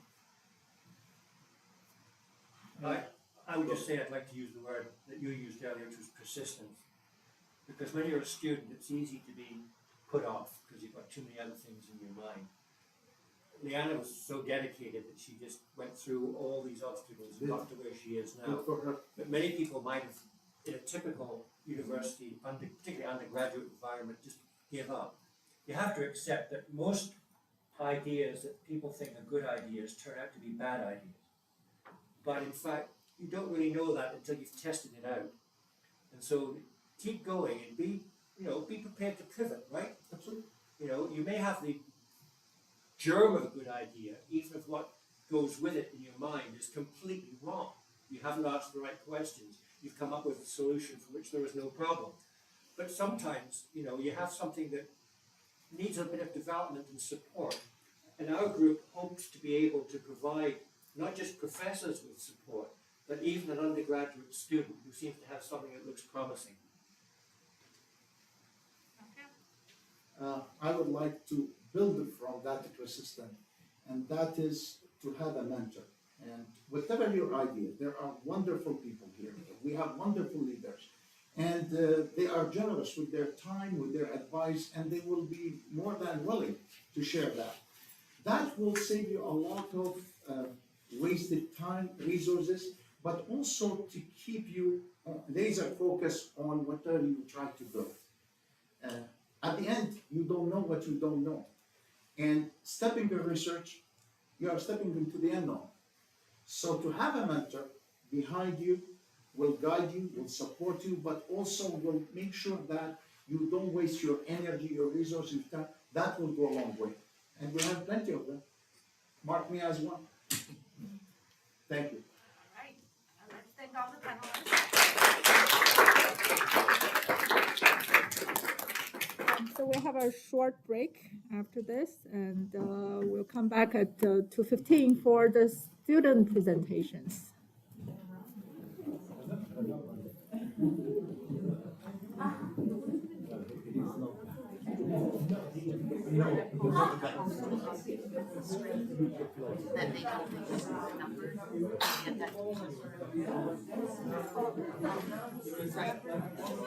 Yeah, so do they know that yet?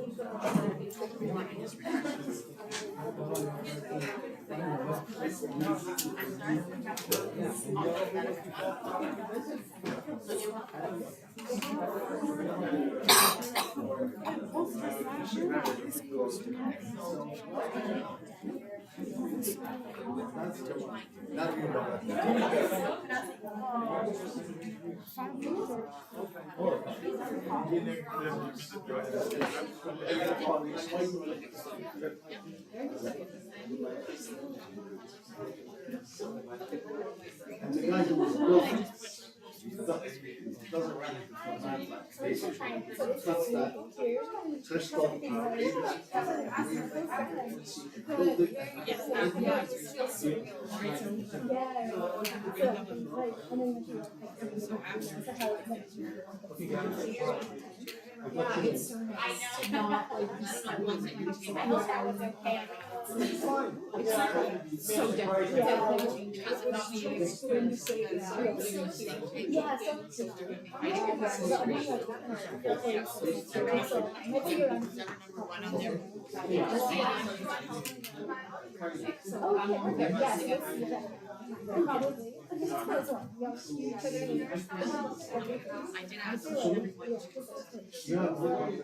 Oh no. Well, because I was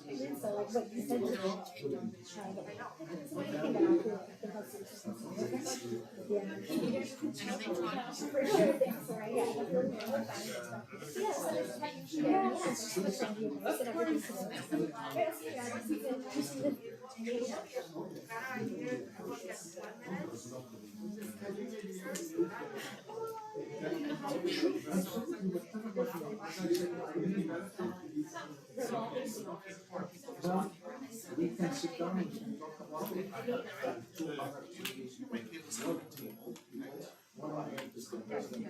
So it looks like most tables have an HDMI cable. Oh,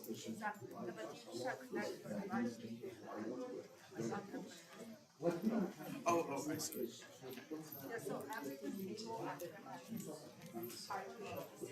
Yeah, I noticed that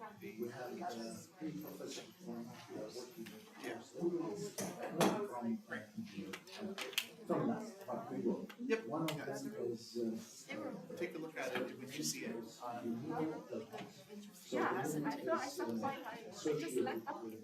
I know, like, I don't And you know, see I'm that wondering, questions. like what Karen does and Mira and I think it was, not so much real, but I know Living work with Arnold. Yeah. So far, they're all doing the same thing. So we are working on And also teaching specifically rather than health research. Okay, good. You're up to step. Mira, yeah.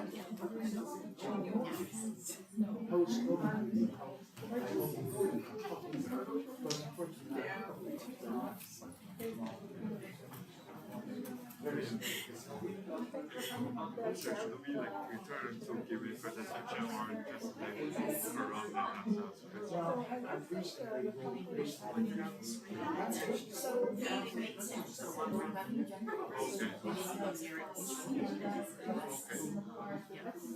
And then afterwards we start the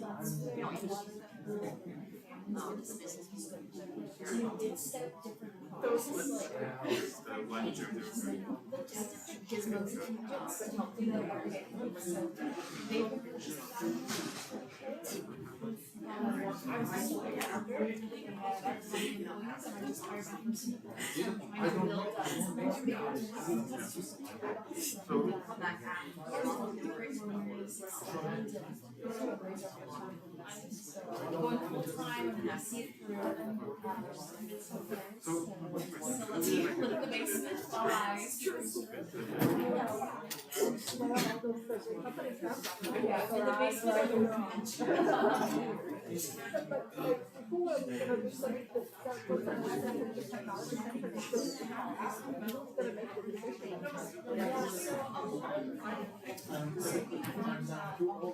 in the everyday life, take attitude, activities that they were doing. So they're similar to the position, but they work very close to the position. So they're actually the ones who say to their bosses, executive directors of the program, we really want to have the ideas in our because you guys are forward in our budget. So they're kind of the spokesperson for us. We gotta convince them that they convince our boss. So it's kind of the relationship. Thank you. These ladies.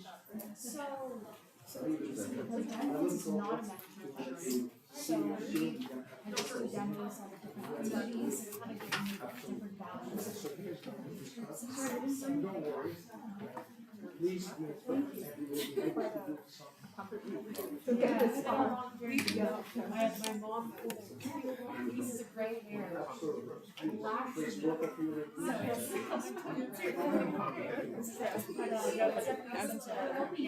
There you go. Just making it out so that I can. It's just in case it's like really dry or something.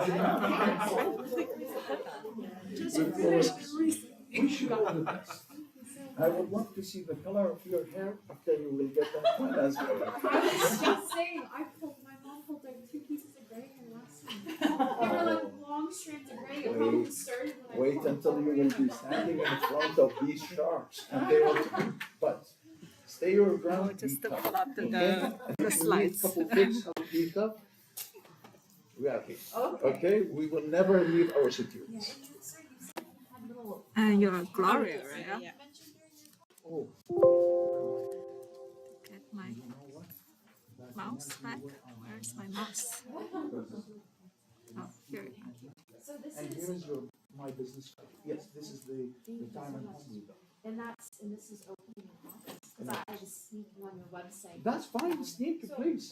what is the difference between this living center and Oh, we nursing? can share that, very confidential. But if you know and visit us, then we will open the doors and show you everything. How's that? Alright, sounds good. And Susan, our general manager, will love to have people from, because I keep bragging, wait until you see my people. And, yeah. So please, ladies, really pleasure to meet you. It doesn't look like any of them. I think I put my name on mine. Ron, I'm gonna wait for your email, okay? Thanks a lot for the invitation. This is really good work. Way to go. We'll keep in touch. Yours has the name on it, right? Gloria. Okay. Just I need to find out the proper window to connect. Oh, here it is. Okay.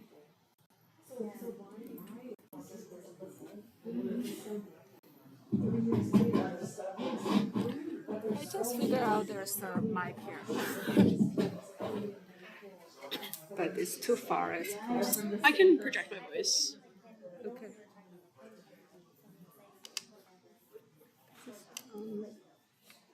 Are the slides gonna appear on the TV? Sure. It's weird.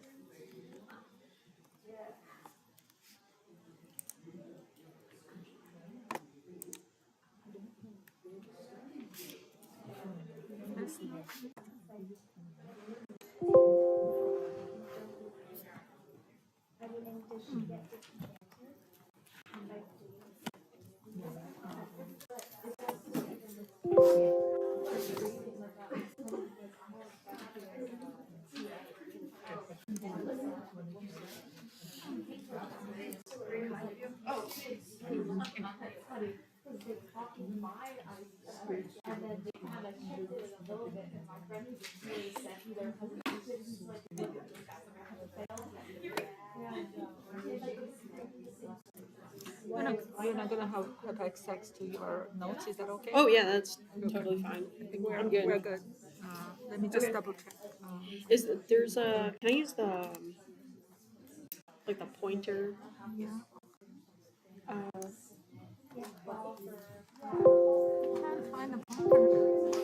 I think if you right click and then go full screen. There we go. Oh, yeah. okay. And then, yeah, there we go. Okay. And then the laser pointer. Yeah. It's all good. Thank you. Okay.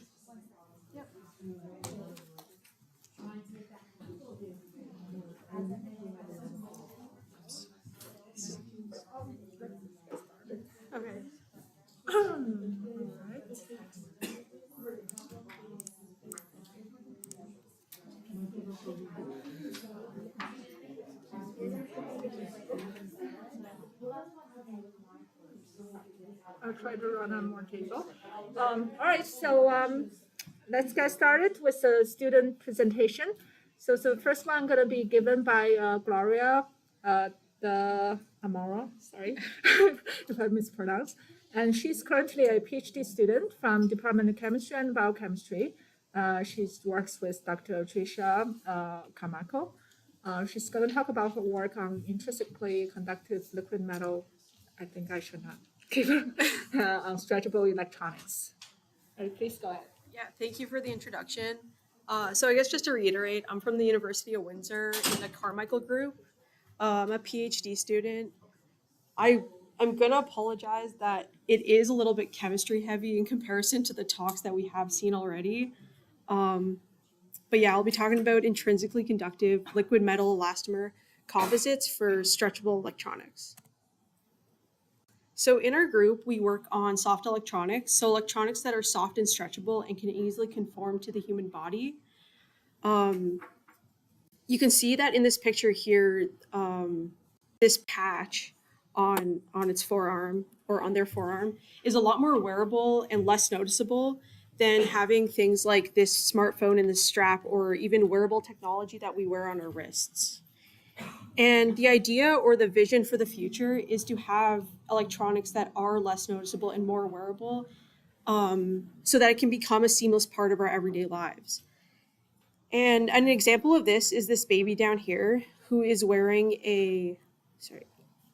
this baby down here who has an electronic device that's laminated against his chest, and it has an integrated antenna that will read out its vital signs. And why that's important is because premature babies usually have all these electrodes or wires hanging off of them, and it does impact the quality of the baby's life because their parents aren't able to hold them. Changing their diaper becomes a challenge, and even the adhesives that's used to stick on the electrodes can tear the baby's skin. So it's really important that we have stretchable and soft electronics as a part of our lives, no matter what stage of our lives we're at.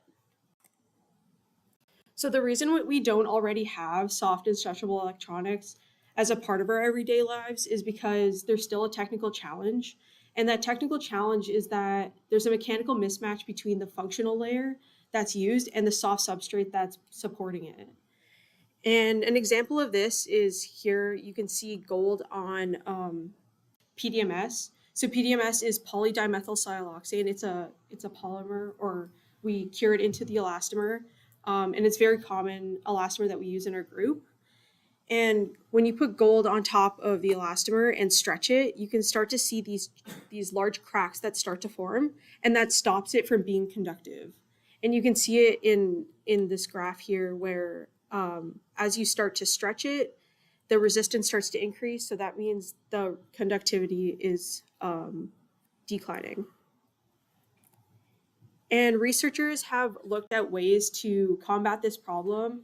And what they have tried to do is taking a material that doesn't necessarily stretch, but putting it into a structure that does stretch. So here, having these wavy patterns of gold on the elastomer, as you stretch it, it'll start to flatten out. Or even these pop-up structures here, when you pull the elastomer, the gold will just flatten. But the problem with this is that it requires a complex fabrication and there's a lot less room for error.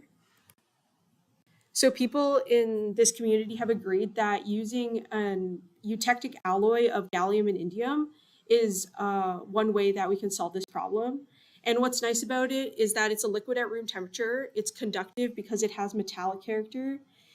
It's also non-toxic. And what's really cool about it is that it readily forms a surface oxide. So it shows non-Newtonian fluidic behavior, and you can mold it into shapes like this.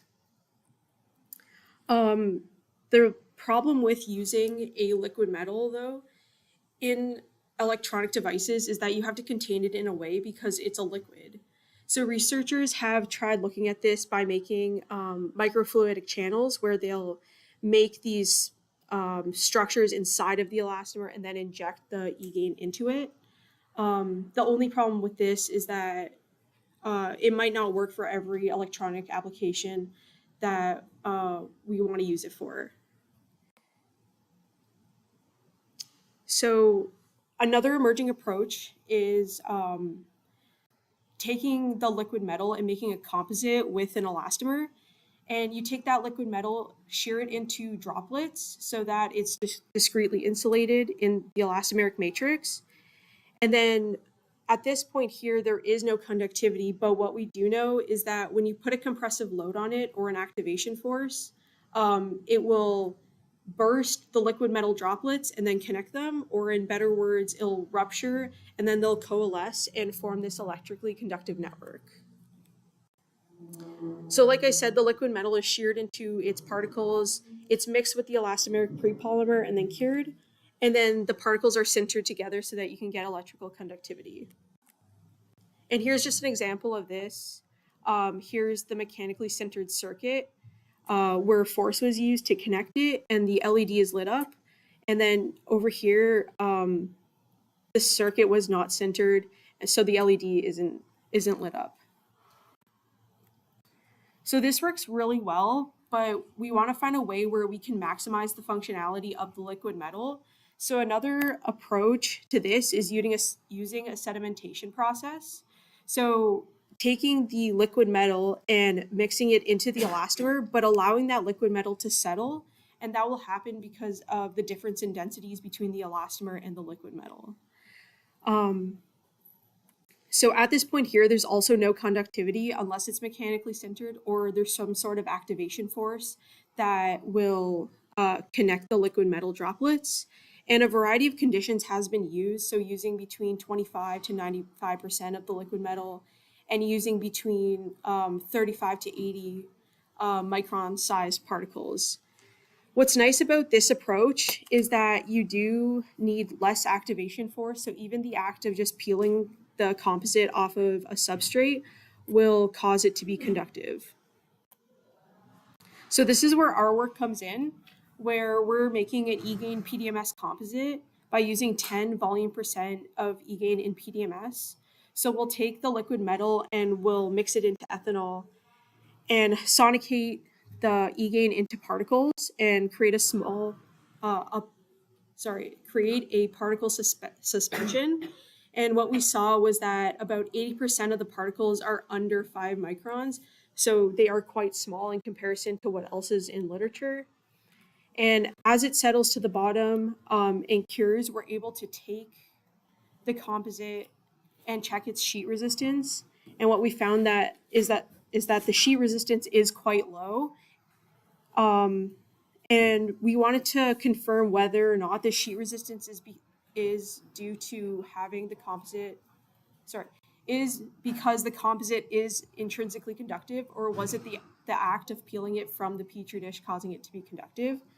So we formed an experiment where we took a petri dish and we lined it with copper tape, and then we casted our composite into it and allowed the liquid metal droplets to settle. And we were able to track the resistance over a 24-hour period. And in the beginning of the experiment, we didn't see any conductivity until about 6 hours, and then it hit a percolation threshold of about 10 hours.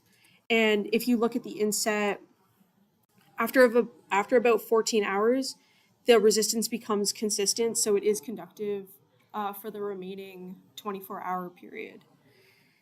Then looking at the surface, the particles are in different sizes, and there are areas where it looks like large particles, but when you take a cross-section of these agglomerations, it's just made up of smaller particles. And what we saw as well in a cross-sectional SEM is the layer, the E-gain-rich layer, is about 475 microns, and some of it is still left in the PDMS, but most of it is contained in that bilayer. We also wanted to look at its mechanical and electrical properties. So we took the E-gain PDMS composite and we compared it to PDMS, and we saw that the E-gain PDMS composite is stronger than just PDMS when you stretch it. And as you're stretching, we wanted to look at the electrical properties. So over the linear elongation range of up to 100%, we saw that the resistance is quite stable. And then looking at these microscope images, you can see that with stretching of the PDMS, the liquid metal will deform with the PDMS. And that's not something we saw when we had gold on PDMS, because the gold would just crack. But in this case, the liquid metal is deforming with it. So we wanted to see what we can do with the PDMS E-gain composite, and we wanted to show that you can use this composite for something really practical. So using it to characterize our materials as soft electrical probes. So we took 3 materials: gold, which scratches really easily, silver nanowires, and PDOT PSS, 2 of which are really common in flexible electronics. And in this first column, we have the original surface of the material with their reference sheet resistance values. And then we compared that to our E-gain PDMS composite. And we saw that the sheet resistance values are quite accurate and they are comparable to the reference. And it's also comparable to using just E-gain alone, which is a really common way right now to electrically characterize our materials.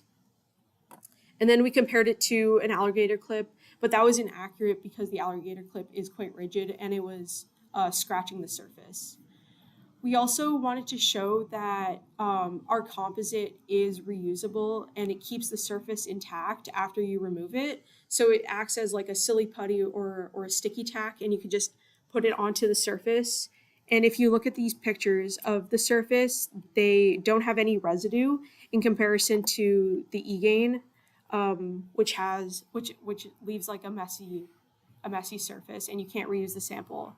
So from this slide, if you're going to take anything, it's that our PDMS E-gain composite gives accurate sheet resistance values, and we're able to reuse it as well as the sample that we're using. So we also wanted to show how we can use it as a soft solder. So every electronic device makes connections, electrical connections using a solder, but the problem with solder is that it requires a really high melting temperature. It requires a really high temperature to melt it, and that could be damaging to any plastics or any materials that's going to be used in the electronic device. So we wanted to show that we can do this at a room temperature curing process. So we took a PET substrate, and then we evaporated gold interconnects on it, and then we dispensed our E-gain PDMS composite and then put an LED into it so that it was touching the E-gain rich layer at the bottom. And the circuit was complete and we were able to light it up. And then if you look at this picture, you can see the LED on the left and the gold interconnects on the right, and that soft solder making that connection in between. And what's nice about this is that it was able to make really robust connections because we were able to deform the circuit, so stretching it and bending it and twisting, and it was still able to remain its light emission. So just to wrap up, I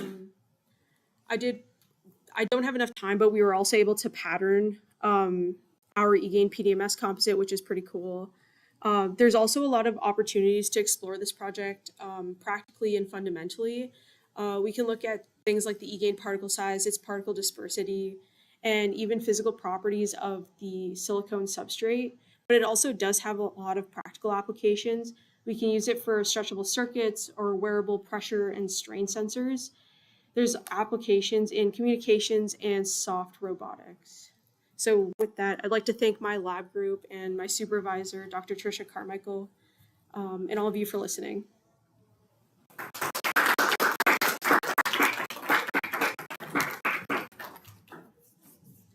question? When you talk about liquid metal, I thought about Terminator. Yeah. So this topic is entirely out of my yeah. depth. I'm curious, like with the recent triple-digit temperature in some areas in North America, would this be a problem?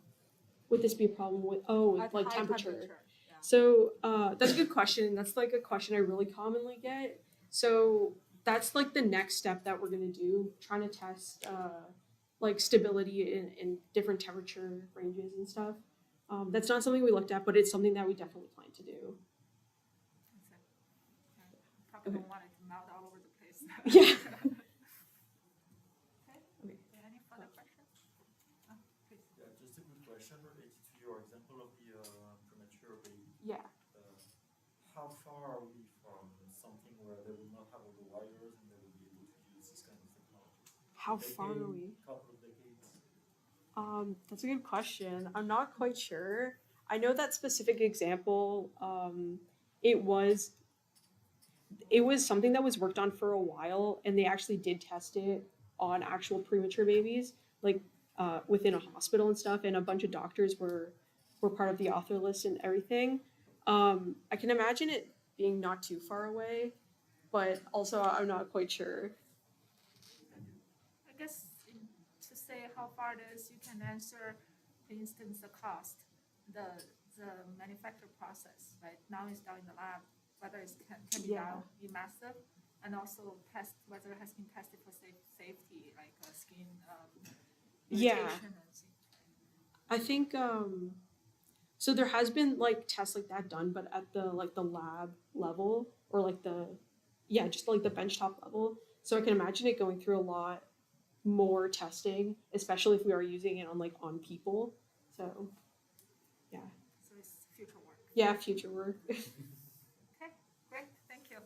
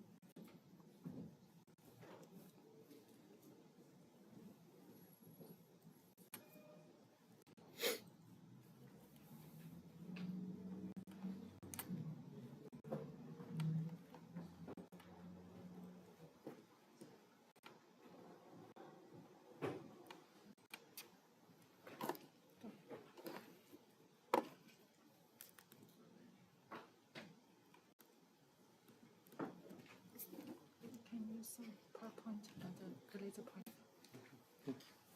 Our next speaker is Alizara Fatola, who is currently about to defend his master thesis. He works with Dr. Hassan Ashtani in computing and software in my master. Thank you. As Dr. Zheng mentioned, I'm Reza. So I'll be presenting our joint work with Hassan on benefits of additive noise in deep models. So let's get started. Okay.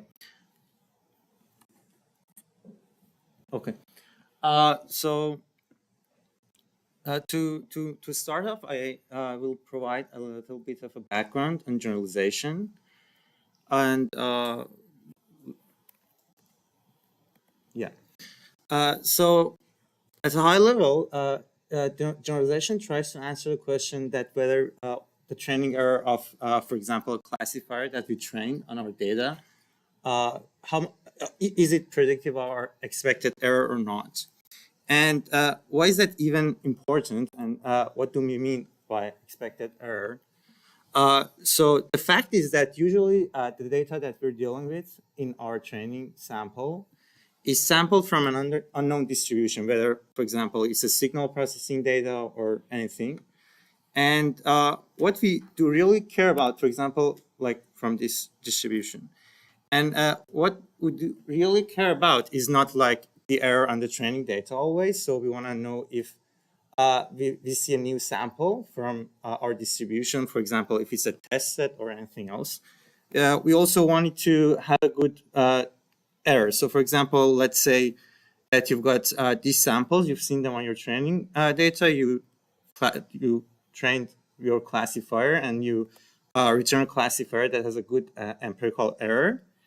And you want to see what happens when you have a new point, which may not be very similar to the other points because there's always randomness. And you want to know how about your error is on that new sample.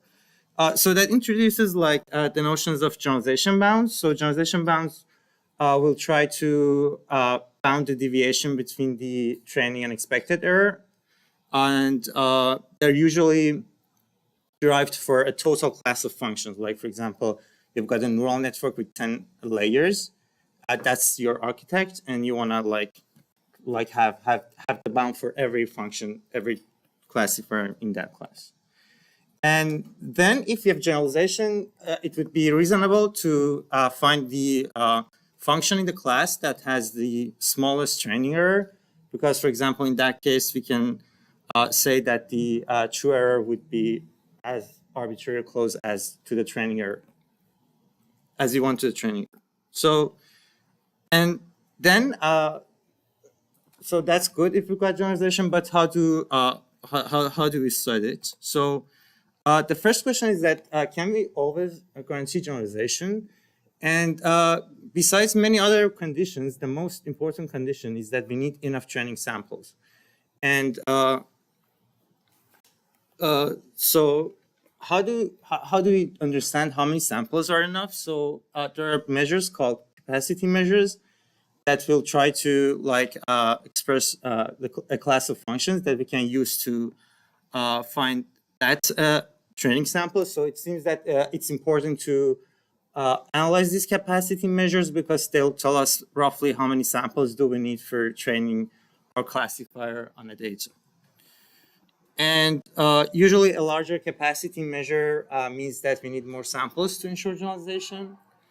And so there are some examples of these capacity measures. I just mentioned them. They're like VC dimension, fat shattering dimension, covering numbers stuff. And just to give you an idea, a classic results on these capacity for neural networks are exponentially dependent on the number of parameters. So as you enlarging your network, it's true that you get a better training error, but at the same time, you may not be able to ensure good generalization, and your, for example, test error may not be very good. And so the challenges in studying generalization, I mean, after we study generalization, we also want to make some experiments and compare, for example, the generalization bounds together. So the problem for generalization bounds in specifically neural networks is that most of them result in vacuous generalization bounds. And what do I mean by vacuous generalization bounds? I mean, for example, they'll tell you the deviation is smaller than 2, but your error is always between 0 and 1. So this is a valid generalization bound, but it's completely useless. Okay. So with that in mind, we tried to answer 3 questions. The first one was if we can improve these generalization bounds and initially the capacity bounds for neural networks. And the second one was that how are we going to compare them with the already established bounds if they're not going to provide non-vacuous bounds in practice. And the final and a very important question that we tried to answer was that if we can bound the capacity of composition of function classes. So if we can do so, it means that we've got some simple classes of functions that have good generalization error. Then we can simply compose them and build more complex classes that also have good generalization without explicitly analyzing it. So a canonical example would be for example, neural network. So let's say we've analyzed it before, and we know that a layer of a hidden network has a good generalization error. So all of these 4 layers being studied individually, and they have good generalization error. So are we able to say that this 4-layer network has also a good generalization without explicitly analyzing it and just using the bounds on the previous layers? Okay, so we first answered the third question using a capacity measure called covering number. I won't go into details, but informally, it means that if you've got a class of functions, how many of those functions are sufficient to express those class totally on your input sample? So for example, in this figure, for example, you've got 15 functions, but only 5 of them are enough to say that applied to your sampling points, everything falls epsilon close to them. So it's intuitive that finding this measure would help in finding the capacity of a class of functions and how rich is that class of function. And the definition of composition is of course an easy one. We just when we say a composition, we just want to apply the functions consecutively. And so what we observed was that controlling the capacity could be easy, when we have a function with finite range, for example, a binary valued function. But for classes of functions that have a continuous range, it's not that easy. Sometimes the composition could even get unbounded, even if both of them are having good generalization. We cannot always conclude their composition has a good generalization. So the question is that is there really no way to bound this composition with given these observations? And what we proposed was by adding a noise. And we observed that if we only add a small amount of noise to the output of f, so instead of h of f of x, for example, we've got h of f of x plus some noise, we can bound this capacity, okay? So essentially to prove this, so the intuition was that if you remember here, we know that the finite range functions, we can control the capacity, okay? So the intuition is that if we add a noise to a continuous function, it somehow could replicate the effects of discretization and makes it a finite range function, for example, because the values that are less than your, for example, variance of noise, very much smaller than your variance would become mixed together, and maybe your network cannot discriminate among them. Okay, so to prove these results, we just I won't go into the details actually, but we just define new notions for the covering number. If you remember, as I discussed the covering number, it was somehow based on Euclidean and L norms, Euclidean distances and L norms. But since we're adding noise, we just redefine those definitions based on distances between distributions, such as Wasserstein distance, total variation. And then we proved that if we just add a Gaussian noise, we can control the capacity. Okay, that's the message. And then based on our composition theorems, we offered generalization bounds for deep neural networks based on just the capacity of a single layer network, and our problem just boiled down to finding a bound for a single layer network, right? And the good thing about this bound is that in contrast to several other well-known bounds in the literature, they don't depend on the norms of the weights, and they can work for networks with potentially large weights. And here is just the architecture of the noisy network. So we just add noise in between the layers, a Gaussian noise, but at the end, we're taking an expectation, so everything is deterministic at the end. So it just works like a regular network in terms of the output and input, actually. And okay, so then we wanted to compare it with the other results. So as I mentioned, the bounds would be vacuous in practice. So we also defined a new metric. We call it NVAC. Which is the minimum number of samples that you want to get a non-vacuous bound.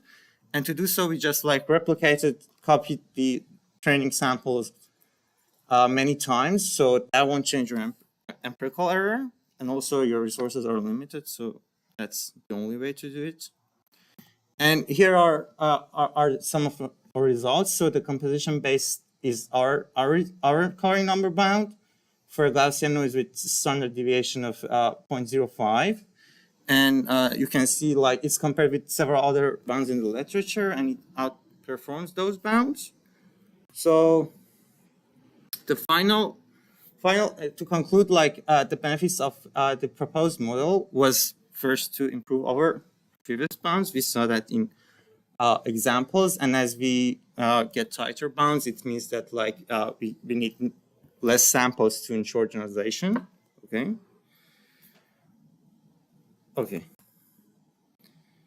And so we offer the general modular design. So this is not working only for neural networks. You can compose any learning algorithm and build more complex ones. But in neural networks, they're more intuitive, because if you can just compose shallow networks and build deep networks in general. And one thing that I want to mention is that this improved bound would be very it's very remarkable in recurrent neural networks, which are usually used for pattern recognition in signal processing, time series, sequential data. And the thing is that these are usually very long sequences, and in recurrent neural networks, the network is repeated at each time instance. So the previous bounds weren't able to use this fact that it is repeated and the weights are shared. So they usually resulted in very, very loose bounds for recurrent neural networks.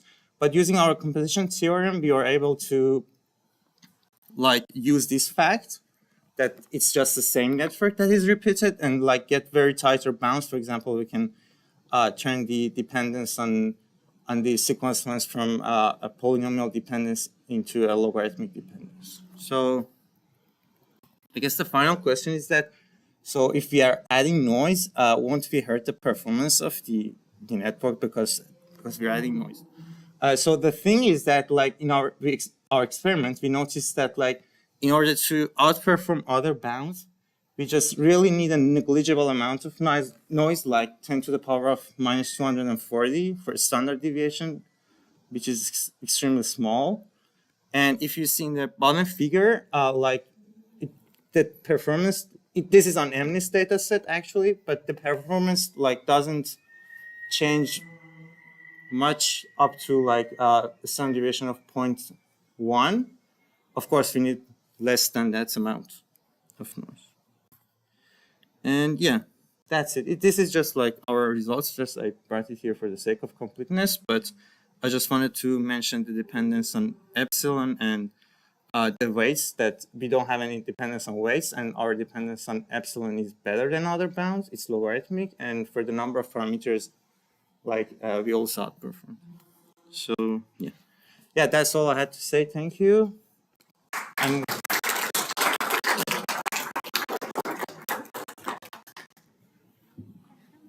to taking questions.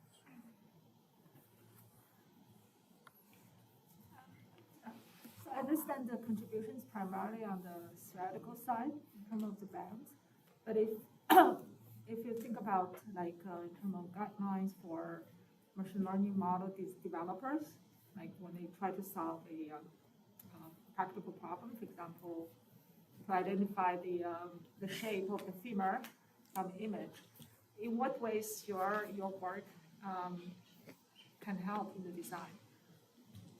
Okay, so the first thing is that like in convolutional networks, maybe things are different. I'm not sure about that. If you like mentioning for those, but the thing is that like these results would be saying that you can easily like take different learning algorithms and like just combine them without like being of course, if you add noise, without being worried about if they're going to generalize well, if, for example, they're going to give you a good tester or not. So what I would think is that in those cases, maybe you can use this result to just use different algorithms that you already have and like mix them and match, you know, and build maybe algorithms that are more suitable to your specific problem.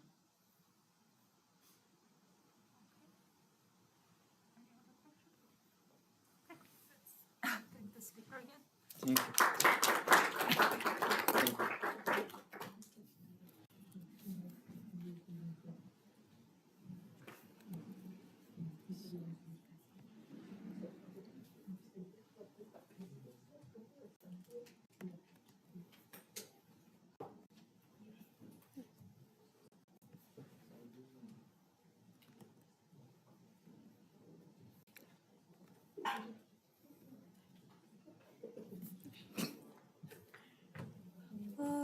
Hi, I'm Zhao Hao, and I'm a PhD student from the Computer and Software Department, supervised by Dr. Rong Zheng. And today I'd like to share a topic of my recent research. It's the Valerian invariant feature learning for variable sensor-based human activity recognition in the world. It's a very long title, but actually what I'm trying to do is quite simple. And on the outline for today is mainly 5 parts. And first, I'd like to briefly recap like why we want to assess mobility status. I think in the morning for the research talk by the professors, they all mentioned that the decreased mobility is an important sign of the health risk for older people, because the fear of fall will this is actually a loop. Like the fear of fall will lead to the limiting of activity, and then it will lead to the limited mobility. And after that, it will develop further to the loss of physical fitness and social isolation. So it hurts not only the physical health, but also the mental health. And it then will lead to the increased risk of the health problems. And after that, it will develop to more fear of falls or fear of failure in their daily exercise. And the way to utilize the wearable sensors for monitoring of mobility is actually based on an application which is called the human activity recognition. Imagine that we have several wearable sensors installed on different places over the human body. And after we collecting some MU sensor data and input to train a neural network, then we will know like which type of the activity the person is actually performing. And with the predictions of the classification, we can make stats like how many hours of day a person is sitting, lying down on bed, or walking. So with these stats, maybe for a day, for a week, or even for a month, the medical care providers will have a better understanding like how the person's mobility is, like whether this person is active or inactive. First, I'd like to show the motivation of our work. The scarcity of well-labeled and nature-like MU motion data is due to multiple reasons, such as the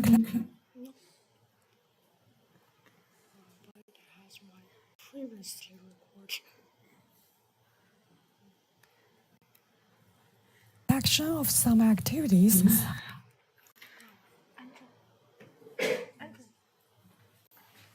Copy the map is on from YouTube or something. It's coming back to YouTube. You can close that. But I'm not sure if that's. Are physically demanding for certain population groups. The fragile ones, like the elderly people or young children. Also, although the MU sensors are said to be a non-intrusive way for mobility assessment, they will impact people's movement when being installed at multiple on-board locations. We know that the success of Nevertheless, the acquisition of ground truth for the human activity labels or human post parameters is a tedious and labor-intensive procedure involving expensive equipment, and most time they are limited in indoor environments. All the factors together hinder the collection of a large-scale MU dataset for human motions. One type of activity to another. And the data is not always available for such applications because we know that the older peoples are fragile populations. Some activities might be too demanding for them. And also it will be very labor-intensive and time-consuming for the researchers to conduct the data collection and data labeling post-hoc. And so one solution to do with that is that we may make use of the crowdsourced dataset. Here I actually have an example from the internet. On the left, it's a mobile application that tries to help the researchers collecting the daily activity data from MU, and it requires the users to provide data labels like during the day, maybe in the morning, which type of activities you were doing, maybe between 7 o'clock to 8 o'clock, and the user is responsible to select from the list, like, I was studying or I was working with my computer. And after that, researchers just collect and organize the data to form the crowdsourced dataset. But we know that the human memory is not that reliable, so the data labels are liable to be quite noisy. And for the pie chart on the top right corner, I actually summarized two crowdsourced datasets.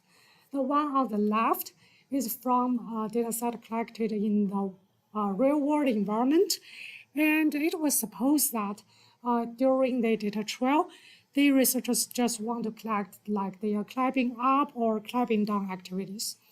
But we know that there is no that long stairs that allows person to climbing up for 10 minutes.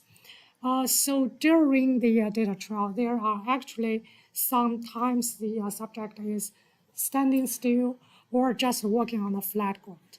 And if we just train a model with this kind of data, it kind of not that accurate because we may just label the data walking or standing as climbing up. And it's like error prone. And for the pie chart on the right, it's actually from another data set. And it's the like with the user reported labels. And we may see that only a very small portion of the self-reported label are unchanged by the researchers. And for the invalid part is actually the user reported, like my phone is holding by the arrows, or I'm even just put my phone or watch on the table. So the data collected during that period is meaningless. And even for the small portion of untouched data labels, it's not that reliable as well. I just gave two examples like the signals on the right bottom. We can see that for the left one, there is actually repetitive pattern of the signal, which is more likely to be generated by walking activity, but actually in this data set, it was labeled as standing still. And now that's the noisy nature of the crowdsourced data set. And we were thinking about like how we can do with that, how we can make use of such data sets. And here is the method overview of our pipeline.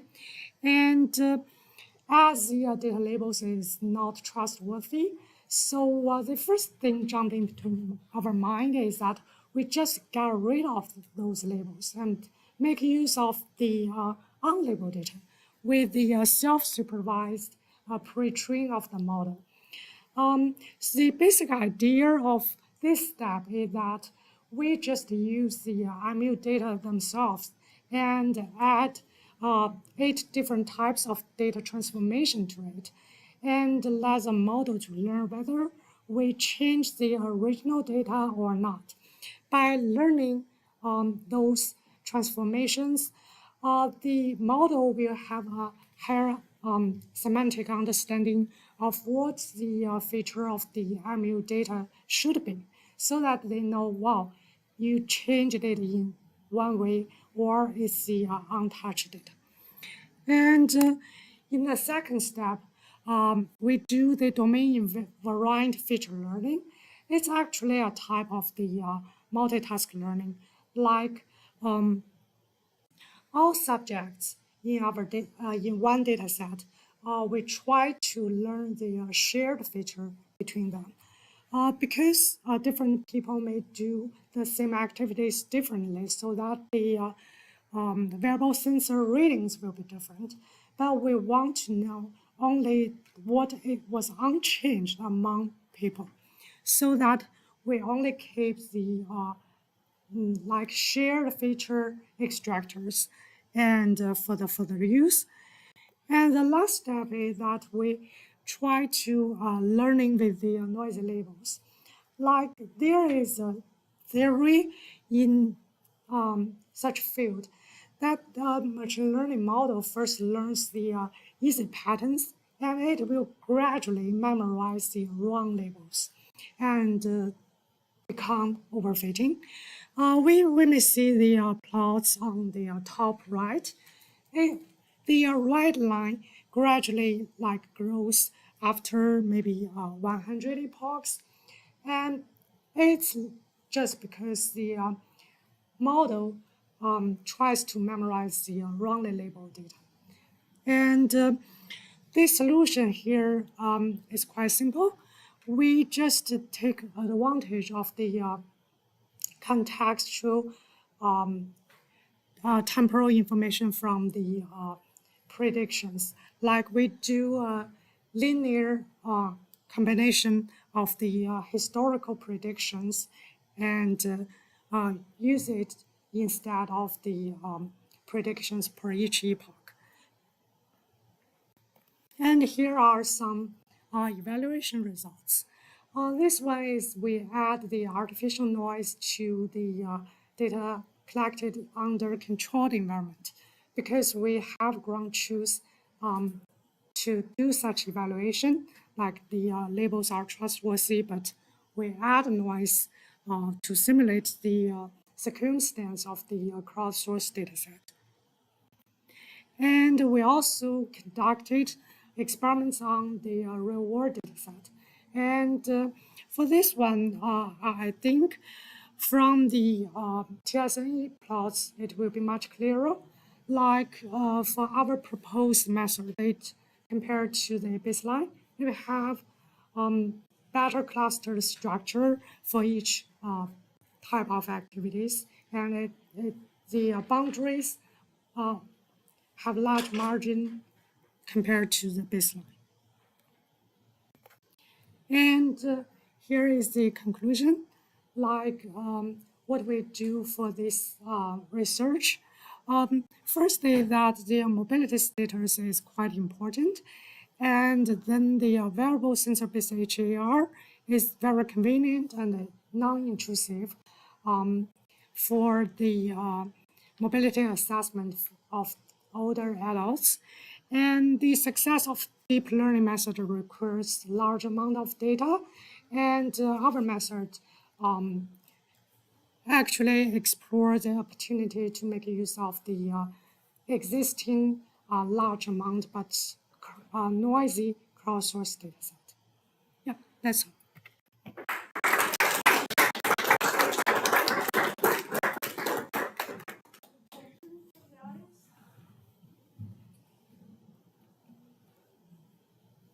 I guess people are a little bit tired by now.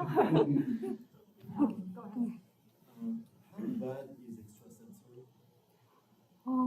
Sorry, you mean the extra? Yeah, the extrasensory data set from UCSD you are using as a reference. How bad and noisy it is? I think it's very noisy. Yeah, because you may see that on the pie chart on the top right. The researchers themselves tries to clean up the labels by like contradiction in the logic. They use the GPS, they use microphone and IMU, and sometimes people just label some locations that's contradictory to their motion labels. Like maybe they report the study by the seaside. Yeah, so I think they try to correct the obvious errors, but like the example I gave here, even for the 34% untouched labels, it's not trustworthy. So I really like think it's quite noisy. And your approach takes the assumption that that such a noise is inevitable. Like we have to take the noise into account because it will be impossible to have something which is less noisy than what we have. Yeah, because I think the data collected in the under the controlled environment, like we pre-scripted what to do, and we ask researchers to monitoring and label the data, it will be trustworthy, but the motion patterns will be different. Like we have another project cooperate with the Dravinsky Hospital. They actually asked the physiotherapist to monitoring the inpatient older adults to do the mobility assessment. And during that process, if you ask people to sit, they're just sitting still. So the sensor readings from the wrist will be quite stable during like the still motions. But actually, in daily life, when you are sitting, you may do other things with your hand or just do some meaningless motions. So it will be quite different. So in our work, we actually want to address a problem that's the data collected in the wild and the data collected under control. And we just like make a first step attempt to try to deal with the label noise. Actually, there might be other types of noise, like the data is noisy itself. Thank you.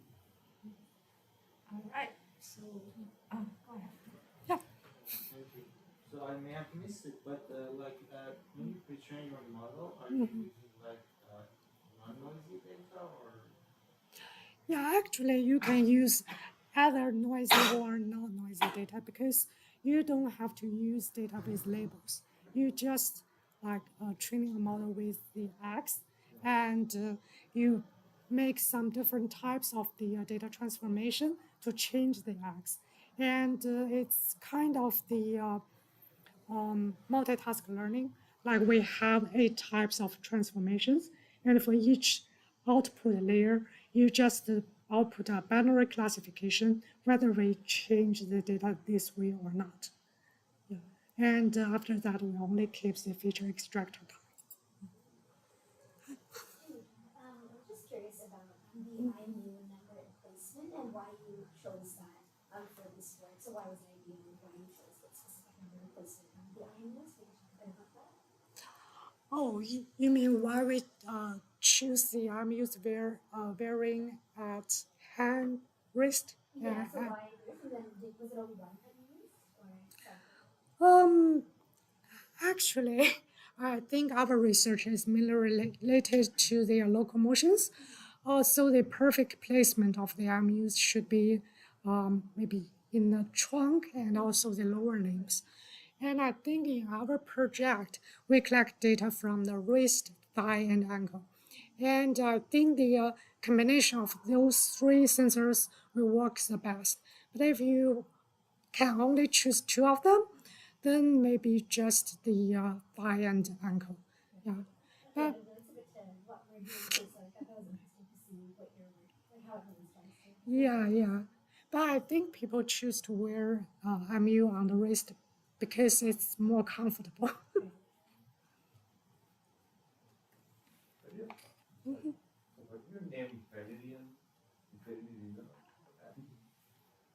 Sorry? That area, where does the name come from?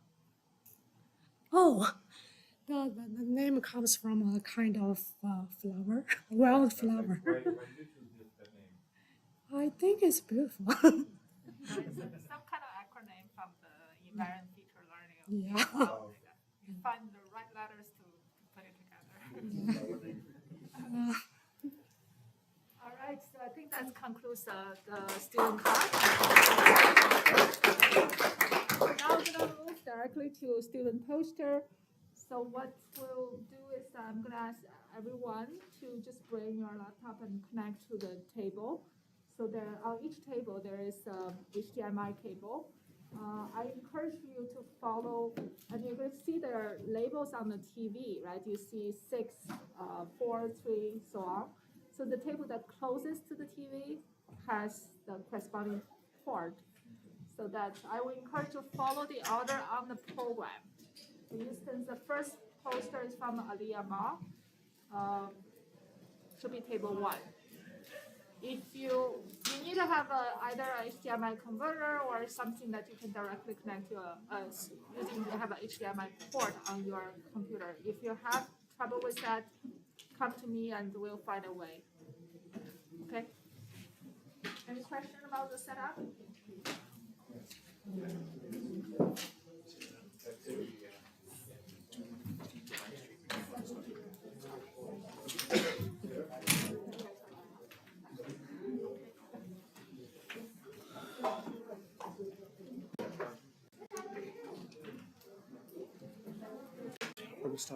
Are we stopping the stream today, or are we going to start it? Okay, fully done.